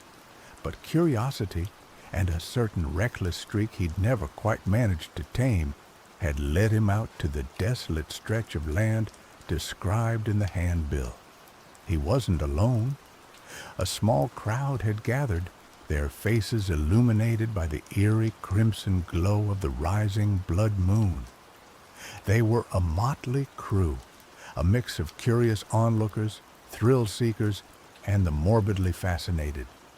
He spotted Fiona, a photojournalist known for her fearless reporting on the occult, her camera already clicking away at the unsettling landscape. He also saw Kelly, a seasoned bull rider nearing the end of his career, his face etched with a mixture of fear and grim determination. But it was the presence of Volk, a towering figure with eyes as cold and sharp as obsidian, that sent a shiver down Jason's spine. Volk was a legend, a man whispered to have made deals with forces beyond mortal comprehension. He hadn't been seen on the circuit in years, and his presence here felt ominous. As the moon climbed higher, bathing the desert in its crimson light, the air crackled with anticipation. Then, with a sudden rush of wind and a low guttural roar that seemed to emanate from the very earth, the rodeo materialized. It wasn't like anything Jason had ever seen. The arena shimmered, half real and half illusory, constructed from shadows and moonlight. The cowboys were gaunt figures, their faces obscured by wide-brimmed hats, their bones visible through tattered clothing. They moved with a jerky, unnatural grace, their laughter hollow and echoing. The bulls were even more terrifying. They were creatures of nightmare, their bodies wreathed in spectral flames, their eyes burning with an ancient, malevolent intelligence. One was a massive beast with horns of twisted bone, another a serpentine creature that slithered more than ran, and a third a whirlwind of dust and fury with eyes that glowed like embers. Jason felt a primal fear claw at his throat, but beneath it a stubborn spark of defiance flickered. He was a rodeo champion. He didn't back down from a challenge, not even one from beyond the grave. "Well, I'll be damned," Kelly breathed beside him, his voice a shaky whisper. "It's real." Fiona, her face pale but her eyes shining with excitement, adjusted her camera. "This is incredible," she murmured, her fingers flying over the controls. "I have to get this on film." Volk remained silent, his gaze fixed on the arena, his expression unreadable. A skeletal announcer, his voice a dry rasp, addressed the crowd. "Welcome, mortals, to the Midnight Rodeo. Tonight, we offer you a chance to test your mettle against the finest spectral stock in the netherworld. Ride well, or join our ranks for eternity." The rodeo began. One by one, the ghostly cowboys mounted the spectral bulls. The rides were violent, chaotic, and terrifying. The bulls bucked and twisted with unnatural strength, their spectral flames scorching the air. Some cowboys were thrown immediately, their screams fading into the desert wind. Others managed to cling on for a few seconds, their skeletal forms contorted in impossible angles before they were inevitably thrown, their spirits absorbed into the rodeo. Jason watched, his heart pounding in his chest. He'd seen plenty of wrecks in his career, but nothing like this. This wasn't just about physical injury, it was about the very essence of a person being consumed. Kelly, despite his earlier fear, seemed to be steeling himself. "I'm going to give it a shot," he said, his voice hoarse. "I ain't got much to lose."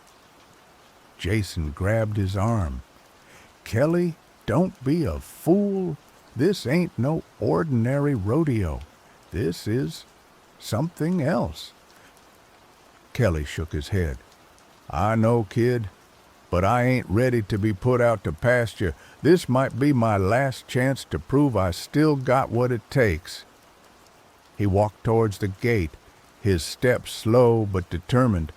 Jason watched him go, a knot of dread forming in his stomach. Kelly climbed onto a bull that resembled a living storm cloud, its body crackling with lightning. He nodded to the gatekeeper, a shadowy figure with eyes like burning coals. The gate swung open, and the bull exploded into the arena. Kelly held on, his body a silhouette against the raging storm. He rode with a desperate ferocity, his muscles straining, his face contorted in a grimace of effort. For a moment, it seemed like he might actually make it. But then, the bull unleashed a bolt of spectral lightning, and Kelly was thrown, his body disappearing in a flash of light. Jason stared in horror. Kelly was gone, vanished without a trace, presumably absorbed into the rodeo. Fiona, her camera still clicking, lowered it slowly, her face pale. I think I've seen enough," she whispered. Jason felt a surge of anger directed at the rodeo, at the forces that had claimed Kelly, and at himself for being too late to stop him. He knew he should leave, run as far and as fast as he could, but he couldn't, not yet. The skeletal announcer's voice echoed through the arena.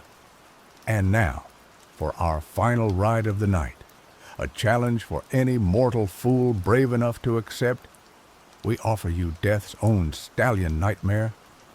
A hush fell over the crowd. Even the ghostly cowboys seemed to hold their breath. From the shadows emerged a horse unlike any Jason had ever seen. It was coal black, its coat shimmering like obsidian. Its eyes glowed with an infernal red light, and its hooves sparked with hellfire. A palpable aura of death and despair emanated from it, chilling Jason to the bone. "Who among you dares to ride Nightmare?" the announcer rasped. "Ride him, and you shall be granted a boon beyond your wildest dreams. Fail, and you shall join our rodeo for eternity." A long silence stretched over the arena. No one moved. No one dared to even breathe. Then Folk stepped forward. His towering figure cast a long shadow in the crimson moonlight. His face was impassive, his eyes fixed on the demonic stallion. "I accept your challenge," he said, his voice a low growl that resonated through the air. Jason stared at him in disbelief. Folk, a legend, a man who seemed to possess everything, was risking his very soul for this? "Folk, what are you doing?" Jason shouted. "This is insane." Folk didn't turn to look at him. "I have my reasons," he said, his voice barely audible above the crackling of the spectral flames. He approached Nightmare, the stallion snorting and pawing the ground, its eyes fixed on Volk with a baleful glare. Volk reached out a hand and laid it on the horse's neck. To Jason's surprise, the stallion didn't rear or buck. It stood still, as if recognizing a kindred spirit. Volk swung himself onto Nightmare's back with a practiced ease that belied his age. He gripped the stallion's mane, his knuckles white. The announcer cackled, "Prepare yourselves, mortals! Behold the ride of Death's own stallion!" The gate swung open, and Nightmare exploded into the arena. The ride was unlike anything Jason had ever witnessed. Nightmare moved with impossible speed and agility, bucking and twisting in ways that defied the laws of physics. Spectral flames erupted from its hooves, scorching the ground. The air crackled with energy, and the very fabric of reality seemed to distort around them. Folk held on, his body a statue of grim determination. He rode with a skill and ferocity that surpassed even his legendary reputation. He seemed to anticipate Nightmare's every move, countering its every attempt to throw him. Jason watched, mesmerized, his fear replaced by a sense of awe. He didn't know why Volk was doing this, but he knew that he was witnessing something truly extraordinary. Fiona, her camera forgotten, stared at the scene with wide eyes, her face a mixture of terror and wonder. The ride went on, longer than any ride Jason had ever seen. It was as if time itself had stopped. The crowd of ghostly cowboys watched in silence, their skeletal faces unreadable. Then, just when it seemed like Folk might actually succeed, Nightmare unleashed its ultimate weapon. A wave of pure darkness emanated from the stallion, engulfing Volk in its suffocating embrace. Jason felt the darkness wash over him, filling him with a sense of despair and hopelessness so profound that he almost collapsed. Volk cried out, a sound of pure agony that echoed through the arena. His grip on Nightmare loosened, and he began to slip. Jason knew that if Volk was thrown, he would be lost forever. He had to do something. He didn't know what he could do, but he couldn't just stand by and watch Volk be consumed by the darkness. He ran towards the arena, ignoring the screams of Fiona and the warnings of the ghostly cowboys. He had to get to Volk. As he reached the edge of the arena, he saw Volk falling, his body enveloped in the darkness. Without thinking, Jason leaped into the arena, reaching out for Volk. His fingers brushed against Volk's hand, and he felt a surge of energy pass through him.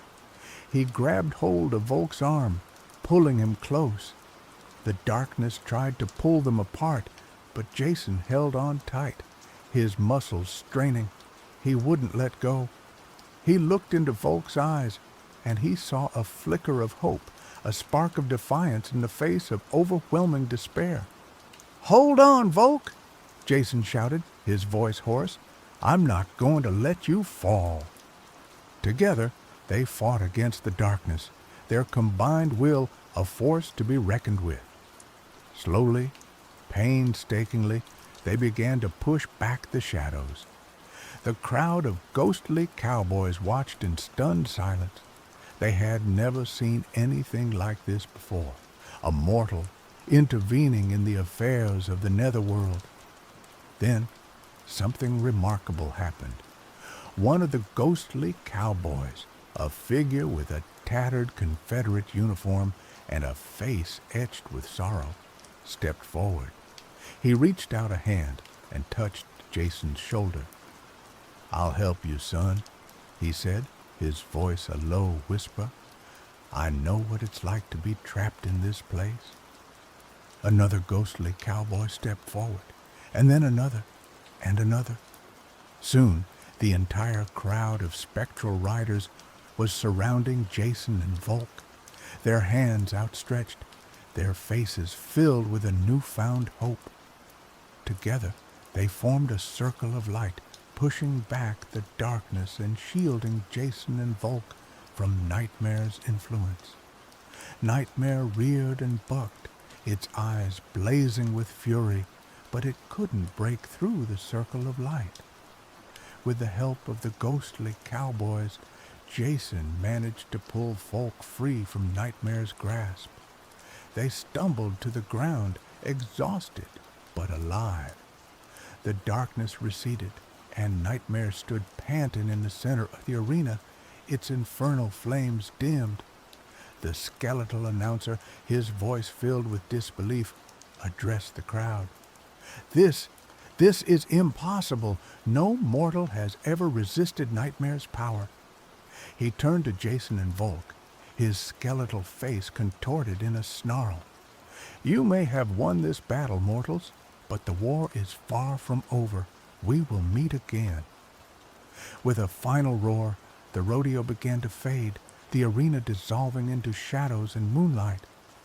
The ghostly cowboys vanished, their faces filled with gratitude. Nightmare disappeared, its demonic laughter echoing in the desert wind. Jason and Volk were left standing alone in the desolate stretch of land, the blood moon casting a long, ominous shadow. Fiona ran towards them, her face flushed with excitement. "I can't believe what I just saw," she exclaimed. "It was incredible." She snapped a few quick photos of Jason and Volk, their faces etched with exhaustion and awe. "What was that all about, Volk?" Jason asked, his voice still shaking. "Why did you risk your life like that?" Volk remained silent for a moment, his eyes fixed on the horizon. Then he turned to Jason, his expression unreadable. "I had a debt to pay," he said, his voice low. "A debt to someone who saved my life a long time ago." He didn't elaborate, and Jason didn't press him. He knew that Volk was a man of secrets, a man who carried a heavy burden on his shoulders. "Well, whatever it was, I'm glad you're okay," Jason said, "and I'm glad I was there to help." Volk nodded, a rare smile gracing his lips. "Thank you, Jason," he said. "You have proven yourself to be a true friend." As the blood moon began to set, casting a long crimson shadow over the desert, Jason, Fiona, and Volk walked away from the desolate stretch of land, leaving the midnight rodeo behind them. They had witnessed something extraordinary, something that would stay with them for the rest of their lives. They had faced death, defied the forces of the netherworld, and emerged victorious, not through strength or skill, but through courage, friendship, and a willingness to believe in the impossible. The next morning, Jason found a small leather-bound book tucked into his saddlebag. It was a collection of Navajo legends, detailing the history of the land and the spirits that dwelled within it. On the first page, a single word was written in elegant script: "Gracias." He knew it was from Volk. He smiled, a genuine smile that reached his eyes. He might not understand everything that had happened at the midnight rodeo, but he knew that he had made a difference. He had saved a life, and in doing so, he had perhaps saved a part of himself as well. He closed the book and tucked it safely into his shirt pocket. He had a rodeo circuit to get back to, prize money to win, and a reputation to uphold. But he knew that he would never forget the night he rode with ghosts beneath the blood moon. He spurred his horse forward, the desert wind whipping through his hair. He was a rodeo champion, a man of the modern world, but he knew now that there were forces beyond his comprehension, forces that could shape his destiny in ways he could never have imagined. And he was ready for them. Years passed. Jason continued to ride the circuit, his reputation growing with each passing victory. He never forgot the midnight rodeo, the ghostly cowboys, or the ride on death's own stallion. He kept the leather-bound book close, a reminder of the night he faced his fears and emerged victorious. He occasionally heard whispers of Volk, stories of his exploits and his enigmatic nature, but he never saw him again. One day, while riding in a small town in New Mexico, Jason came across a familiar face. It was Fiona, older now, her hair streaked with gray, but her eyes still shining with the same spark of curiosity. "Jason!" she exclaimed, her face lighting up with recognition. "It's been ages." They embraced, exchanging stories of their lives and adventures. Fiona had continued to travel the world, documenting the strange and the unexplained. "I never forgot that night at the midnight rodeo," she said, her voice filled with awe.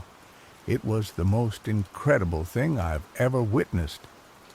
She had published a book about her experiences, including a chapter on the midnight rodeo, but no one believed her. They dismissed it as fiction, a product of her overactive imagination. "I know it sounds crazy," she said, "but I know what I saw, and I know it was real." Jason smiled. "I believe you, Fiona," he said. "I was there too." They spent the rest of the afternoon reminiscing about the midnight rodeo, sharing their memories, and trying to make sense of what they had experienced. As the sun began to set, Fiona turned to Jason, her expression serious. "I've been researching Volk," she said. "I've been trying to find out more about him." "And what have you found?" Jason asked. Fiona hesitated for a moment, then took a deep breath. "I think I know why he risked his life at the midnight rodeo," she said. "I think I know what debt he was trying to repay." She told Jason a story she had pieced together from old legends, historical records, and whispered rumors.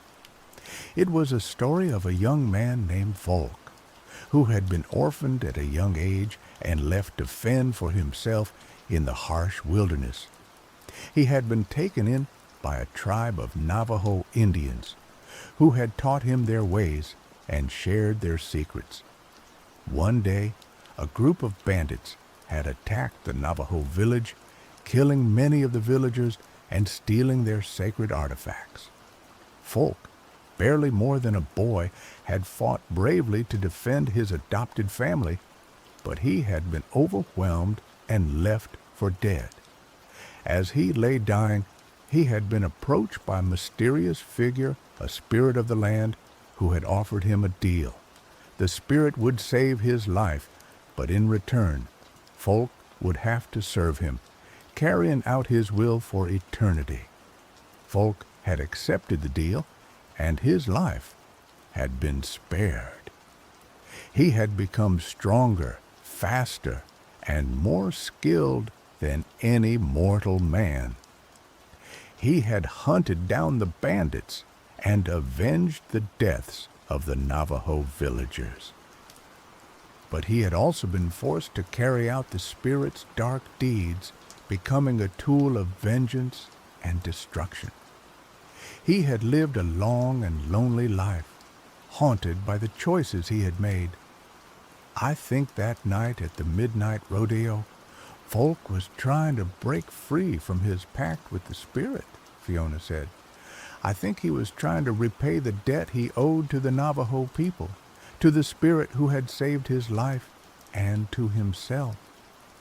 Jason listened in silence, his heart filled with a mixture of sadness and understanding. He had always sensed that Volk was carrying a heavy burden, but he had never realized the extent of it. "So, what happened to him?" Jason asked. "Did he ever break free?" Fiona shook her head. "I don't know," she said. "I haven't been able to find any trace of him since that night at the midnight rodeo. He vanished without a trace." She paused, her eyes filled with a mixture of hope and regret. "But I believe that he did it," she said. "I believe that he found a way to break free from his pact and finally find peace." Jason looked out at the setting sun, his mind filled with thoughts of Volk, the midnight rodeo, and the choices that shape our lives. He knew that he would never forget the lessons he had learned that night, the lessons of courage, friendship, and the importance of fighting for what you believe in. He knew that even in the face of the darkest darkness, there is always hope, and that even the most broken souls can find redemption. He turned to Fiona, a smile gracing his lips. "Thank you, Fiona," he said. Thank you for sharing this with me." They embraced once more, a silent understanding passing between them. They had both been touched by the magic of the midnight rodeo, and they would carry its lessons with them for the rest of their lives. As Jason rode off into the sunset, he felt a sense of peace he hadn't felt in years. He knew that Folk was out there somewhere, finally free from the burden of his past, and he knew that he would never forget the night they rode with ghosts beneath the blood moon. Years later, Jason, nearing the end of his own career, found himself drawn back to the desolate stretch of land where the midnight rodeo had once appeared. He was older now, his face lined with wrinkles, his body bearing the scars of countless rides. But his spirit was still strong, his heart still filled with a sense of adventure. He stood beneath the light of the full moon, gazing out at the vast expanse of the desert. He didn't know if the midnight rodeo would ever appear again, but he felt a sense of connection to this place, a sense of belonging that he couldn't explain. He closed his eyes and took a deep breath, filling his lungs with the scent of dust and sagebrush. He could almost hear the echoes of the ghostly cowboys, the thunder of spectral hooves, and the rasping voice of the skeletal announcer. He opened his eyes and smiled. He was a rodeo champion, a man of the modern world, but he was also a part of something ancient and mysterious, something that transcended time and space. He was a part of the midnight rodeo. Suddenly, a figure emerged from the shadows, a figure that was both familiar and yet somehow different. It was Folk, older now, his face even more weathered, but his eyes still shining with the same intensity. Jason stared at him in disbelief. "Folk?" he exclaimed. "Is that really you?" Folk nodded, a rare smile gracing his lips. "It is, Jason," he said. "It's been a long time." They embraced, a silent understanding passing between them. They had both changed, but their bond remained as strong as ever. "What are you doing here, Folk?" Jason asked. Folk looked out at the desert, his expression thoughtful. "I came to say goodbye," he said. "I'm leaving this place for good." "Where are you going?" Jason asked. Folk shrugged. "I don't know," he said. "Somewhere where I can finally find peace." He paused, his eyes filled with a mixture of sadness and hope. "I wanted to thank you, Jason," he said. "You saved my life that night at the midnight rodeo. You gave me a second chance." "You would have done the same for me," Jason said. Folk smiled. "I know," he said. "That's what makes us friends." They stood in silence for a moment, gazing out at the desert. Then Folk turned to Jason, his expression serious. "There's something I want to give you," he said. He reached into his pocket and pulled out a small leather-bound book. It was the same book that Jason had found in his saddlebag years ago, the book of Navajo legends. "Take this," Folk said. "It belongs to you now." Jason hesitated for a moment, then accepted the book. "Thank you, Folk," he said. "I'll cherish it always." Folk nodded, then turned and walked away, disappearing into the shadows. Jason watched him go, his heart filled with a mixture of sadness and gratitude. He knew that he would never see Folk again, but he would always remember him, the man who had ridden with ghosts beneath the blood moon. He opened the leather-bound book and began to read, his mind filled with thoughts of the midnight rodeo, the ghostly cowboys, and the lessons he had learned. He read about the spirits of the land, the power of friendship, and the importance of fighting for what you believe in. As he read, he felt a sense of peace wash over him. a sense of belonging that he had never felt before. He was a rodeo champion, a man of the modern world, but he was also a part of something ancient and mysterious, something that transcended time and space. He was a part of the Midnight Rodeo. He closed the book and tucked it safely into his shirt pocket. He knew that he would carry its lessons with him for the rest of his days. He turned and walked away from the desolate stretch of land, leaving the Midnight Rodeo behind him. He was ready to face whatever challenges lay ahead, knowing that he was not alone. He had the memories of his friends, the lessons of the past, and the courage to face the future. As he rode off into the sunrise, he knew that the spirit of the Midnight Rodeo would live on in his heart, in his memories, and in the stories he would tell for generations to come. The legend of the rodeo that appeared beneath the blood moon, a testament to the enduring power of courage, friendship, and the human spirit.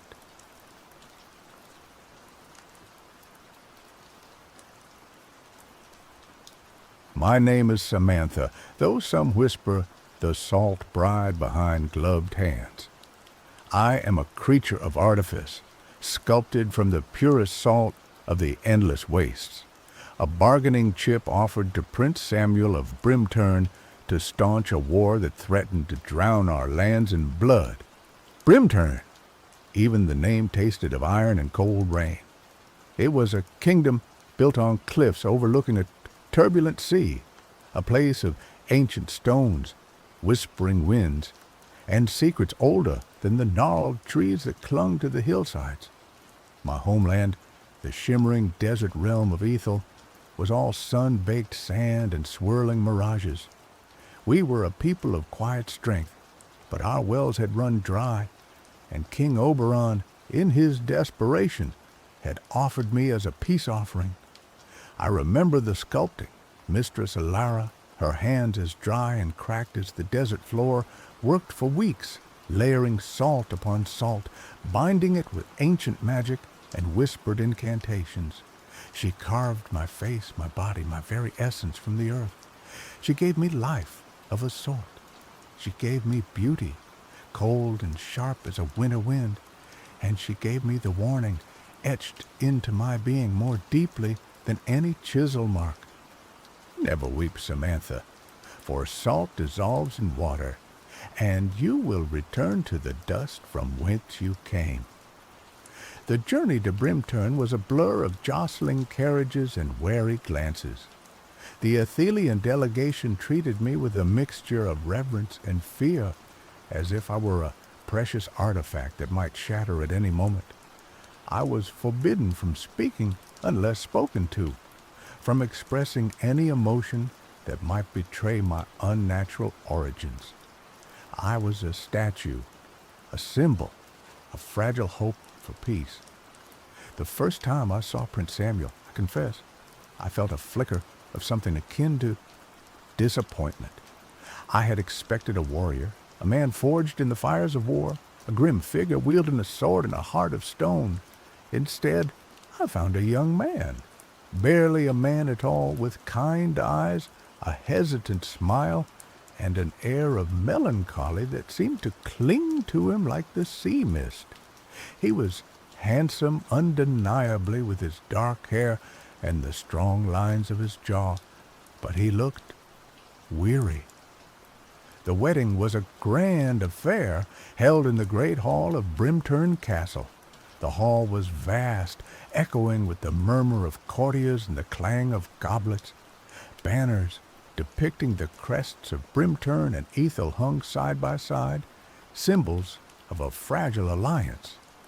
I wore a gown of shimmering white silk, embroidered with silver threads that caught the light like captured stars. It was beautiful, but heavy, constricting. I felt like a doll dressed up for a macabre performance. Samuel took my hand, his touch surprisingly warm. His eyes met mine, and for a fleeting moment I thought I saw a question there, a flicker of understanding. But then the ceremony began. The priest's droning voice filled the hall, and the moment was lost. "Do you, Prince Samuel, take Samantha to be your lawfully wedded wife?" "I do," he said, his voice clear and resonant. "Do you, Samantha, take Prince Samuel to be your lawfully wedded husband?" I had been instructed, of course. I had rehearsed the words countless times. But as I looked at Samuel standing before me, his face etched with a quiet solemnity, the words felt wrong. They tasted like ash in my mouth. I began, then hesitated. A collective gasp rippled through the hall. King Theron, Samuel's father, a man with a face like granite and eyes like chips of ice, fixed me with a withering stare. The Athelian delegation shifted nervously. The fate of two kingdoms hung in the balance. "I do," I forced out, the words a hollow echo. The ceremony continued. The rings were exchanged, and the marriage was sealed. I was now the Princess of Brimturn, bound to a man I barely knew, trapped in a kingdom of stone and shadows. That night, in the royal chambers, the reality of my situation crashed down upon me like a tidal wave. The room was opulent, filled with heavy furniture and tapestries depicting scenes of heroic battles. A fire roared in the hearth, casting dancing shadows on the walls. I stood by the window, staring out at the churning sea, feeling utterly alone. Samuel entered the room, his footsteps soft on the thick carpet. He looked at me, his expression unreadable. "Are you all right, Samantha?" he asked, his voice gentle. "I am as I am sculpted to be, Your Highness," I replied, reciting the phrase I had been taught. He sighed. "Please, call me Samuel, and you needn't speak in riddles. I know why you are here." I turned to face him, surprised. "You do?" "My father believes that marrying you will secure peace between Brimturn and Ethel. He believes that your unique nature will make you a compliant wife, a symbol of our alliance." "And you?" I asked, my voice barely a whisper. "What do you believe?" He hesitated, then walked to the window, standing beside me. "I believe that peace is worth fighting for. But I also believe that no one should be forced into a life they do not choose." His words struck a chord within me, a flicker of warmth in the cold salt of my heart. "I had no choice," I said, the bitterness creeping into my voice. "I know," he said softly, "and I am sorry." We stood in silence for a long moment, watching the storm rage outside. The wind howled, the waves crashed against the cliffs, and the rain lashed against the windows. I felt a strange kinship with the storm, a shared sense of wild, untamed power. "Tell me about Ethel," Samuel said, breaking the silence. "Tell me about the land where you were born." And so I did. I told him about the endless sands, the shimmering mirages, the scorching sun, and the cool desert nights. I told him about the resilient people of Ethel, their quiet strength, and their deep connection to the land. I told him about Mistress Elara, the sculptor who had given me life. As I spoke, I saw a change in Samuel's eyes. The weariness seemed to lift, replaced by a spark of curiosity, of genuine interest. He listened intently, asking questions, drawing me out. For the first time since arriving in Brimturn, I felt like I was being seen, not as a symbol, not as a bargaining chip, but as a person. The days that followed settled into a strange routine. I attended courtly functions, performed my duties as princess, and smiled politely at the endless stream of dignitaries and nobles. But in the evenings, Samuel and I would retreat to the royal chambers where we would talk for hours. He told me about Brimturn, about its history, its people, its struggles. He told me about his dreams, his fears, his hopes for the future. I learned that he was a scholar at heart, more comfortable with books than with swords. He longed to travel, to explore the world beyond Brimturn, but his duty to his kingdom kept him bound. He was a good man, I realized, a kind and compassionate man, trapped by the weight of his responsibilities. As we talked, I found myself growing increasingly comfortable in his presence. The cold, brittle shell that Mistress Alara had crafted began to soften, to thaw. I found myself laughing at his jokes, sharing my own thoughts and feelings, expressing emotions that I had been forbidden to feel. It was dangerous, I knew. Every laugh, every shared moment brought me closer to the precipice. But I couldn't help myself. My heart, it seemed, was beginning to awaken. One evening, as we sat by the fire, Samuel reached out and took my hand. His touch sent a jolt of electricity through me. I looked at him, my heart pounding in my chest. "Samantha," he said, his voice husky. He hesitated, then leaned closer, his eyes searching mine. I knew what was coming. I knew I should pull away, should remind him of who I was, of the danger I represented. But I couldn't. I was drawn to him like a moth to a flame. His lips met mine, and the world dissolved. It was a gentle kiss, tentative at first, then growing bolder, more insistent.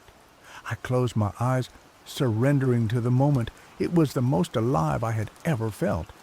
But then a single tear escaped my eye. I gasped, pulling away from Samuel. My hand flew to my cheek, touching the wetness. Panic seized me. I stumbled back, away from him, away from the fire, away from everything. "Samantha, what's wrong?" Samuel cried, his face etched with concern. I couldn't speak. I could only stare at him, my eyes wide with terror.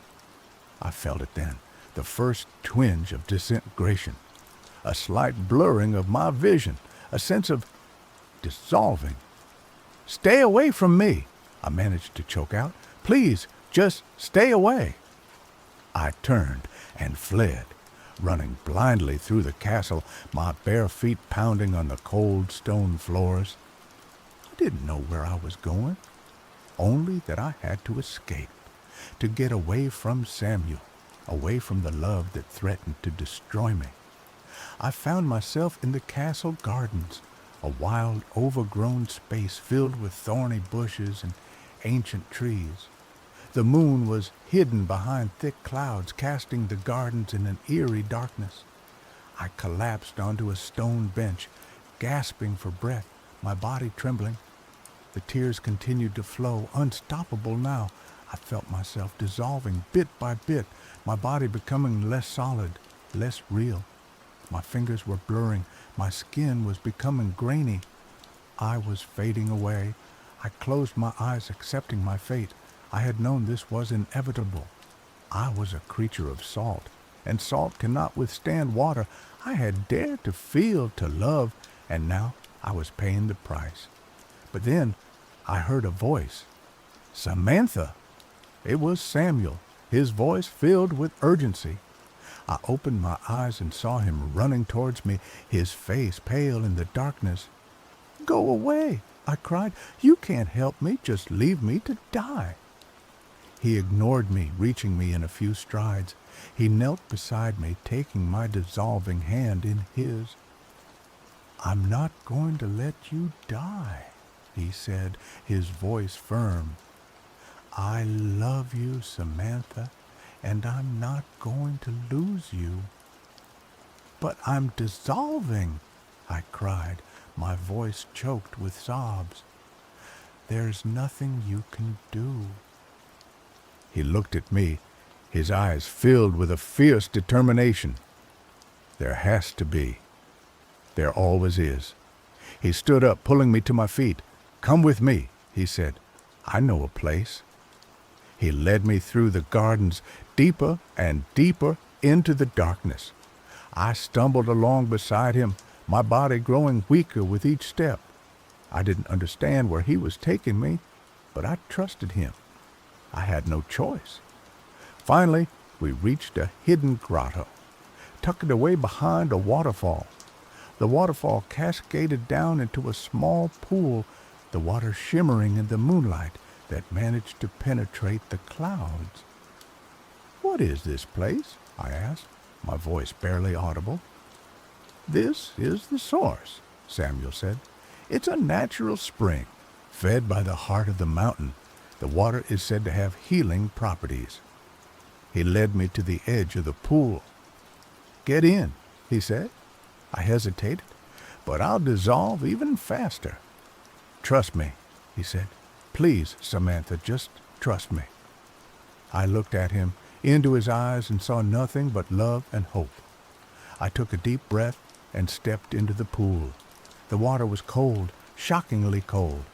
It stung my dissolving skin, sending shivers through my body. I gasped, my heart pounding in my chest. But then something strange began to happen. Instead of dissolving faster, I felt myself solidifying. The blurring in my vision began to clear. The grainy texture of my skin smoothed out. The pain subsided, replaced by a feeling of renewal. I looked at my hands, and they were whole again. I looked at my body, and it was solid, real. I was no longer dissolving. I was being restored. I looked at Samuel, my eyes filled with wonder. "What's happening?" I whispered. He smiled. "The water is drawing out the salt," he said. "It's purifying you." I stayed in the pool for what felt like hours, the cold water slowly but surely restoring me to my former self. Samuel stayed by my side, offering words of encouragement, holding my hand when the pain became too intense. Finally, when I felt completely whole again, I stepped out of the pool. I was naked, dripping wet, but I had never felt more alive. Samuel wrapped me in a warm cloak, his eyes filled with love and relief. He pulled me close, holding me tight.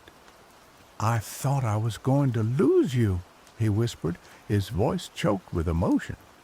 "I was afraid I was going to lose myself," I replied. We sound of the waterfall filling the air.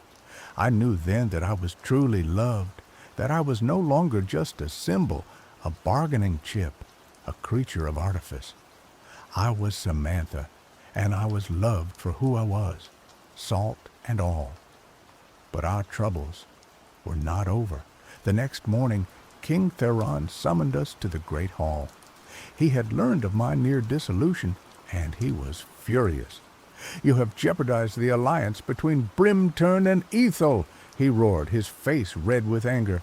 "Your weakness, your unnatural nature has put our kingdom at risk." He turned to Samuel. "I should have known. You have always been too soft, too sentimental.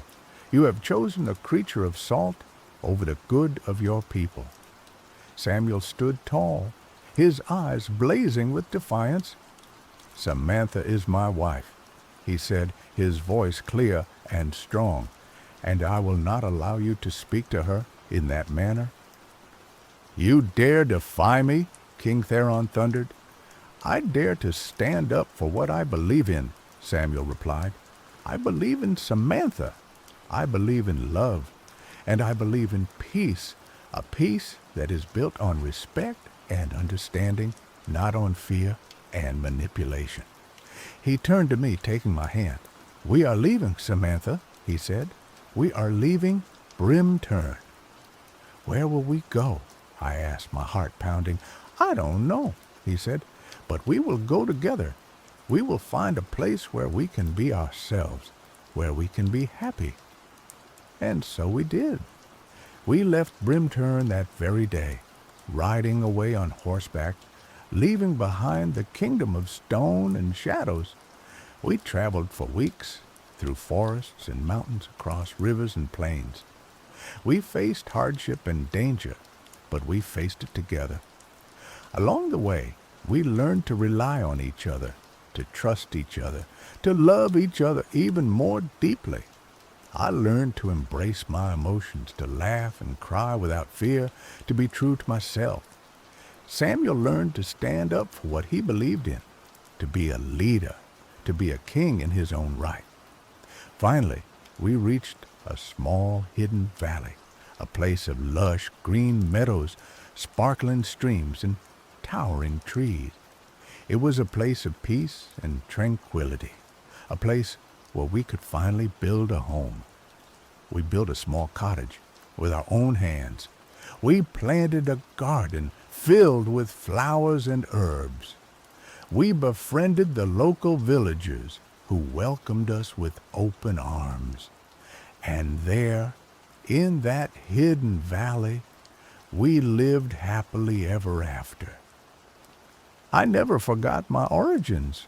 I was still a creature of salt, still vulnerable to water.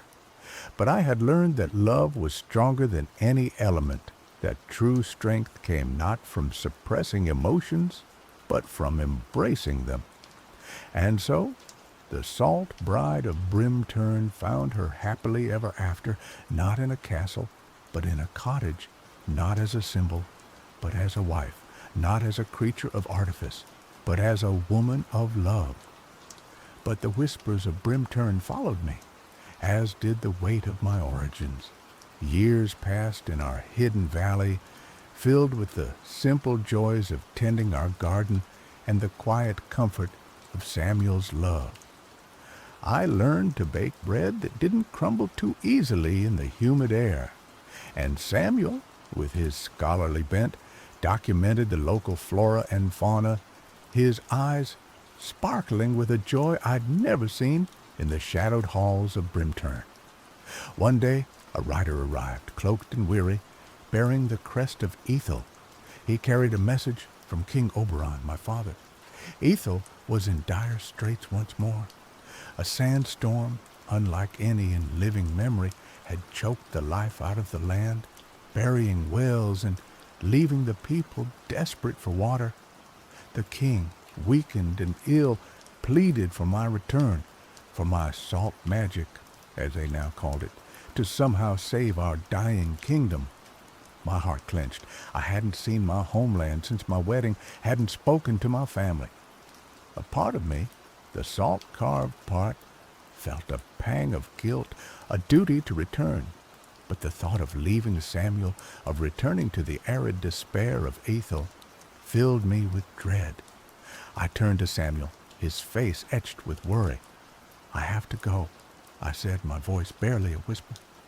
"Ethel needs me." He nodded, his eyes filled with understanding.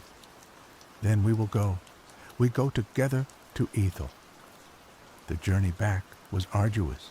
The once familiar landscape of Ethel was now alien, choked with swirling sand that stung our eyes and filled our lungs.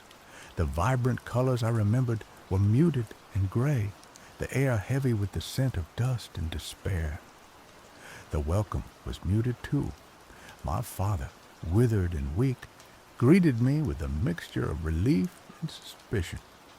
The people, once proud and strong, were gaunt and listless, their hope buried beneath the relentless sand.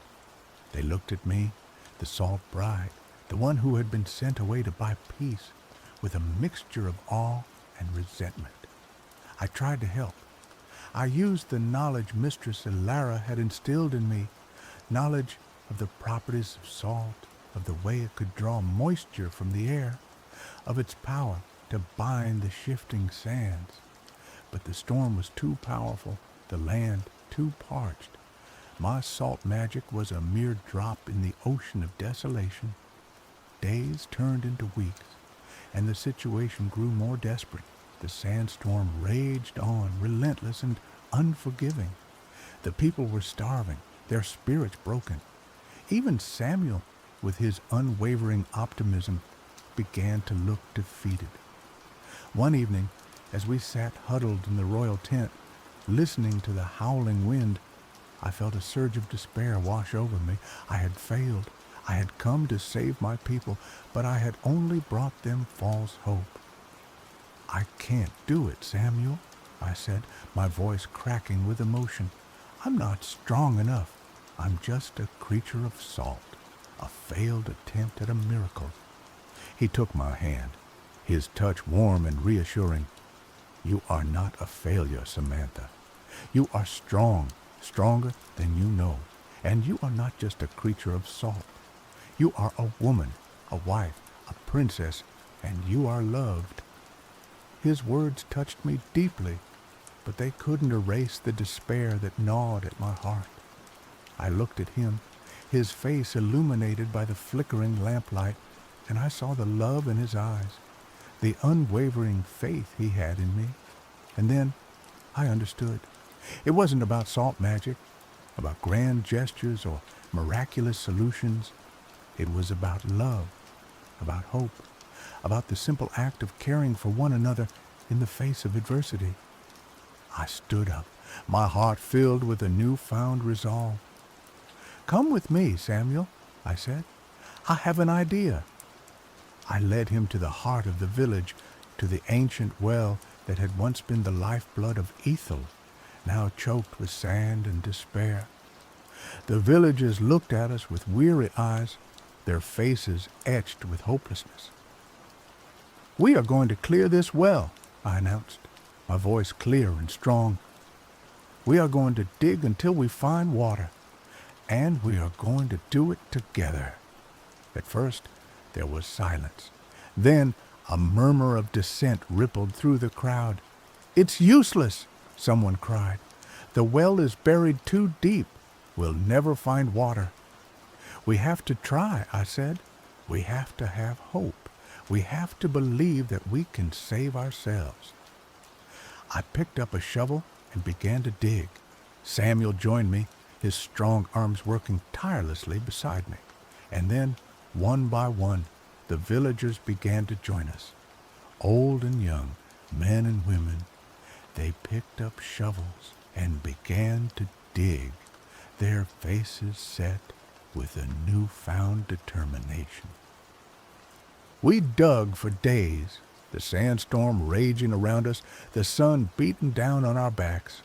We were exhausted, hungry, and thirsty, but we didn't give up. We dug with a single-minded purpose, driven by the hope that we could find water, that we could save our land. And then, on the third day, we struck something hard. A collective gasp rippled through the crowd. We dropped our shovels and began to dig with our hands, frantically clearing away the sand, and then we saw it. Stone, the ancient stonework of the well, buried beneath centuries of sand. We dug faster, our hands bleeding, our bodies aching, and then we heard it, a trickle, the sound of water. A collective cheer erupted from the crowd. We had found it. We had found water. We cleared the well completely, and the water began to flow slowly at first, then faster and faster, until it was a torrent of life-giving liquid. The villagers drank deeply, their faces filled with joy. They laughed, they cried, they embraced each other. The sandstorm seemed to subside, the sun broke through the clouds, and a sense of hope filled the air. I looked at Samuel, his face streaked with dirt and sweat, his eyes shining with pride. We had done it. We had saved Ethel, not with salt magic, not with grand gestures, but with love, with hope, and with the simple act of working together. In the days that followed, the people of Ethel rebuilt their lives. They replanted their crops, they cleaned their wells, they restored their homes. The land began to heal, the desert began to bloom, and the spirit of the people was renewed. King Oberon, his health restored, thanked me for my courage and my love. He realized that true strength came not from power or magic, but from the bonds of community and the resilience of the human spirit. I stayed in Athol for a while, helping the people rebuild their lives. But eventually, I knew it was time to return to our hidden valley, to the life that Samuel and I had built together. We left Ethel with the blessings of the king and the love of the people. We carried with us the lessons we had learned, the knowledge that even a creature of salt could find strength in love, and that even the most barren desert could bloom with hope. We returned to our hidden valley, to our cottage, to our garden, and there we lived happily ever after, our love stronger than ever, our hearts filled with gratitude for the life we had been given. And sometimes, when the wind howled and the rain fell, I would remember my origins, remember the warnings of Mistress Ilara, remember the fear of dissolving, but I would also remember the love of Samuel, the kindness of the Athelian people, and the hope that bloomed in the desert. And I would smile, knowing that even a salt bride could find her happily ever after, not in a fairy tale, but in a life filled with love, laughter, and the simple joy of being human, or perhaps something close enough. The whispers of Brimturn faded, replaced by the laughter of children, the murmur of the stream, and the comforting presence of the man I loved. For in the end, it wasn't the salt that defined me, but the love that set me free. And that, I knew, was a magic more powerful than any spell.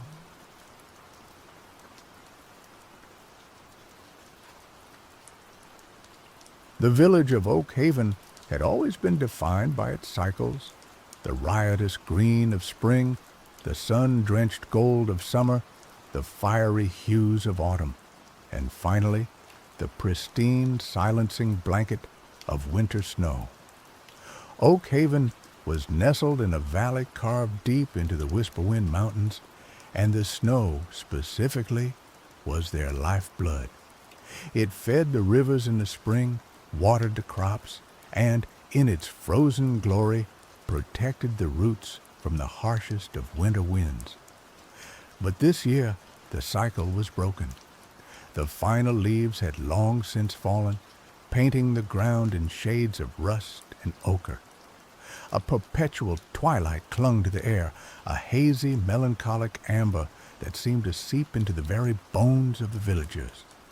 The air held the crisp bite of late autumn, but the anticipated snowfall never came. Day after day, the gray sky remained stubbornly empty, offering no promise of the white relief they desperately needed. The elders of Oak Haven, their faces etched with worry lines that deepened with each passing sunless day, spoke of a disturbance in the natural order. The animals grew restless, migrating erratically. The river, usually a boisterous torrent by now, dwindled to a sluggish stream. Fear, like a creeping vine, began to choke the joy from the village. One crisp morning, Astesius, the village's self-proclaimed historian and keeper of lore, stumbled into the town square, his usually meticulous robes rumpled and his eyes wide with a blend of fear and excitement. Astesius was a man of eccentric charm, given to long-winded explanations and a penchant for dramatic pronouncements. He was also, despite his quirks, the repository of Oak Haven's history. "It's him," he declared, his voice cracking slightly. "It's Hemlock, the autumn thief." A murmur rippled through the small crowd that had gathered. Hemlock was a name whispered only in hushed tones, a mischievous spirit of the wild hunt, said to delight in disrupting the seasons. Legends painted him as a creature of autumnal beauty and chaotic energy, with eyes like amber and laughter like the rustling of leaves. He was said to crave attention, indulging in elaborate pranks to draw notice to himself. Most dismissed the stories as folklore, bedtime tales to warn children against wandering into the woods alone. But now, faced with the undeniable absence of winter, they clung to Astesia's words with desperate hope. Hemlock is said to steal the last snowfall, trapping her places in endless autumn. Astesius continued pacing frantically. He does it for the sheer entertainment of it. A cosmic prankster, if you will. The stories say he dwells within the heart of the Petalwood, guarding his stolen season. A young woman named Carrie pushed her way to the front of the crowd. Carrie was a practical, strong-willed woman, a skilled hunter, and the daughter of the village's former leader. She possessed a pragmatic mind and a fiery spirit, rarely swayed by superstition. But even she couldn't deny the unsettling changes that had gripped Oakhaven. "So, what are we supposed to do, Astesius?" she asked, her voice laced with a mixture of skepticism and desperation. "Offer him tea and crumpets in exchange for our snow?" Astesius wrung his hands. No, it's not that simple. Hemlock is capricious. Bribes won't work. Force is out of the question. He is a spirit. The only way to retrieve the snow is to trick him. A collective groan arose from the crowd. Tricking a spirit sounded like a fool's errand, a recipe for disaster. But what other choice did they have? "Trick him how?" Carrie pressed, refusing to back down from the challenge.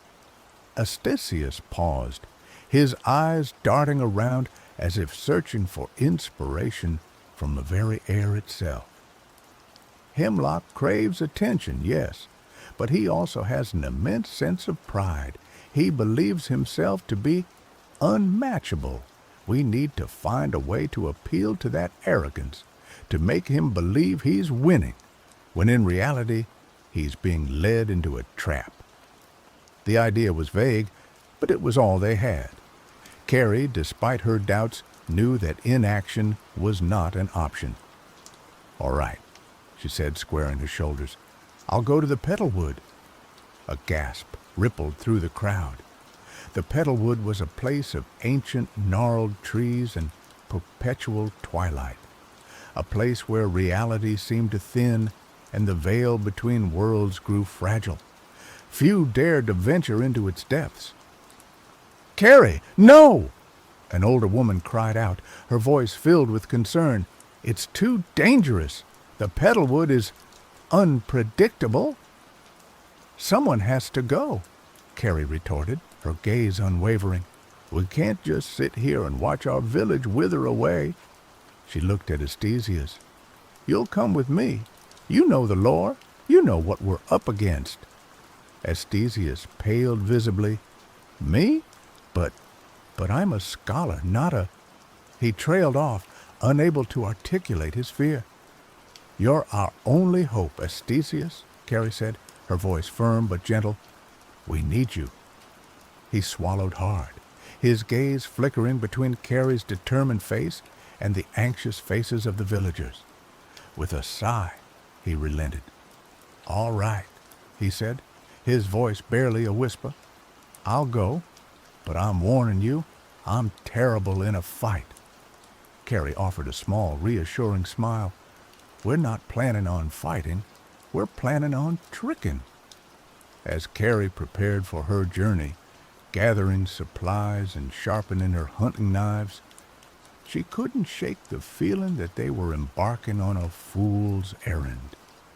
The legends of Hemlock were unsettling, and the Petalwood was a place steeped in mystery and danger. But the thought of Oakhaven, slowly dying beneath the weight of an endless autumn, fueled her resolve. She would do whatever it took to restore the balance, even if it meant facing a mischievous spirit in his own enchanted domain. Carrie and Astesius set off towards the petalwood as the sun, a hazy orange disk, dipped below the horizon, casting long, eerie shadows across the valley. The air grew colder as they approached the edge of the woods, the familiar scent of decaying leaves and damp earth growing stronger. A sense of unease settled over them, a feeling of being watched by unseen eyes. The petalwood was unlike any forest they had ever encountered. The trees were ancient, their gnarled branches twisted into bizarre shapes, as if frozen in the midst of some silent, agonizing scream. The ground was carpeted with a thick layer of decaying petals, their colors faded and muted, emitting a sweet, cloying scent that was both alluring and unsettling. The air was thick with a perpetual twilight, the sunlight barely penetrating the dense canopy overhead. As they ventured deeper into the woods, the sounds of the outside world faded away, replaced by a symphony of whispers. The wind rustled through the leaves, carrying voices that seemed to speak in riddles and half-forgotten memories. The trees themselves seemed to watch them, their branches like skeletal fingers pointing accusingly. Astesius, despite his initial fear, seemed to find a strange sort of comfort in the petalwood. The atmosphere of ancient magic seemed to invigorate him, and he began to recite passages from forgotten texts, his voice echoing through the silent woods. "The petalwood is a place where the veil between worlds is thin," he explained, his eyes gleaming with excitement. "It's a place where the past, present, and future intertwine. Be careful what you think, Carrie. Your thoughts can become real here." Carrie, however, remained skeptical. She trusted her senses, and her senses were telling her that they were not alone. She kept her hand on the hilt of her knife, her eyes scanning the shadows for any sign of movement. After hours of walking, they came to a clearing. In the center of the clearing stood a towering oak tree, its branches reaching up towards the sky like supplicating arms. The tree was adorned with hundreds of small, intricately carved wooden masks, each one depicting a different emotion: joy, sorrow, anger, fear. "This is the Whispering Oak," Astesius said, his voice hushed with reverence. "It's said to be a gateway to the spirit world. Hemlock often uses it to communicate with mortals." As he spoke, a voice echoed from the tree, a melodious, lilting voice that seemed to weave itself into the very fabric of the forest. "Welcome, mortals," the voice said. "I have been expecting you." Carrie stepped forward, her voice clear and strong. "We seek Hemlock, the autumn thief." The voice chuckled, a sound like the rustling of leaves in a gentle breeze. "Hemlock is a busy spirit. What business do you have with him?" "He stole our winter," Carrie said, her voice laced with anger. "He trapped Oak Haven in an endless autumn. We want it back." The voice sighed. "Hemlock does what he does for amusement. He doesn't take requests." "Then tell him this," Carrie said, her eyes fixed on the Whispering Oak. "We challenge him. We challenge him to a contest. If he wins, he can keep our winter. But if we win, he must return it to us." A long silence followed, broken only by the whisper of the wind through the leaves. Then the voice chuckled again, a sound that sent a shiver down Carrie's spine. "Very well," the voice said. "Hemlock accepts your challenge. Meet him at the sunken glade at dawn. But be warned, mortals. Hemlock is not easily defeated." The voice faded away, leaving Carrie and Astesius alone in the silent clearing. The wooden masks on the Whispering Oak seemed to stare at them with mocking eyes. "What have you done, Carrie?" Astesius whispered, his face pale with fear. We're going to face a spirit in his own domain. We don't stand a chance. We have to try, Carrie said, her voice firm. Oakhaven is counting on us. She looked at Astesius, her eyes filled with determination. We need a plan. We need to figure out how to trick Hemlock. Astesius wrung his hands, his mind racing. He's vain, he said, his voice barely audible. He's arrogant. He believes himself to be unbeatable. Then we need to exploit that, Carrie said, a spark of hope igniting in her eyes. We need to make him believe he's winning until it's too late. As the night wore on, Carrie and Astesius huddled beneath the whispering oak, devising a plan to outwit the autumn thief. The whispers of the petalwood seemed to mock them, but they refused to give up. They knew that the fate of Oakhaven rested on their shoulders. The sunken glade was a place of ethereal beauty and unsettling stillness. The ground sloped downwards, forming a bowl-shaped depression in the forest floor. A thick mist clung to the ground, obscuring the edges of the glade and creating an illusion of endless depth. In the center of the glade stood a pool of water, its surface as smooth and reflective as a mirror. As Carrie and Astesius entered the glade, they saw Hemlock standing by the edge of the pool. He was everything the legends described, a creature of autumnal beauty, with eyes like amber and hair like the rustling of leaves. He wore a cloak woven from fallen leaves, and his presence radiated an aura of chaotic energy. Welcome, mortals, Hemlock said, his voice melodious and mocking. I see you dare to challenge me. I admire your courage, even if it is foolish. We're not afraid of you, Hemlock, Carrie said, her voice clear and strong. We're here to reclaim what you stole. Hemlock laughed, a sound like the rustling of leaves in a whirlwind. You think you can defeat me? I am a spirit of the wild hunt. I have existed since the dawn of time. We're not trying to defeat you, Carrie said, a sly smile playing on her lips. We're simply proposing a contest, a game, a test of skill. Hemlock raised an eyebrow, intrigued. A game? What kind of game? A storytelling contest, Carrie said. We each tell a story. The best story wins. If your story is better, you can keep our winter, but if our story is better, you must return it to us. Hemlock considered the proposition, his amber eyes gleaming with amusement. A storytelling contest? How quaint. Very well, mortal. I accept your challenge. But be warned, I am a master storyteller. My tales have captivated gods and mortals alike. We're not intimidated, Carrie said. Let the contest begin. Hemlock gestured toward the pool of water. The rules are simple. Each story must be inspired by the reflection in the pool. The reflection will change with each telling, offering a new source of inspiration. I shall go first. Hemlock gazed into the pool, his eyes widening as the reflection shifted and swirled. A vision of a lone wolf howling at the moon appeared on the water's surface. Hemlock smiled, his eyes gleaming with inspiration. He began to speak, his voice weaving a tale of loneliness, survival, and the primal call of the wild.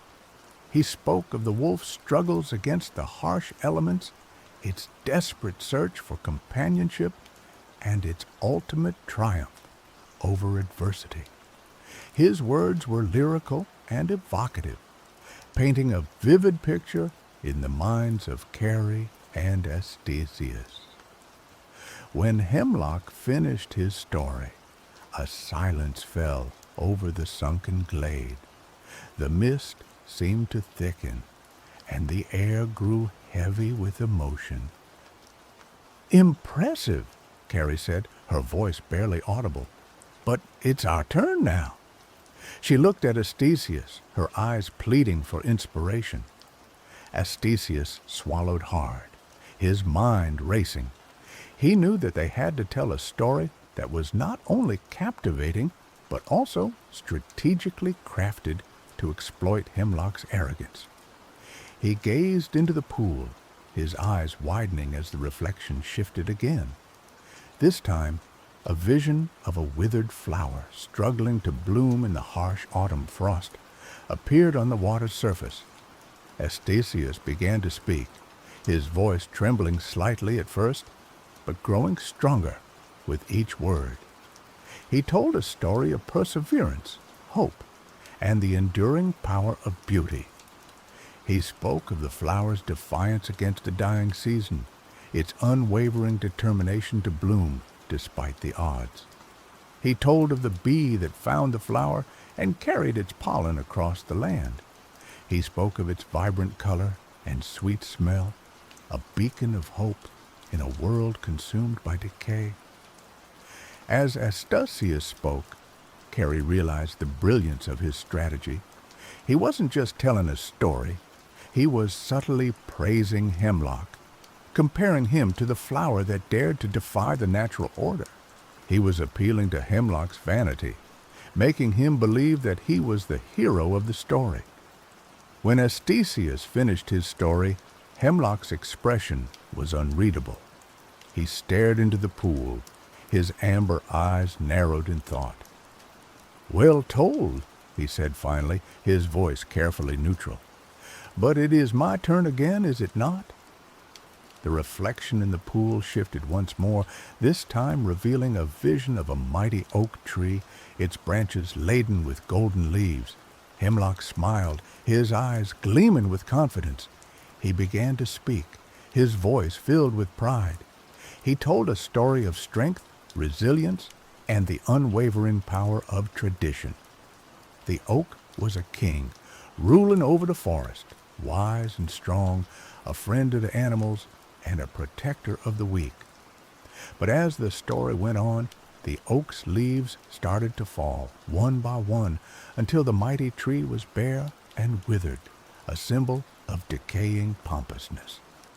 Carrie and Astesius exchanged glances. They knew that they had to deliver the final blow, the final twist that would secure their victory. The reflection shifted again, revealing a vision of a single snowflake falling from the sky.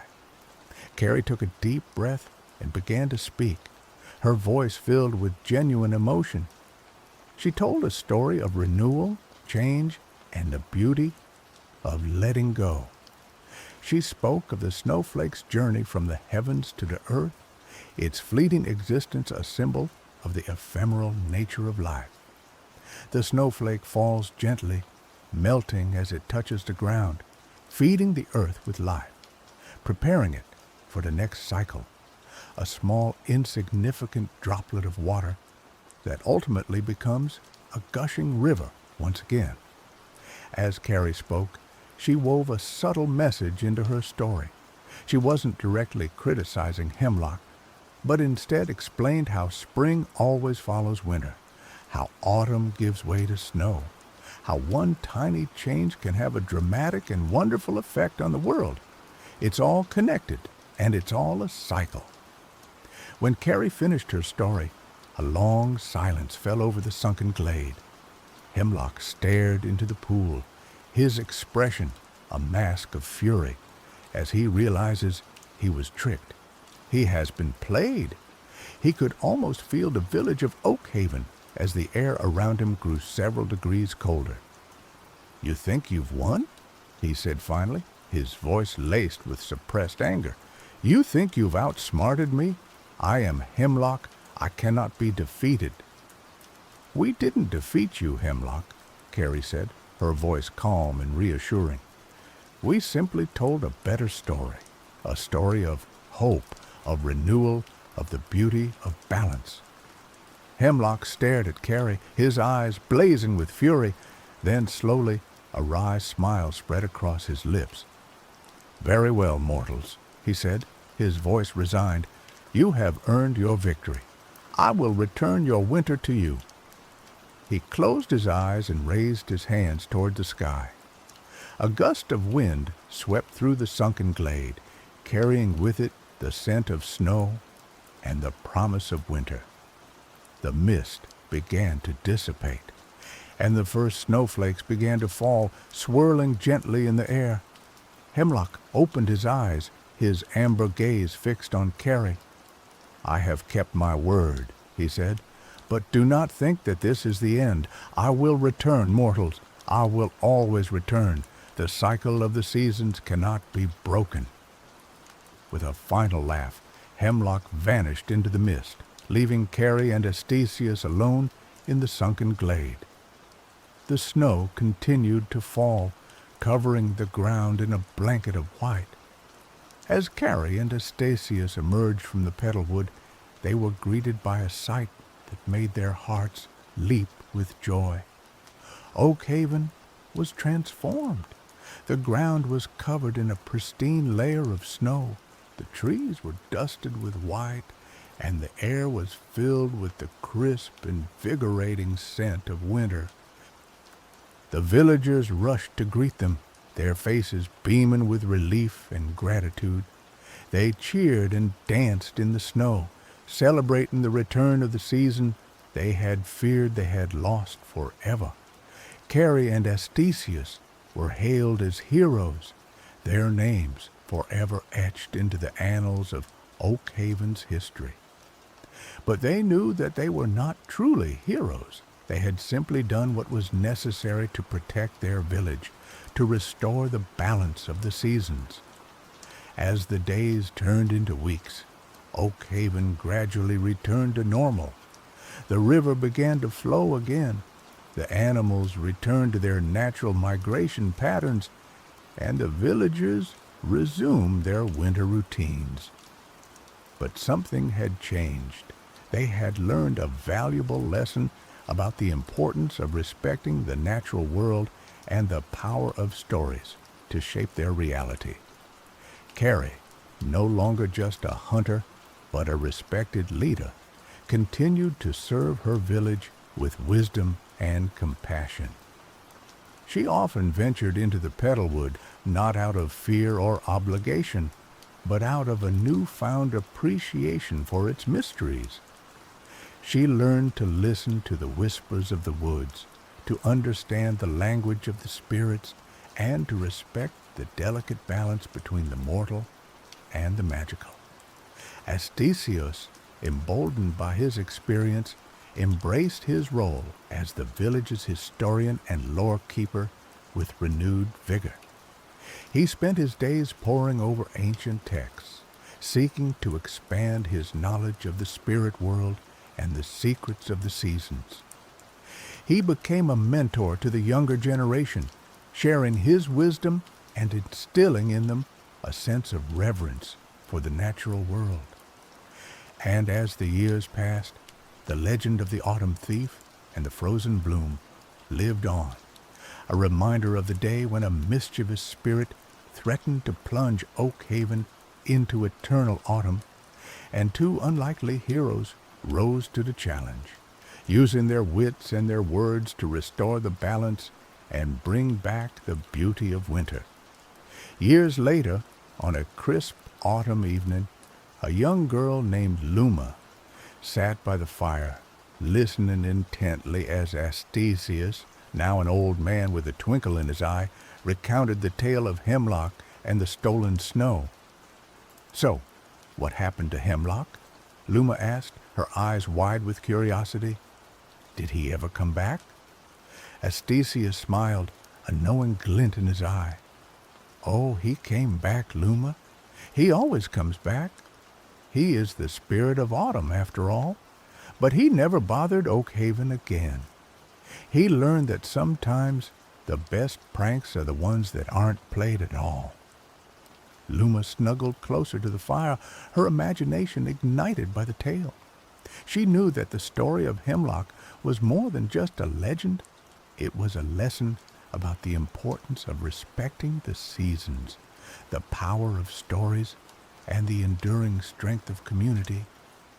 And as she drifted off to sleep, she dreamed of a world where the balance of nature was always protected, and the spirit of mischief was kept in check by the wisdom and courage of those who dared to challenge him. Carrie, now the village elder, watched from the doorway, a smile playing on her lips.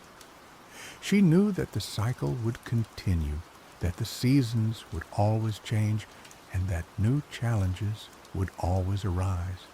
But she also knew that the spirit of Oakhaven would endure, passed down from generation to generation, a beacon of hope and resilience in a world filled with both beauty and peril.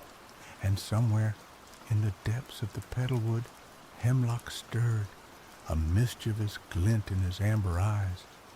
He knew that his game was far from over. The world was full of stories waiting to be told, and he was always ready to play his part, to challenge the status quo, and to remind mortals that even in the darkest of times, there is always room for a little bit of mischief. After all, what is a life without a bit of chaos? He let out a soft chuckle that sounded like the rustling of leaves, and the petalwood whispered in response. The cycle would continue.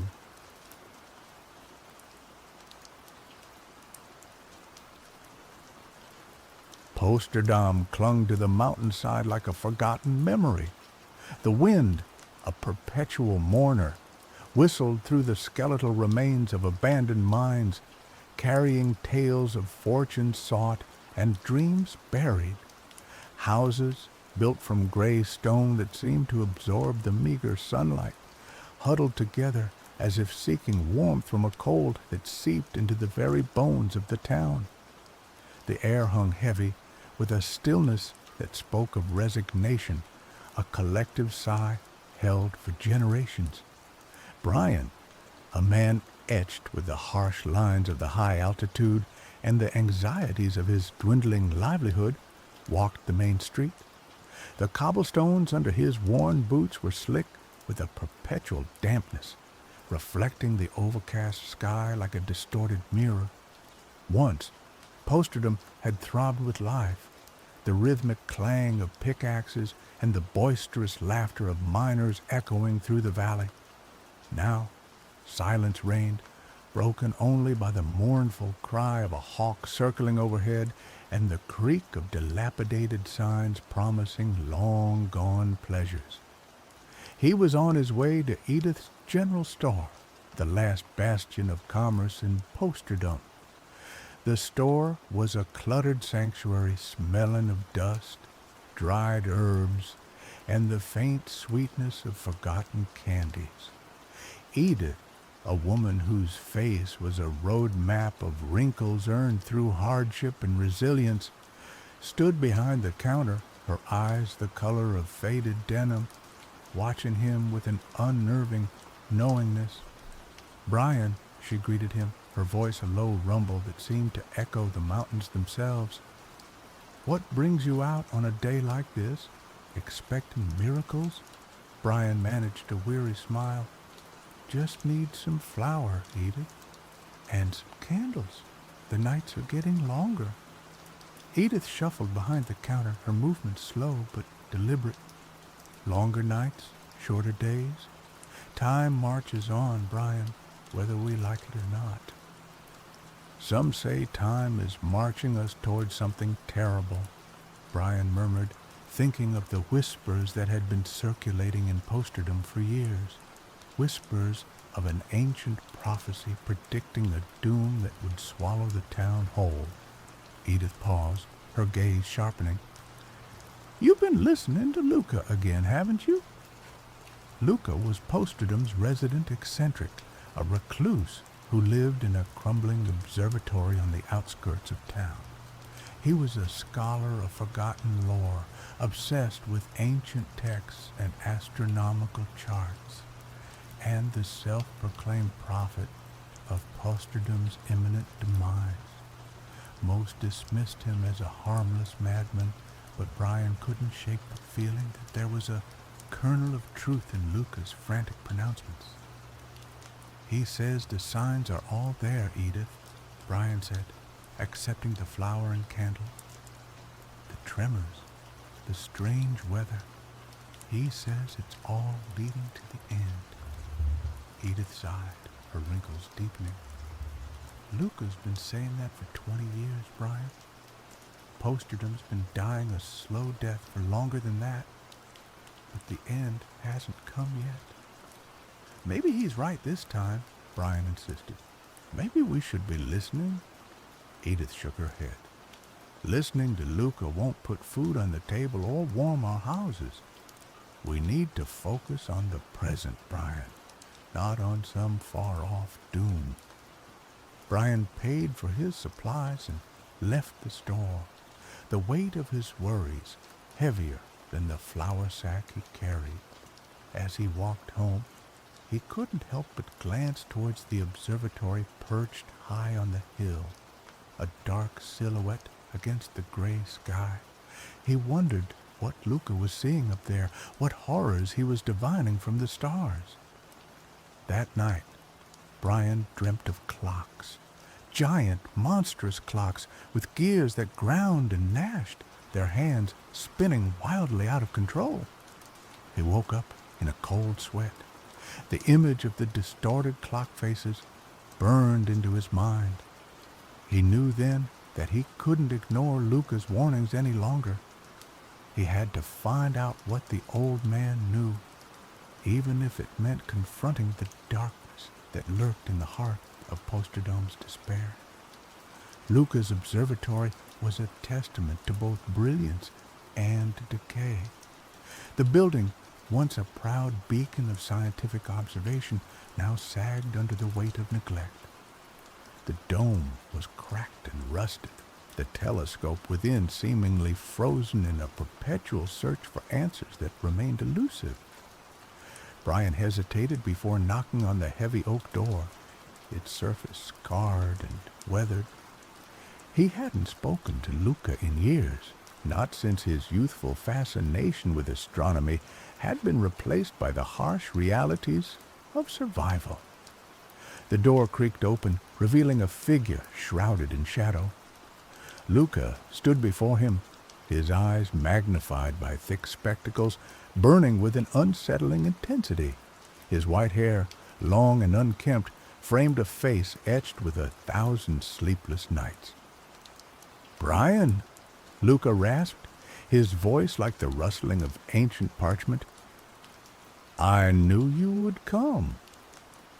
Brian swallowed, unnerved by Luca's seemingly prescient greeting. "I need to know what you've seen, Luca. What you've been saying about the end." Luca stepped aside, gesturing for Brian to enter. The air inside the observatory was thick with the scent of dust, old books, and something else. Something metallic and faintly ozone-like. Stacks of books lined the walls, their spines faded and cracked. Charts and diagrams covered every surface, filled with arcane symbols and astronomical calculations. "The prophecy," Luca began, his voice gaining strength as he spoke, "it speaks of a convergence, a moment when the celestial and terrestrial realms align in a way that will unravel the fabric of time itself. Posterdom, it says, will be the epicenter." "What kind of convergence?" Brian asked, his heart pounding in his chest. Luca led him to a large table in the center of the room, upon which lay a complex mechanism of gears, springs, and levers. It was a clock of sorts, but unlike any Brian had ever seen. Its face was covered in strange symbols, and its hands moved in erratic, unpredictable patterns. "This," Luca said, his voice filled with a strange pride, "is the chronometer. I built it to understand the nature of time, to unravel its mysteries. But I have discovered something far more profound." He pointed to a specific arrangement of gears. "This alignment It corresponds to the prophecy. It is the moment when time itself will begin to unravel. Unravel how? Brian pressed.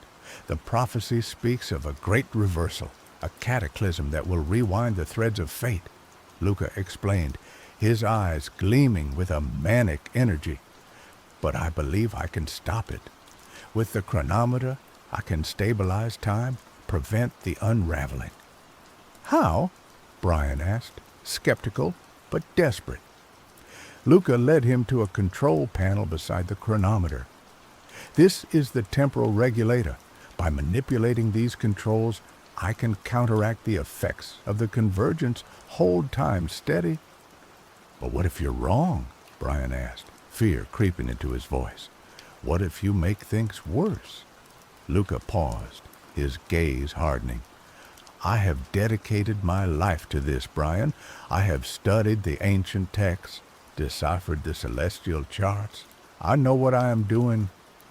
He threw a switch on the control panel, and the chronometer sprang to life.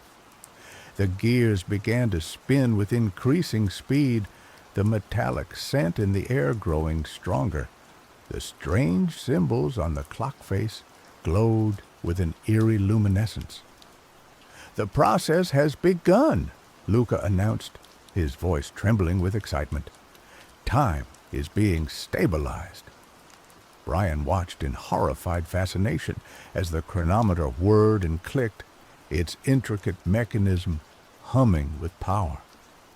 He couldn't shake the feeling that Luca was playing with forces he didn't understand, that he was about to unleash something terrible upon Postadom.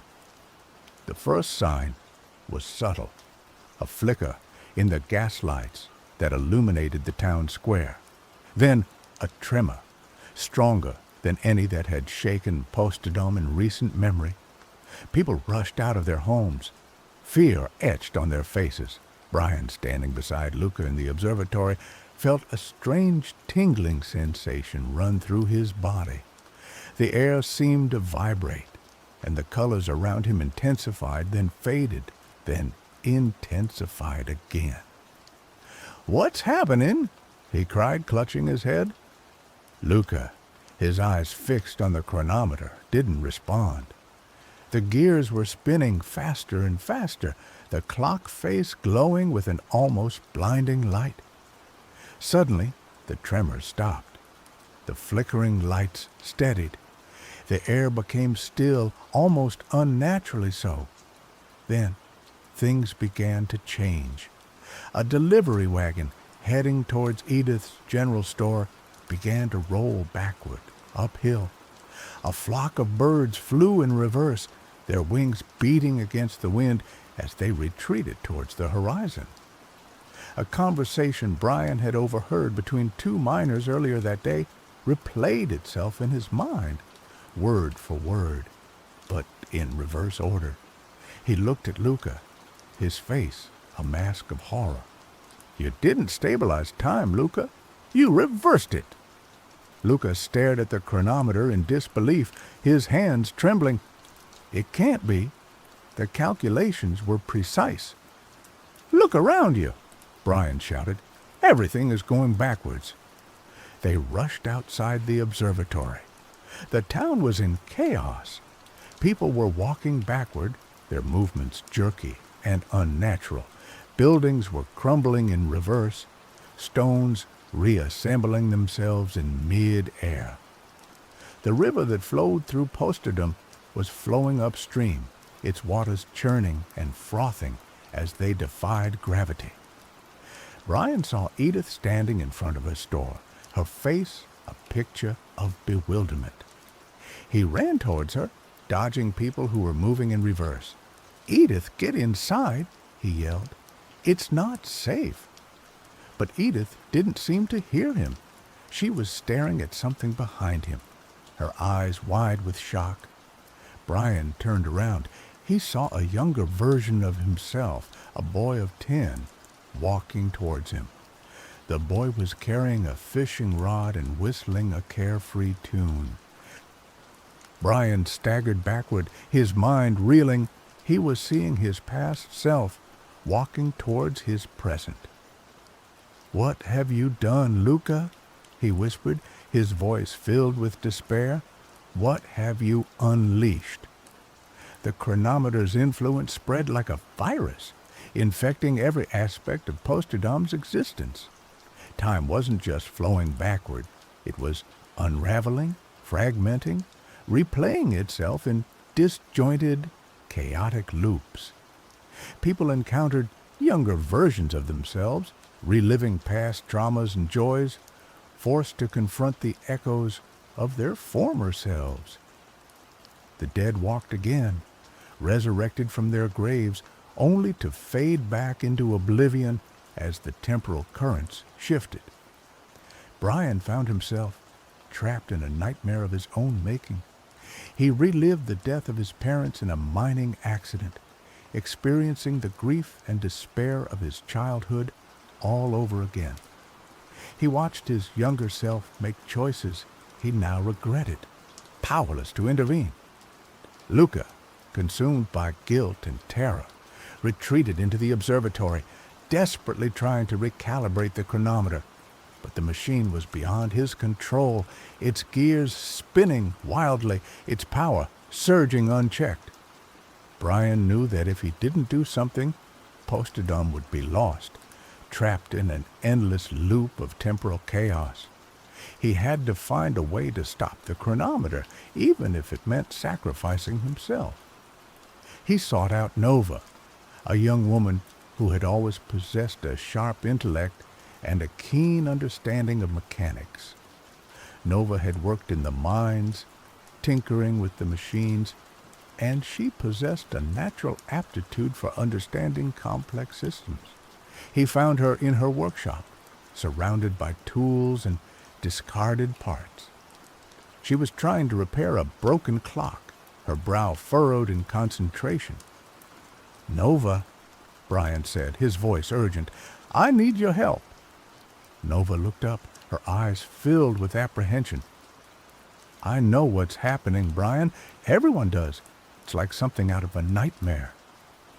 "Luca's chronometer is responsible," Brian explained.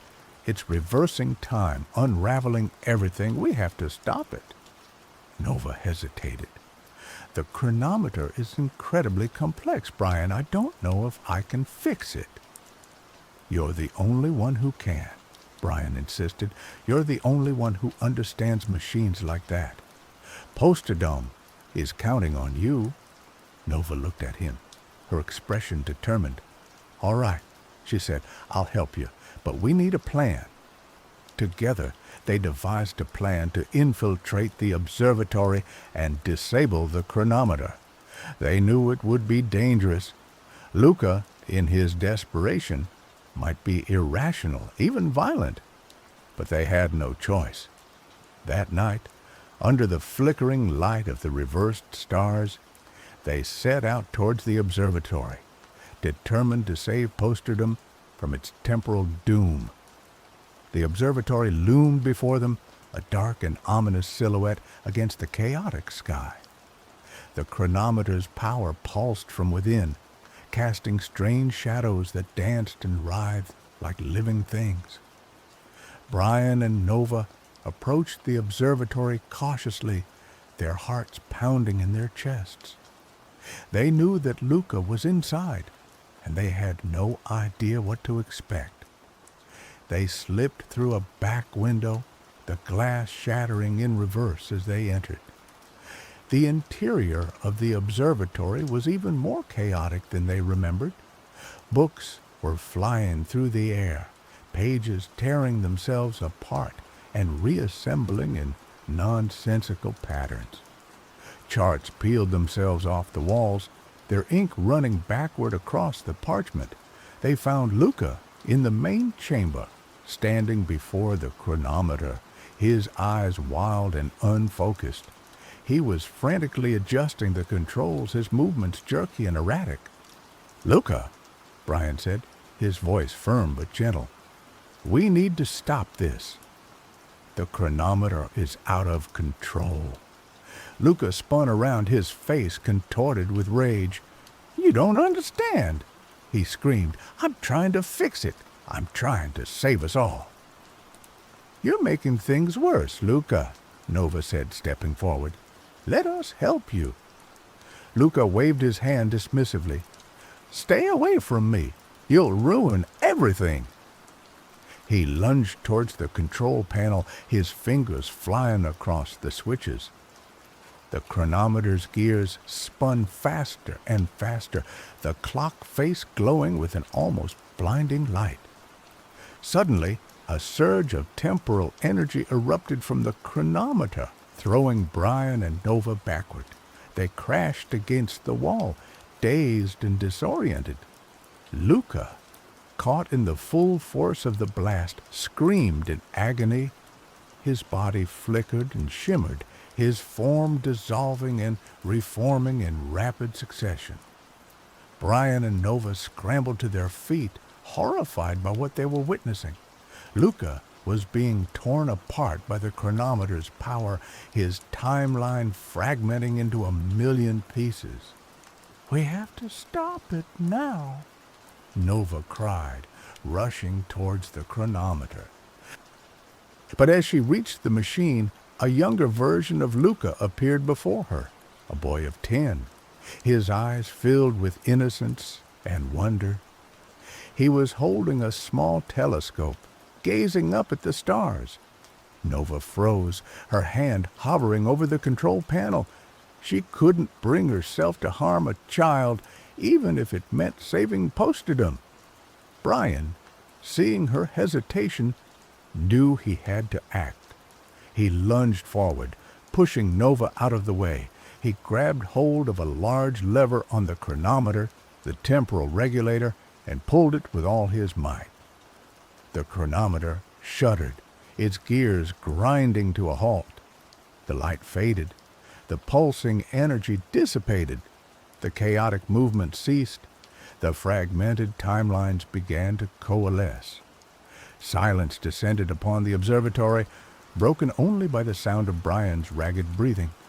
He looked around. The younger Luca was gone. The books and charts lay still. The air was clear and steady. He had stopped the chronometer. The effects of the chronometer's reversal began to subside. The river flowed in its proper direction. The buildings stopped crumbling in reverse. The people of Posterdom returned to their normal states, their memories returning to them in a jumbled, fragmented mess.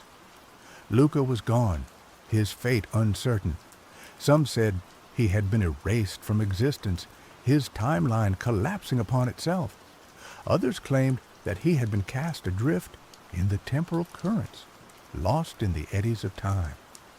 Brian and Nova emerged from the observatory, exhausted but triumphant.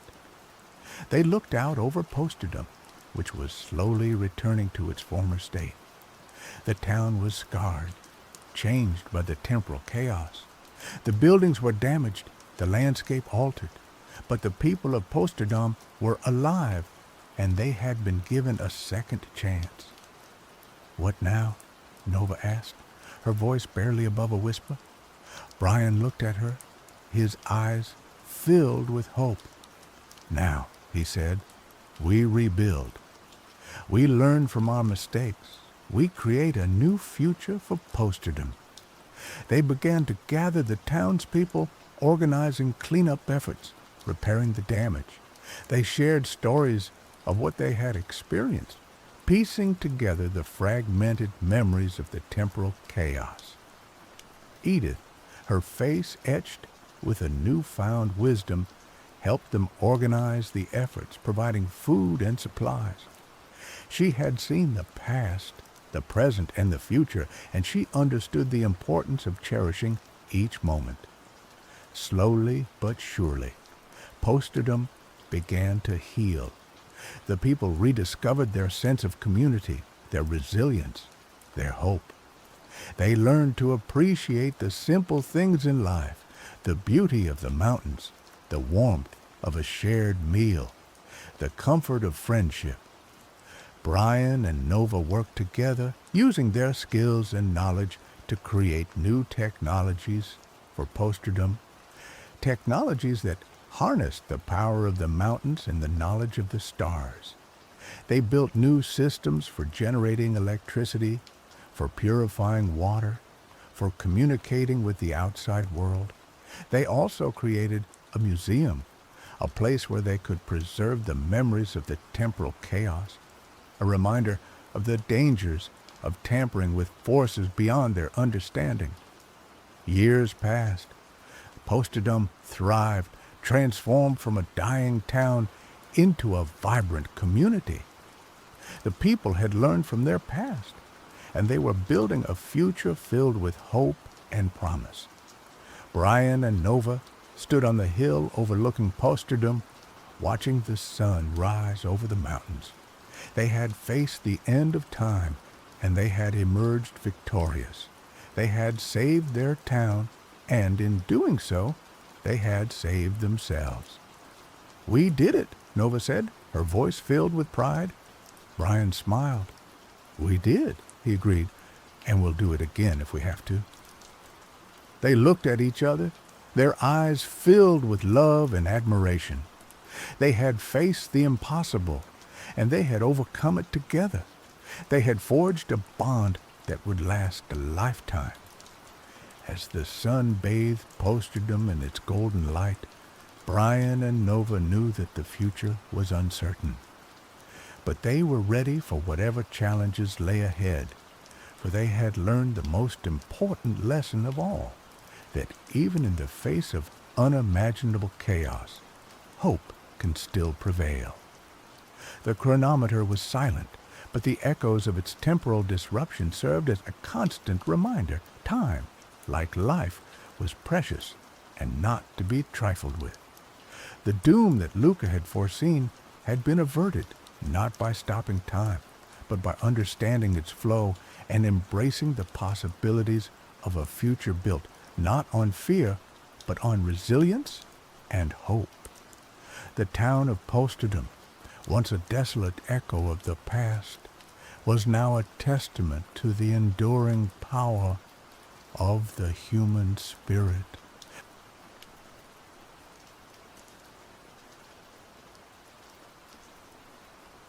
The first sensation was the grit, a constant, abrasive presence coating my tongue, clinging to my skin, filling every crevice.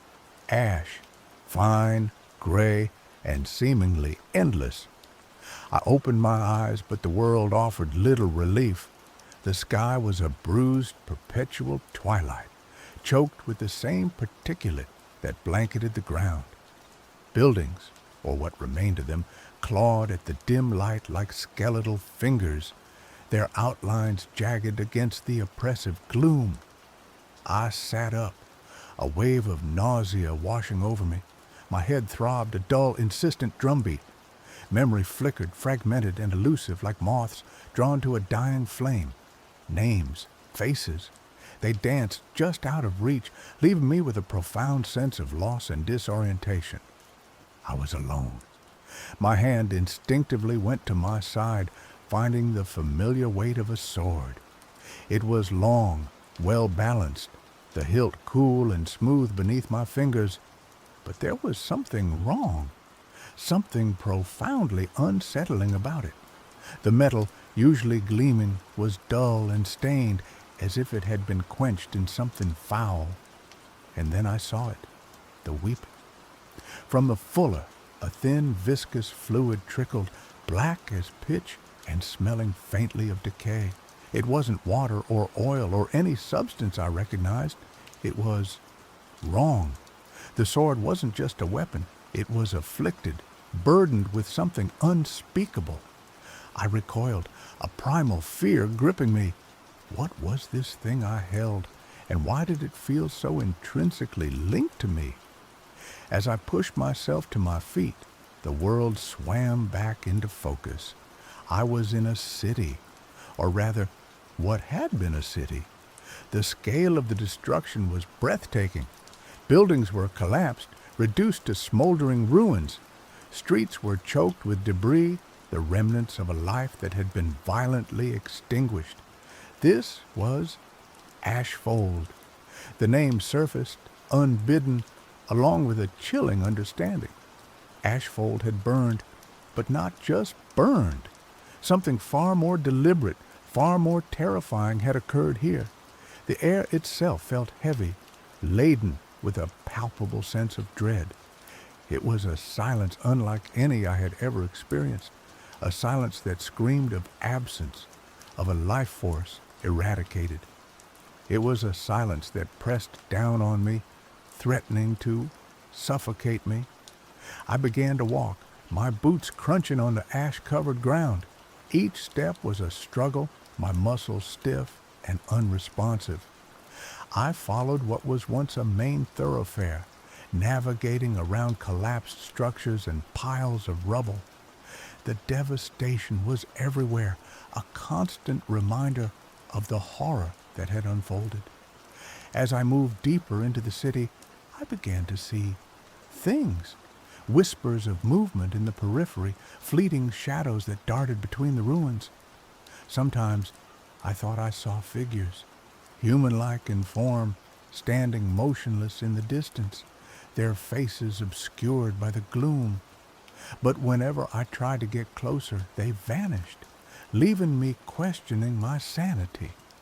Were they ghosts, illusions born of the oppressive atmosphere, or something else entirely? The sword, still weeping black tears, felt heavier with each passing moment. It was a constant drain, a physical and emotional burden. I considered discarding it, abandoning it to the ashes, but something held me back. A sense of obligation, or perhaps just morbid curiosity. It was a key, I suspected, to understanding what had happened here, to understanding who I was. Days blurred into nights, marked only by the gradual shift in the quality of the twilight. I scavenged for food and water, finding meager supplies in the ruins of what were once homes and shops. Most of it was spoiled or contaminated, but I ate anyway, driven by a primal need to survive. I slept in the hollowed-out shells of buildings, always alert, always listening for any sign of danger. The silence was my constant companion, broken only by the occasional groan of collapsing masonry or the whisper of the wind through the ruins. During one of these meager meals, I found a shield. It was almost completely burned, but some of the metal was still holding it together. I used some of the leather from the sheath of my sword to make a grip handle to hold the shield. The dreams started soon after. Visions of fire, of screams, of faces contorted in terror. I saw Ashfold in its glory, a vibrant city filled with life and laughter. Then the rot came, a creeping darkness that consumed everything in its path. And then the fire, a cleansing inferno that erased the rot, but also the city itself. And in the heart of the fire, I saw him, a figure cloaked in shadow, wearing a crown of burning embers. He sat on a throne of scorched bone, his face hidden from view. But I knew, with a certainty that chilled me to the bone, that he was the one who had ordered the burning. He was the king of Ashfold. The dreams left me shaken and disoriented, blurring the line between reality and nightmare. Were they memories, or just figments of my imagination? One day, while exploring the ruins of what appeared to be a temple, I found something that offered a glimmer of hope. A mural, partially intact, depicting scenes of Ashfold's history. I recognized some of the events from my dreams. The city's founding, its rise to power, its prosperity. But then the mural depicted something new, something I hadn't seen before. A ritual. A group of figures, cloaked and hooded, performing some kind of dark ceremony. In the center of the circle stood a towering, grotesque creature, its form shrouded in shadow. The mural showed a creature corrupting the land, spreading the rot that would eventually consume Ashfold. And then the mural showed a single figure, a warrior, wielding a sword that wept black tears. He was depicted as the savior of Ashfold, the one who would vanquish the rot and restore the city to its former glory. I stared at the mural, my heart pounding in my chest. The warrior, he looked like me. The sword, it was the same one I held in my hand. Could it be true? Was I destined to save Ashfold? Or was it already too late? Driven by a newfound sense of purpose, I continued my journey through the ruins. I sought out any clues, any remnants of the past that could help me understand the rot and how to defeat it. I found fragments of ancient texts detailing the history of the rot and its origins. It was an ancient evil, a parasitic force that fed on life and corrupted everything it touched. It had been banished long ago, but somehow it had returned to Ashfold. The texts spoke of a way to defeat the rot, a ritual that required a sacrifice, a cleansing fire that would burn away the corruption. But the ritual was dangerous, and the price of failure was unimaginable. I also learned more about the king of Ashfold, the one who wore the crown of cinders. His name was Arian, and he was said to be a wise and just ruler. But the rot had twisted him, corrupted his mind and body. He had become a tyrant, consumed by a desire to control the rot, to harness its power for his own ends. In a last-ditch effort to save his kingdom, Arian had ordered the burning of Ashfold. He believed that the fire would cleanse the rot, that it would destroy the source of the corruption. But he was wrong. The fire had only amplified the rot, turning Ashfold into a wasteland of ash and despair, and Arian himself had become something else, a creature of fire and ash, bound to the throne of scorched bone, forever ruling over his ruined kingdom. I knew then what I had to do. I had to confront Arian, the Cinder King. I had to end his reign of terror and find a way to cleanse Ashfold of the rot. The path to the Cinder King led to the heart of the city, to the ruins of the royal palace. It was the most heavily fortified area in Ashfold, guarded by twisted creatures of ash and shadow. I fought my way through them, my sword a blur of motion. The black tears flowed freely, burning away the corruption with each strike. The combat was brutal, exhausting, but I pressed on, driven by my determination to save Ashfold. Finally, I reached the throne room. It was a vast, cavernous space filled with the stench of fire and decay. In the center of the room sat Arian, the Cinder King. He was a terrifying sight. His body was charred and twisted, his skin cracked and bleeding embers. His eyes glowed with an infernal light, and his voice was a rasping whisper that echoed through the chamber. "You have come," he said, his gaze fixed on me. "I have been expecting you." "You destroyed Ashfold," I said, my voice trembling with rage. "You unleashed the rot." "I tried to save it," Arian replied, his voice filled with pain. "But the rot, it was too strong. I had to burn it away to cleanse it with fire." "The fire only made it worse," I said. "You doomed us all." "Perhaps," Arian said, "but there is still hope. You are the key. The sword you wield, it is the only thing that can truly destroy the rot." He rose from his throne, his movement slow and labored. "Kill me," he said, "end my suffering, and use the sword to cleanse Ashfold. It is the only way." I hesitated. Could I do it? Could I kill the king, even in his corrupted state? But then I looked at the ruins of Ashfold, at the suffering of its people. I knew what I had to do. I raised my sword, the black tears dripping onto the floor. "I'm sorry," I said, and then I struck. The sword plunged into Arian's heart, and he let out a final agonized scream. His body crumbled into ash, and the crown of cinders fell to the ground. With Arian dead, the rot began to recede, the shadows dissipated, and the air felt lighter, cleaner. But Ashfold was still a wasteland. The task of rebuilding lay ahead. I picked up the crown of cinders, its embers still glowing faintly. It was a symbol of Ashfold's past, of its destruction, and its hope for the future. I placed the crown on my head, feeling the weight of it settle upon me.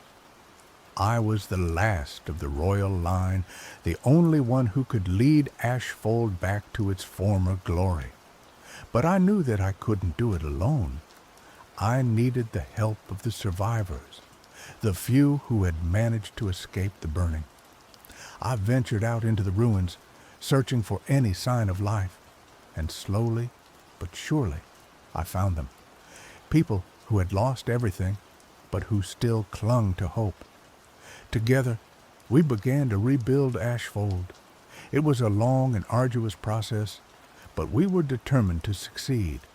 We cleared the rubble, replanted the fields, and rebuilt the homes. And as we worked, the land began to heal.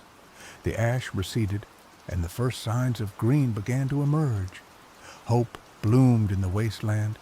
The sword continued to weep, but the tears were no longer black. They were clear, pure like water. The rot was gone, cleansed by the fire and the sacrifice of the Cinder King. Ashfold would never be the same, but it would rise again. A new city built on the ashes of the old. A city of hope, resilience, and the enduring strength of the human spirit. And I, the one who had awakened in the ashes, would be its ruler, not a king, but a protector, a guardian of the flame, ensuring that the rot never returned. The cinder crown, once a symbol of destruction, had become a symbol of hope. And I would wear it with pride, knowing that I had played my part in saving Ashfold. The weeping sword, no longer a burden, was now a symbol of sacrifice and cleansing. But the story doesn't end there. Years passed. Ashfold slowly healed, the scars of the burning fading with each passing season. The city was rebuilt, stronger and more resilient than before. The people prospered and the land flourished. I ruled wisely and justly, guiding Ashfold towards a new era of peace and prosperity. The Cinder Crown, once a symbol of destruction, had become a symbol of hope and renewal. But the memories of the burning never faded. The faces of those who had perished haunted my dreams. The fear of the rot returning lingered in the back of my mind. I knew that I could never truly rest, that I had to remain vigilant, always ready to defend Ashfold from any threat. One day, a traveler arrived in Ashfold, bearing news of a growing darkness in the east. A new form of rot was spreading, consuming everything in its path.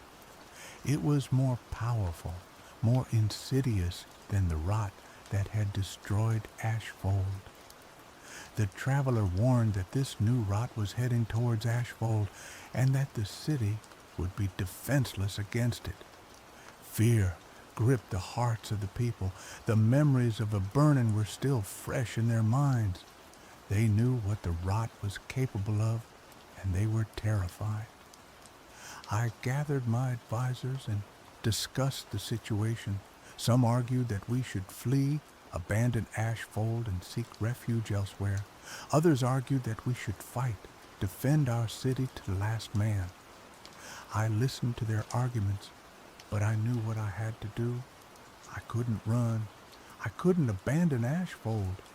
I had a duty to protect my people, to defend them from the rot. I ordered the city to be fortified. The walls were reinforced, and the defenses were strengthened. The people were armed and trained, ready to fight for their lives. And then I set out to find the source of the new rot. I knew that if I could destroy it at its source, I could save Ashfold from destruction. I traveled east, following the trail of the rot. I passed through ruined villages and desolate landscapes, witnessing the devastation it had wrought. The rot was unlike anything I had ever seen before. It was a living, breathing entity, a parasitic force that consumed everything in its path. It twisted and corrupted the land, turning it into a grotesque mockery of life. I encountered creatures that had been infected by the rot.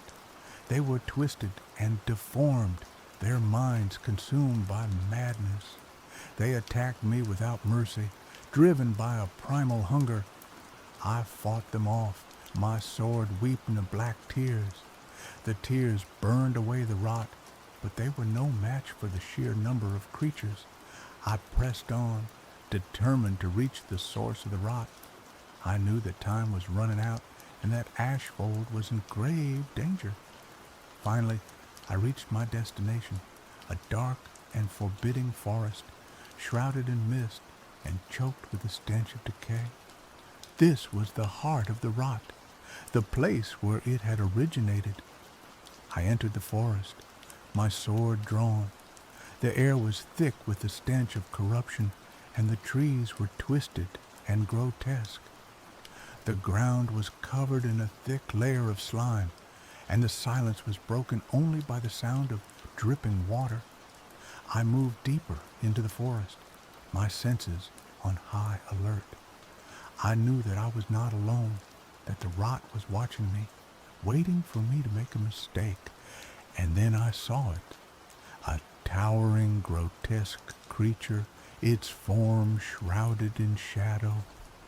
It was the source of the rot, the embodiment of all that was evil and corrupt. The creature turned its gaze upon me, its eyes glowing with an infernal light. It let out a deafening roar, and the ground began to tremble. I knew that this was it, the final battle. The fate of Ashfold rested on my shoulders. I charged towards the creature, my sword raised high. The black tears flowed freely, burning away the rot that surrounded it. The creature attacked, its claws tearing through the air. I dodged its attacks, my movements swift and precise. I struck back, my sword plunging into the creature's flesh. It roared in pain, and the rot began to recede. But the creature was too powerful. It shrugged off my attacks and retaliated with a vengeance. I was knocked to the ground, my body bruised and battered. The creature loomed over me, its claws dripping with rot. I knew that I was beaten, that I couldn't win, but I refused to give up. I had to protect Ashfold, even if it meant sacrificing my life. I closed my eyes and prepared for the end, but then something unexpected happened. A blinding light filled the forest, and a wave of energy washed over me. The creature screamed in agony, and its body began to disintegrate. I opened my eyes and saw a figure standing before me. It was a woman, her face radiant with light. She wore a suit of armor that gleamed like silver, and she wielded a sword that burned with holy fire. She was an angel, a celestial being sent to aid me in my fight against the rot. The angel raised her sword and struck the creature, obliterating it in a single blow. The rot vanished, and the forest began to heal. The angel turned to me, her eyes filled with compassion. "You have fought bravely," she said. "You have saved Ashfold, but your journey is not yet over." She told me that the rot was not truly defeated, that it would return again and again, but she also told me that I was not alone, that there were others who would fight alongside me. She gave me a gift, a small seed that contained the essence of life.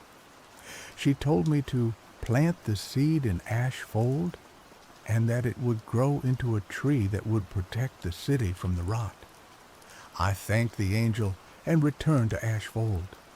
I planted the seed in the heart of the city, and it began to grow. Within days, a towering tree had sprung up, its branches reaching towards the sky. Its leaves were of vibrant green, and its trunk was as strong as steel. The tree radiated a powerful energy that cleansed the land and protected the city from the rot. Ashfold was safe, at least for now. I continued to rule Ashfold, guiding it towards a brighter future. The memories of the burning never faded, but they no longer haunted me. I had found peace, knowing that I had done everything I could to protect my people. But I also knew that the fight was not over, that the rot would return one day, and when it did, I would be ready. I would stand alongside my allies, the defenders of Ashfold, and we would fight to protect our city from the darkness. The cinder crown, once a symbol of destruction, had become a symbol of hope, resilience, and the enduring strength of the human spirit. And I would wear it with pride, knowing that I was a protector of Ashfold, a guardian of the flame. The weeping sword, no longer a burden, was now a symbol of sacrifice, cleansing, and the eternal battle against the forces of evil. My story is far from over, I am sure of it. The tree that grew from the seed given to me by the angel bore fruit. These fruits did not look like any fruit I've seen. They were dark, like the weeping of the sword, but shined with the same silver shade as the armor of the angel. I consulted with the wisest of Ashfold to decide what to do with them, and they all agreed. Eat them. I was hesitant. What if these were poisoned or had some adverse effect? But I was the protector, the ruler. I had to be the example. I ate one of the fruits. I felt immediately stronger. I felt like I could run for days and not get tired, so I began doing so. I gathered a group of our best people, gave them the fruits, and ran. We kept going until we reached other towns, other settlements. We gave all of them fruits and told them to keep going, to find more people. We had to build an army. The rot would return, I knew it. But this time, we would be ready. We traveled far and wide, recruiting anyone we could find and getting them to eat the fruits that we started calling angel tears. We needed a fortress, a place to plan, a place to retreat to in case something went wrong. So we began looking. We looked for many months, consulting maps, charts, reading old stories, following rumors, until we found it. An old dwarven fortress built into the side of a mountain. It was abandoned for hundreds of years because of a mining accident. But it was perfect. We cleared it out, reinforced the tunnels, and set up shop. I had a vision. I knew what we needed to do.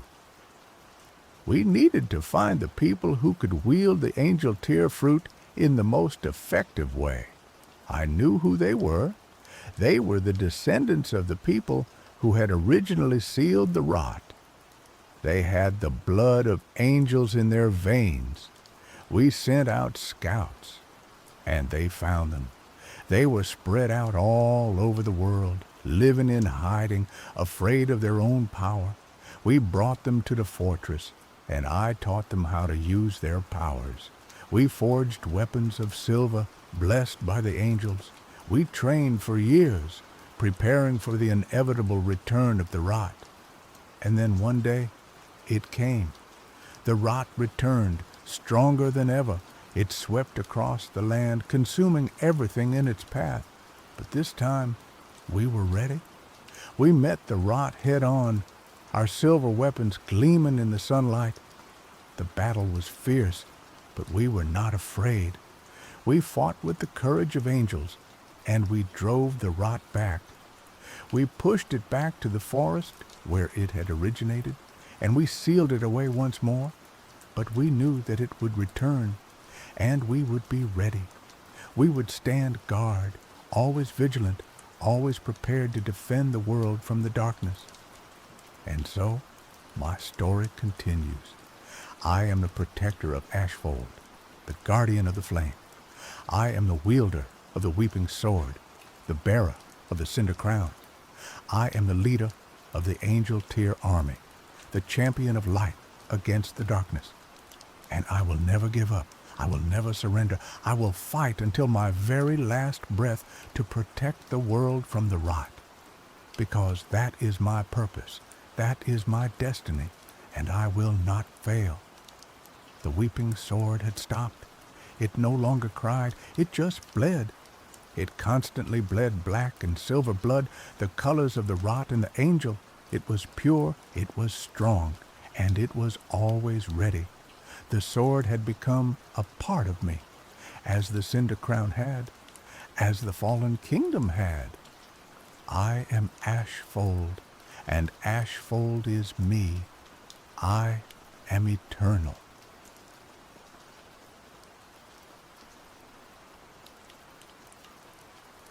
The harmattan wind, a dry, rasping breath from the Sahara, whipped through the skeletal remains of Oyo-Ile, the ancient capital of the Yoruba kingdom. Once, smoke from the sacred fire had billowed here, a visible connection to the heavens, a promise of prosperity and the watchful gaze of the Orishas, the deities. Now, only dust devils danced where flames had once leaped, and the silence was a heavy shroud. Ayo, a diviner with eyes like polished obsidian and the lean strength of a desert cat, knelt before the blackened altar. He traced the intricate carvings, each a prayer, a sacrifice, a plea answered long ago. Today, there was no answer. The fire pit was cold, a gaping maw in the heart of the ruined city. The ember of Alaafin, the eternal flame symbolizing the king's divine right and the kingdom's connection to the cosmos, was extinguished. Ayo closed his eyes, and the wind seemed to whisper secrets in his ear, not secrets of the living, but echoes of the dead, the lamentations of ancestors, and the distant murmurs of the Orishas. He saw visions flicker behind his eyelids, a sky choked with darkness, fields withering under a merciless sun, and the faces of his people etched with despair. He opened his eyes with a jolt. The vision was clear. The extinguishing of the ember was not merely a tragedy for Oyo-Ile, but a disruption in the cosmic balance. The realms of the living and the spirit world were blurring, chaos was brewing, and if the fire wasn't relit, the consequences would be catastrophic. Ayo was no ordinary diviner. He was a Babalawo, a master of Ifa divination, chosen by the Orishas themselves. He could commune with the spirits, interpret the will of the deities, and navigate the treacherous paths between worlds. It was a gift and a burden, a responsibility he had never sought, but could not ignore. He rose, his worn leather sandals crunching on the cracked earth. He clutched the tools of his trade, his opal, a divination chain made of sacred seeds, his iroka, an ivory tapper used to invoke the Orishas, and his ace, a small gourd filled with powerful herbs and potent words. His journey had begun. Ayo knew he couldn't simply relight the fire. The circumstances of its extinguishing were shrouded in mystery, and the reasons he suspected were rooted in the spirit world. He needed guidance, and for that he turned to Eshu, the trickster god, the gatekeeper between realms, the master of crossroads and chaos. He traveled for days, guided by the sun and the stars. his path leading him through sun-baked savannas, lush forests, teeming with unseen creatures, and villages clinging to life in the shadow of the ancient kingdom. He listened to the whispers of the wind, the rustling of leaves, and the songs of the birds seeking clues, deciphering the subtle language of the natural world. Finally, he reached a sacred grove, a place where ancient trees clawed at the sky and the air hummed with an unseen energy. In the center stood a towering iroko tree, its roots thick and gnarled, disappearing into the earth like grasping fingers. This was Eshu's domain. Io approached the iroko tree with reverence, prostrating himself before its immense presence. He scattered kola nuts at its base, a traditional offering, and began to chant, his voice weaving a tapestry of ancient words, invoking the name of Eshu Elegbara. The air crackled with energy, and the shadows around the iroko tree deepened. A figure materialized from the darkness, tall and lean, with eyes that gleamed like embers. He wore a patchwork of clothes, each piece taken from a different era, and a mischievous grin played on his lips. "Ayo, Babalawo," Eshu said, his voice a melodic rumble. "I have been expecting you. The ember's fall has caused quite a stir, even in my realm. What troubles you?" Io explained his plight, his voice filled with urgency. "The fire is extinguished, Eshu. The balance is disrupted. I need to know why. I need to know how to relight it." Eshu chuckled, a sound that echoed through the grove. "Ah, the ways of the Orishas are never simple, are they? The fire was not extinguished by accident. It was a consequence, a symptom of a deeper ailment." He paused, his gaze piercing Io's soul. "The balance between the realms is maintained by respect, by offerings, by remembrance. But the people have forgotten the old ways. They have turned their backs on the Orishas, chasing after fleeting pleasures and empty promises. Their neglect has weakened the veil between worlds, allowing darkness to seep through." "And who benefits from this darkness?" Io asked, his hand instinctively reaching for his iroke. "That, Babalawo, is what you must discover," Eshu replied, his grin widening. "The path to the ember's relighting lies through the spirit world. You must journey to Orun, the realm of the ancestors, and uncover the truth. But be warned, the journey is fraught with peril. You will face trials that will test your courage, your wisdom, and your soul." The journey to Ile-Ife, the realm of the Orishas, was even more perilous than the descent into Orun. Io had to navigate treacherous landscapes, overcome formidable obstacles, and face trials that tested his very sanity. He had to climb mountains that pierced the clouds, cross rivers of molten lava, and traverse deserts where mirages danced like mocking spirits. He was tested by Ogun, the Orisha of iron and war, who challenged his courage and his strength. He was seduced by Oshun, the Orisha of beauty and love, who tempted him with earthly pleasures.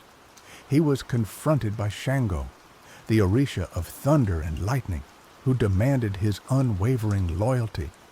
With each challenge, Io grew stronger, wiser, and more determined. He learned to harness his inner strength, to resist temptation, and to remain true to his purpose. He realized that the journey was not just about relighting the ember, but about transforming himself into the person he needed to be to save his people. Finally, after what seemed like an eternity, he reached Ile-Ife, a city of shimmering gold and radiant light. The air was filled with the scent of flowers and incense, and the sounds of music and laughter echoed through the streets.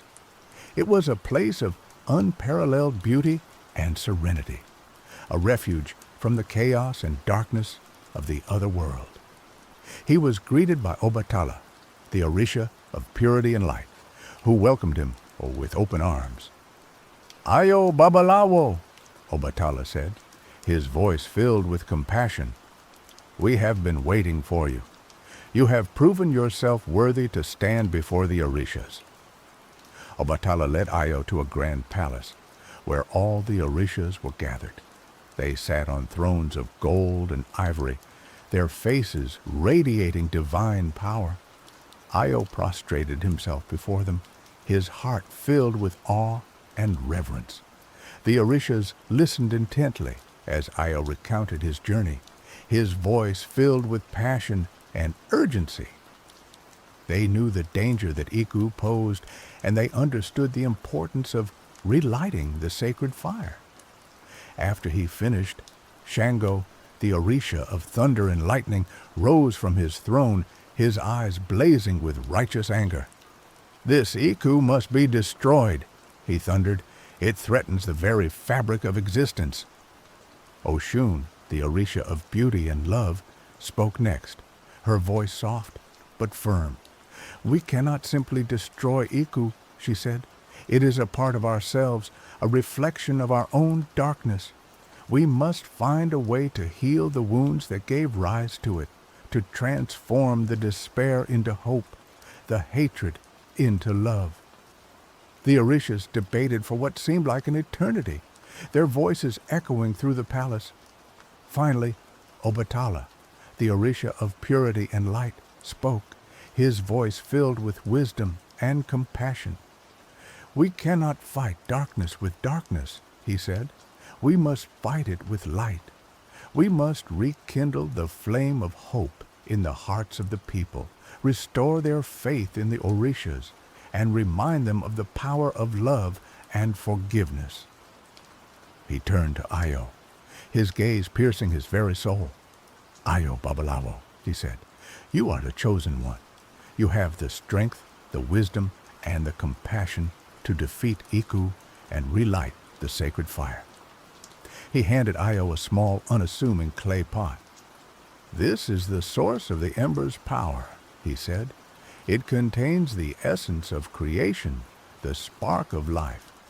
Take it back to Oyo Ile and use it to relight the sacred fire.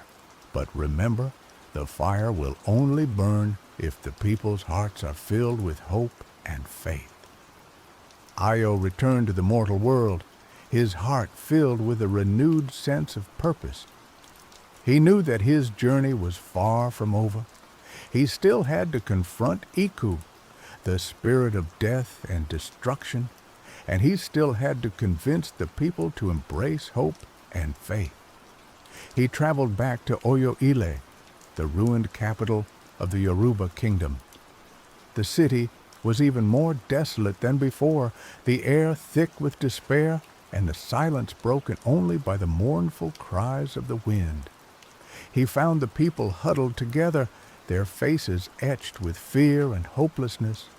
They had lost their faith in the Orishas, their belief in the future. They had given up on life. Ayo climbed onto the blackened altar, holding the clay pot high above his head.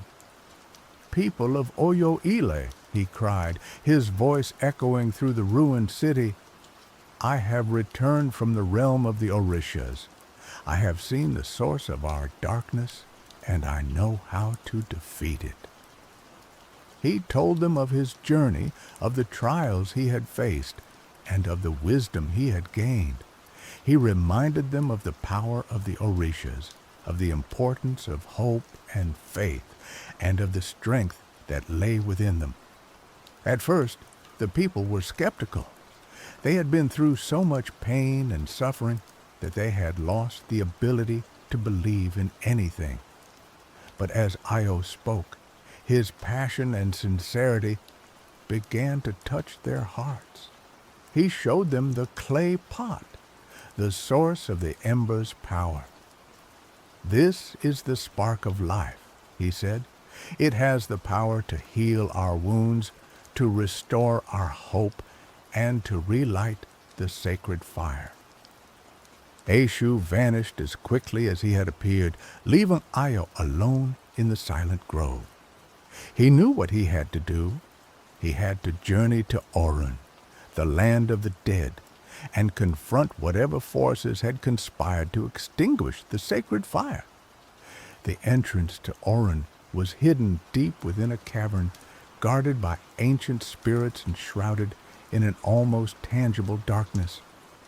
Io prepared himself with potent herbs and incantations, fortifying his spirit against the dangers that awaited him. He drew a protective circle around himself with white chalk, invoking the protection of Obatala, the Orisha of purity and light. He stepped into the darkness, and the world dissolved around him. He felt a disorienting sensation of falling, of being pulled through a vortex of swirling energy. Then, suddenly, he was standing on solid ground, but the world around him was unlike anything he had ever seen. Orun was a land of shadows and whispers, a mirror image of the living world, yet distorted and faded. The trees were gnarled and leafless. The rivers flowed with a viscous black fluid, and the air was heavy with the scent of decay and regret. Lost souls wandered aimlessly, their faces etched with sorrow and longing. They were the spirits of those who had died without fulfilling their purpose, trapped between worlds, unable to find peace. Io avoided them, knowing that their despair could easily overwhelm him. He followed the path laid out for him by Ifa divination, using his opale to guide him through the labyrinthine landscape. He encountered mischievous spirits who tried to mislead him, vengeful spirits who sought to drag him into their torment, and ancient guardians who tested his worthiness.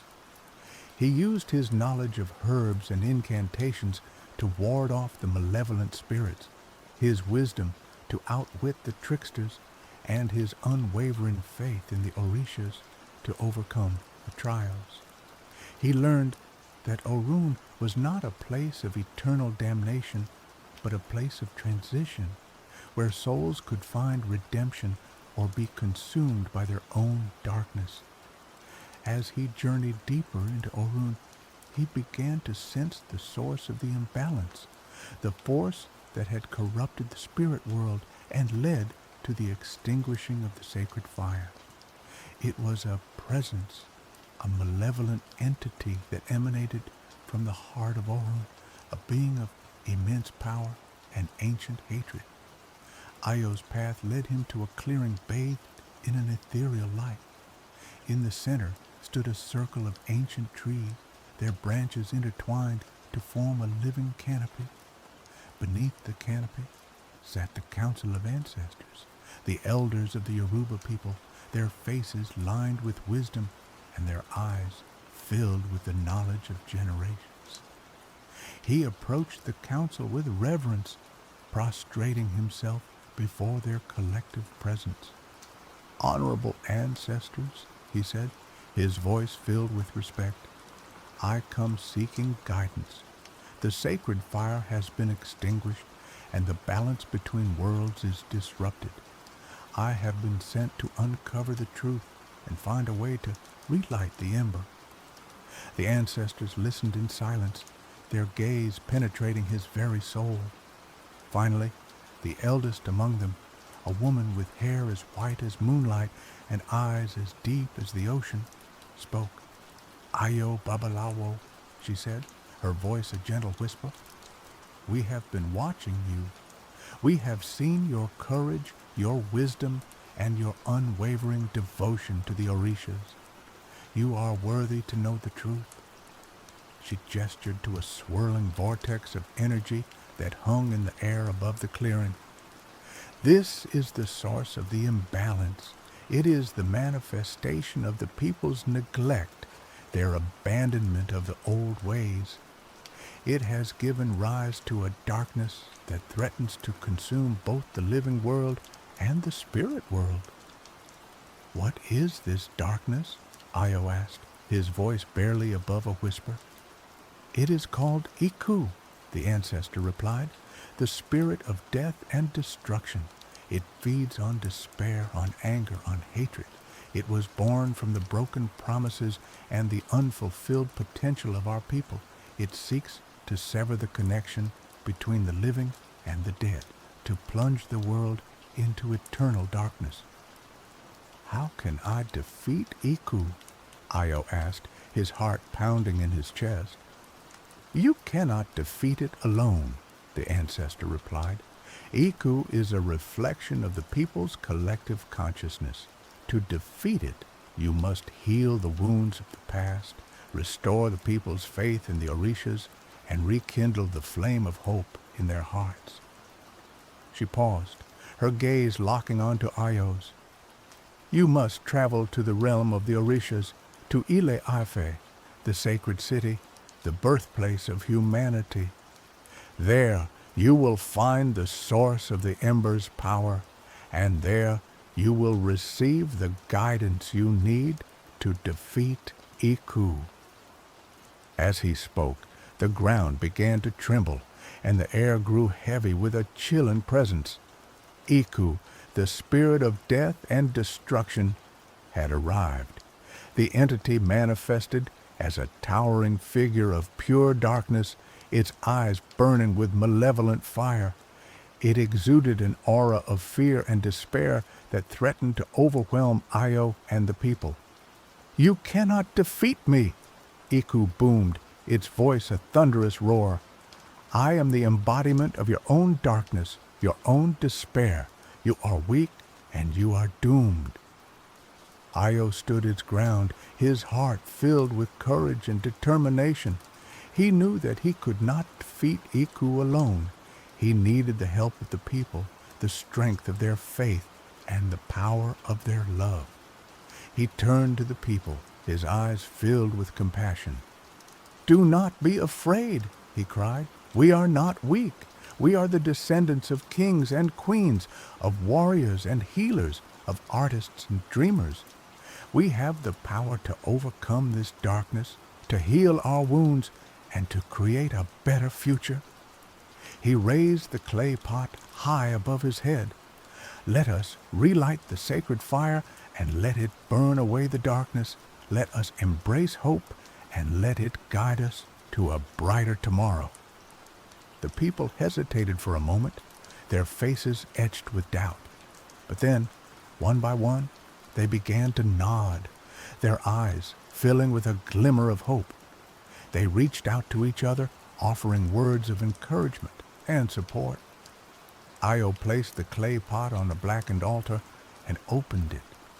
A spark of light emanated from within, growing brighter and brighter until it filled the entire city.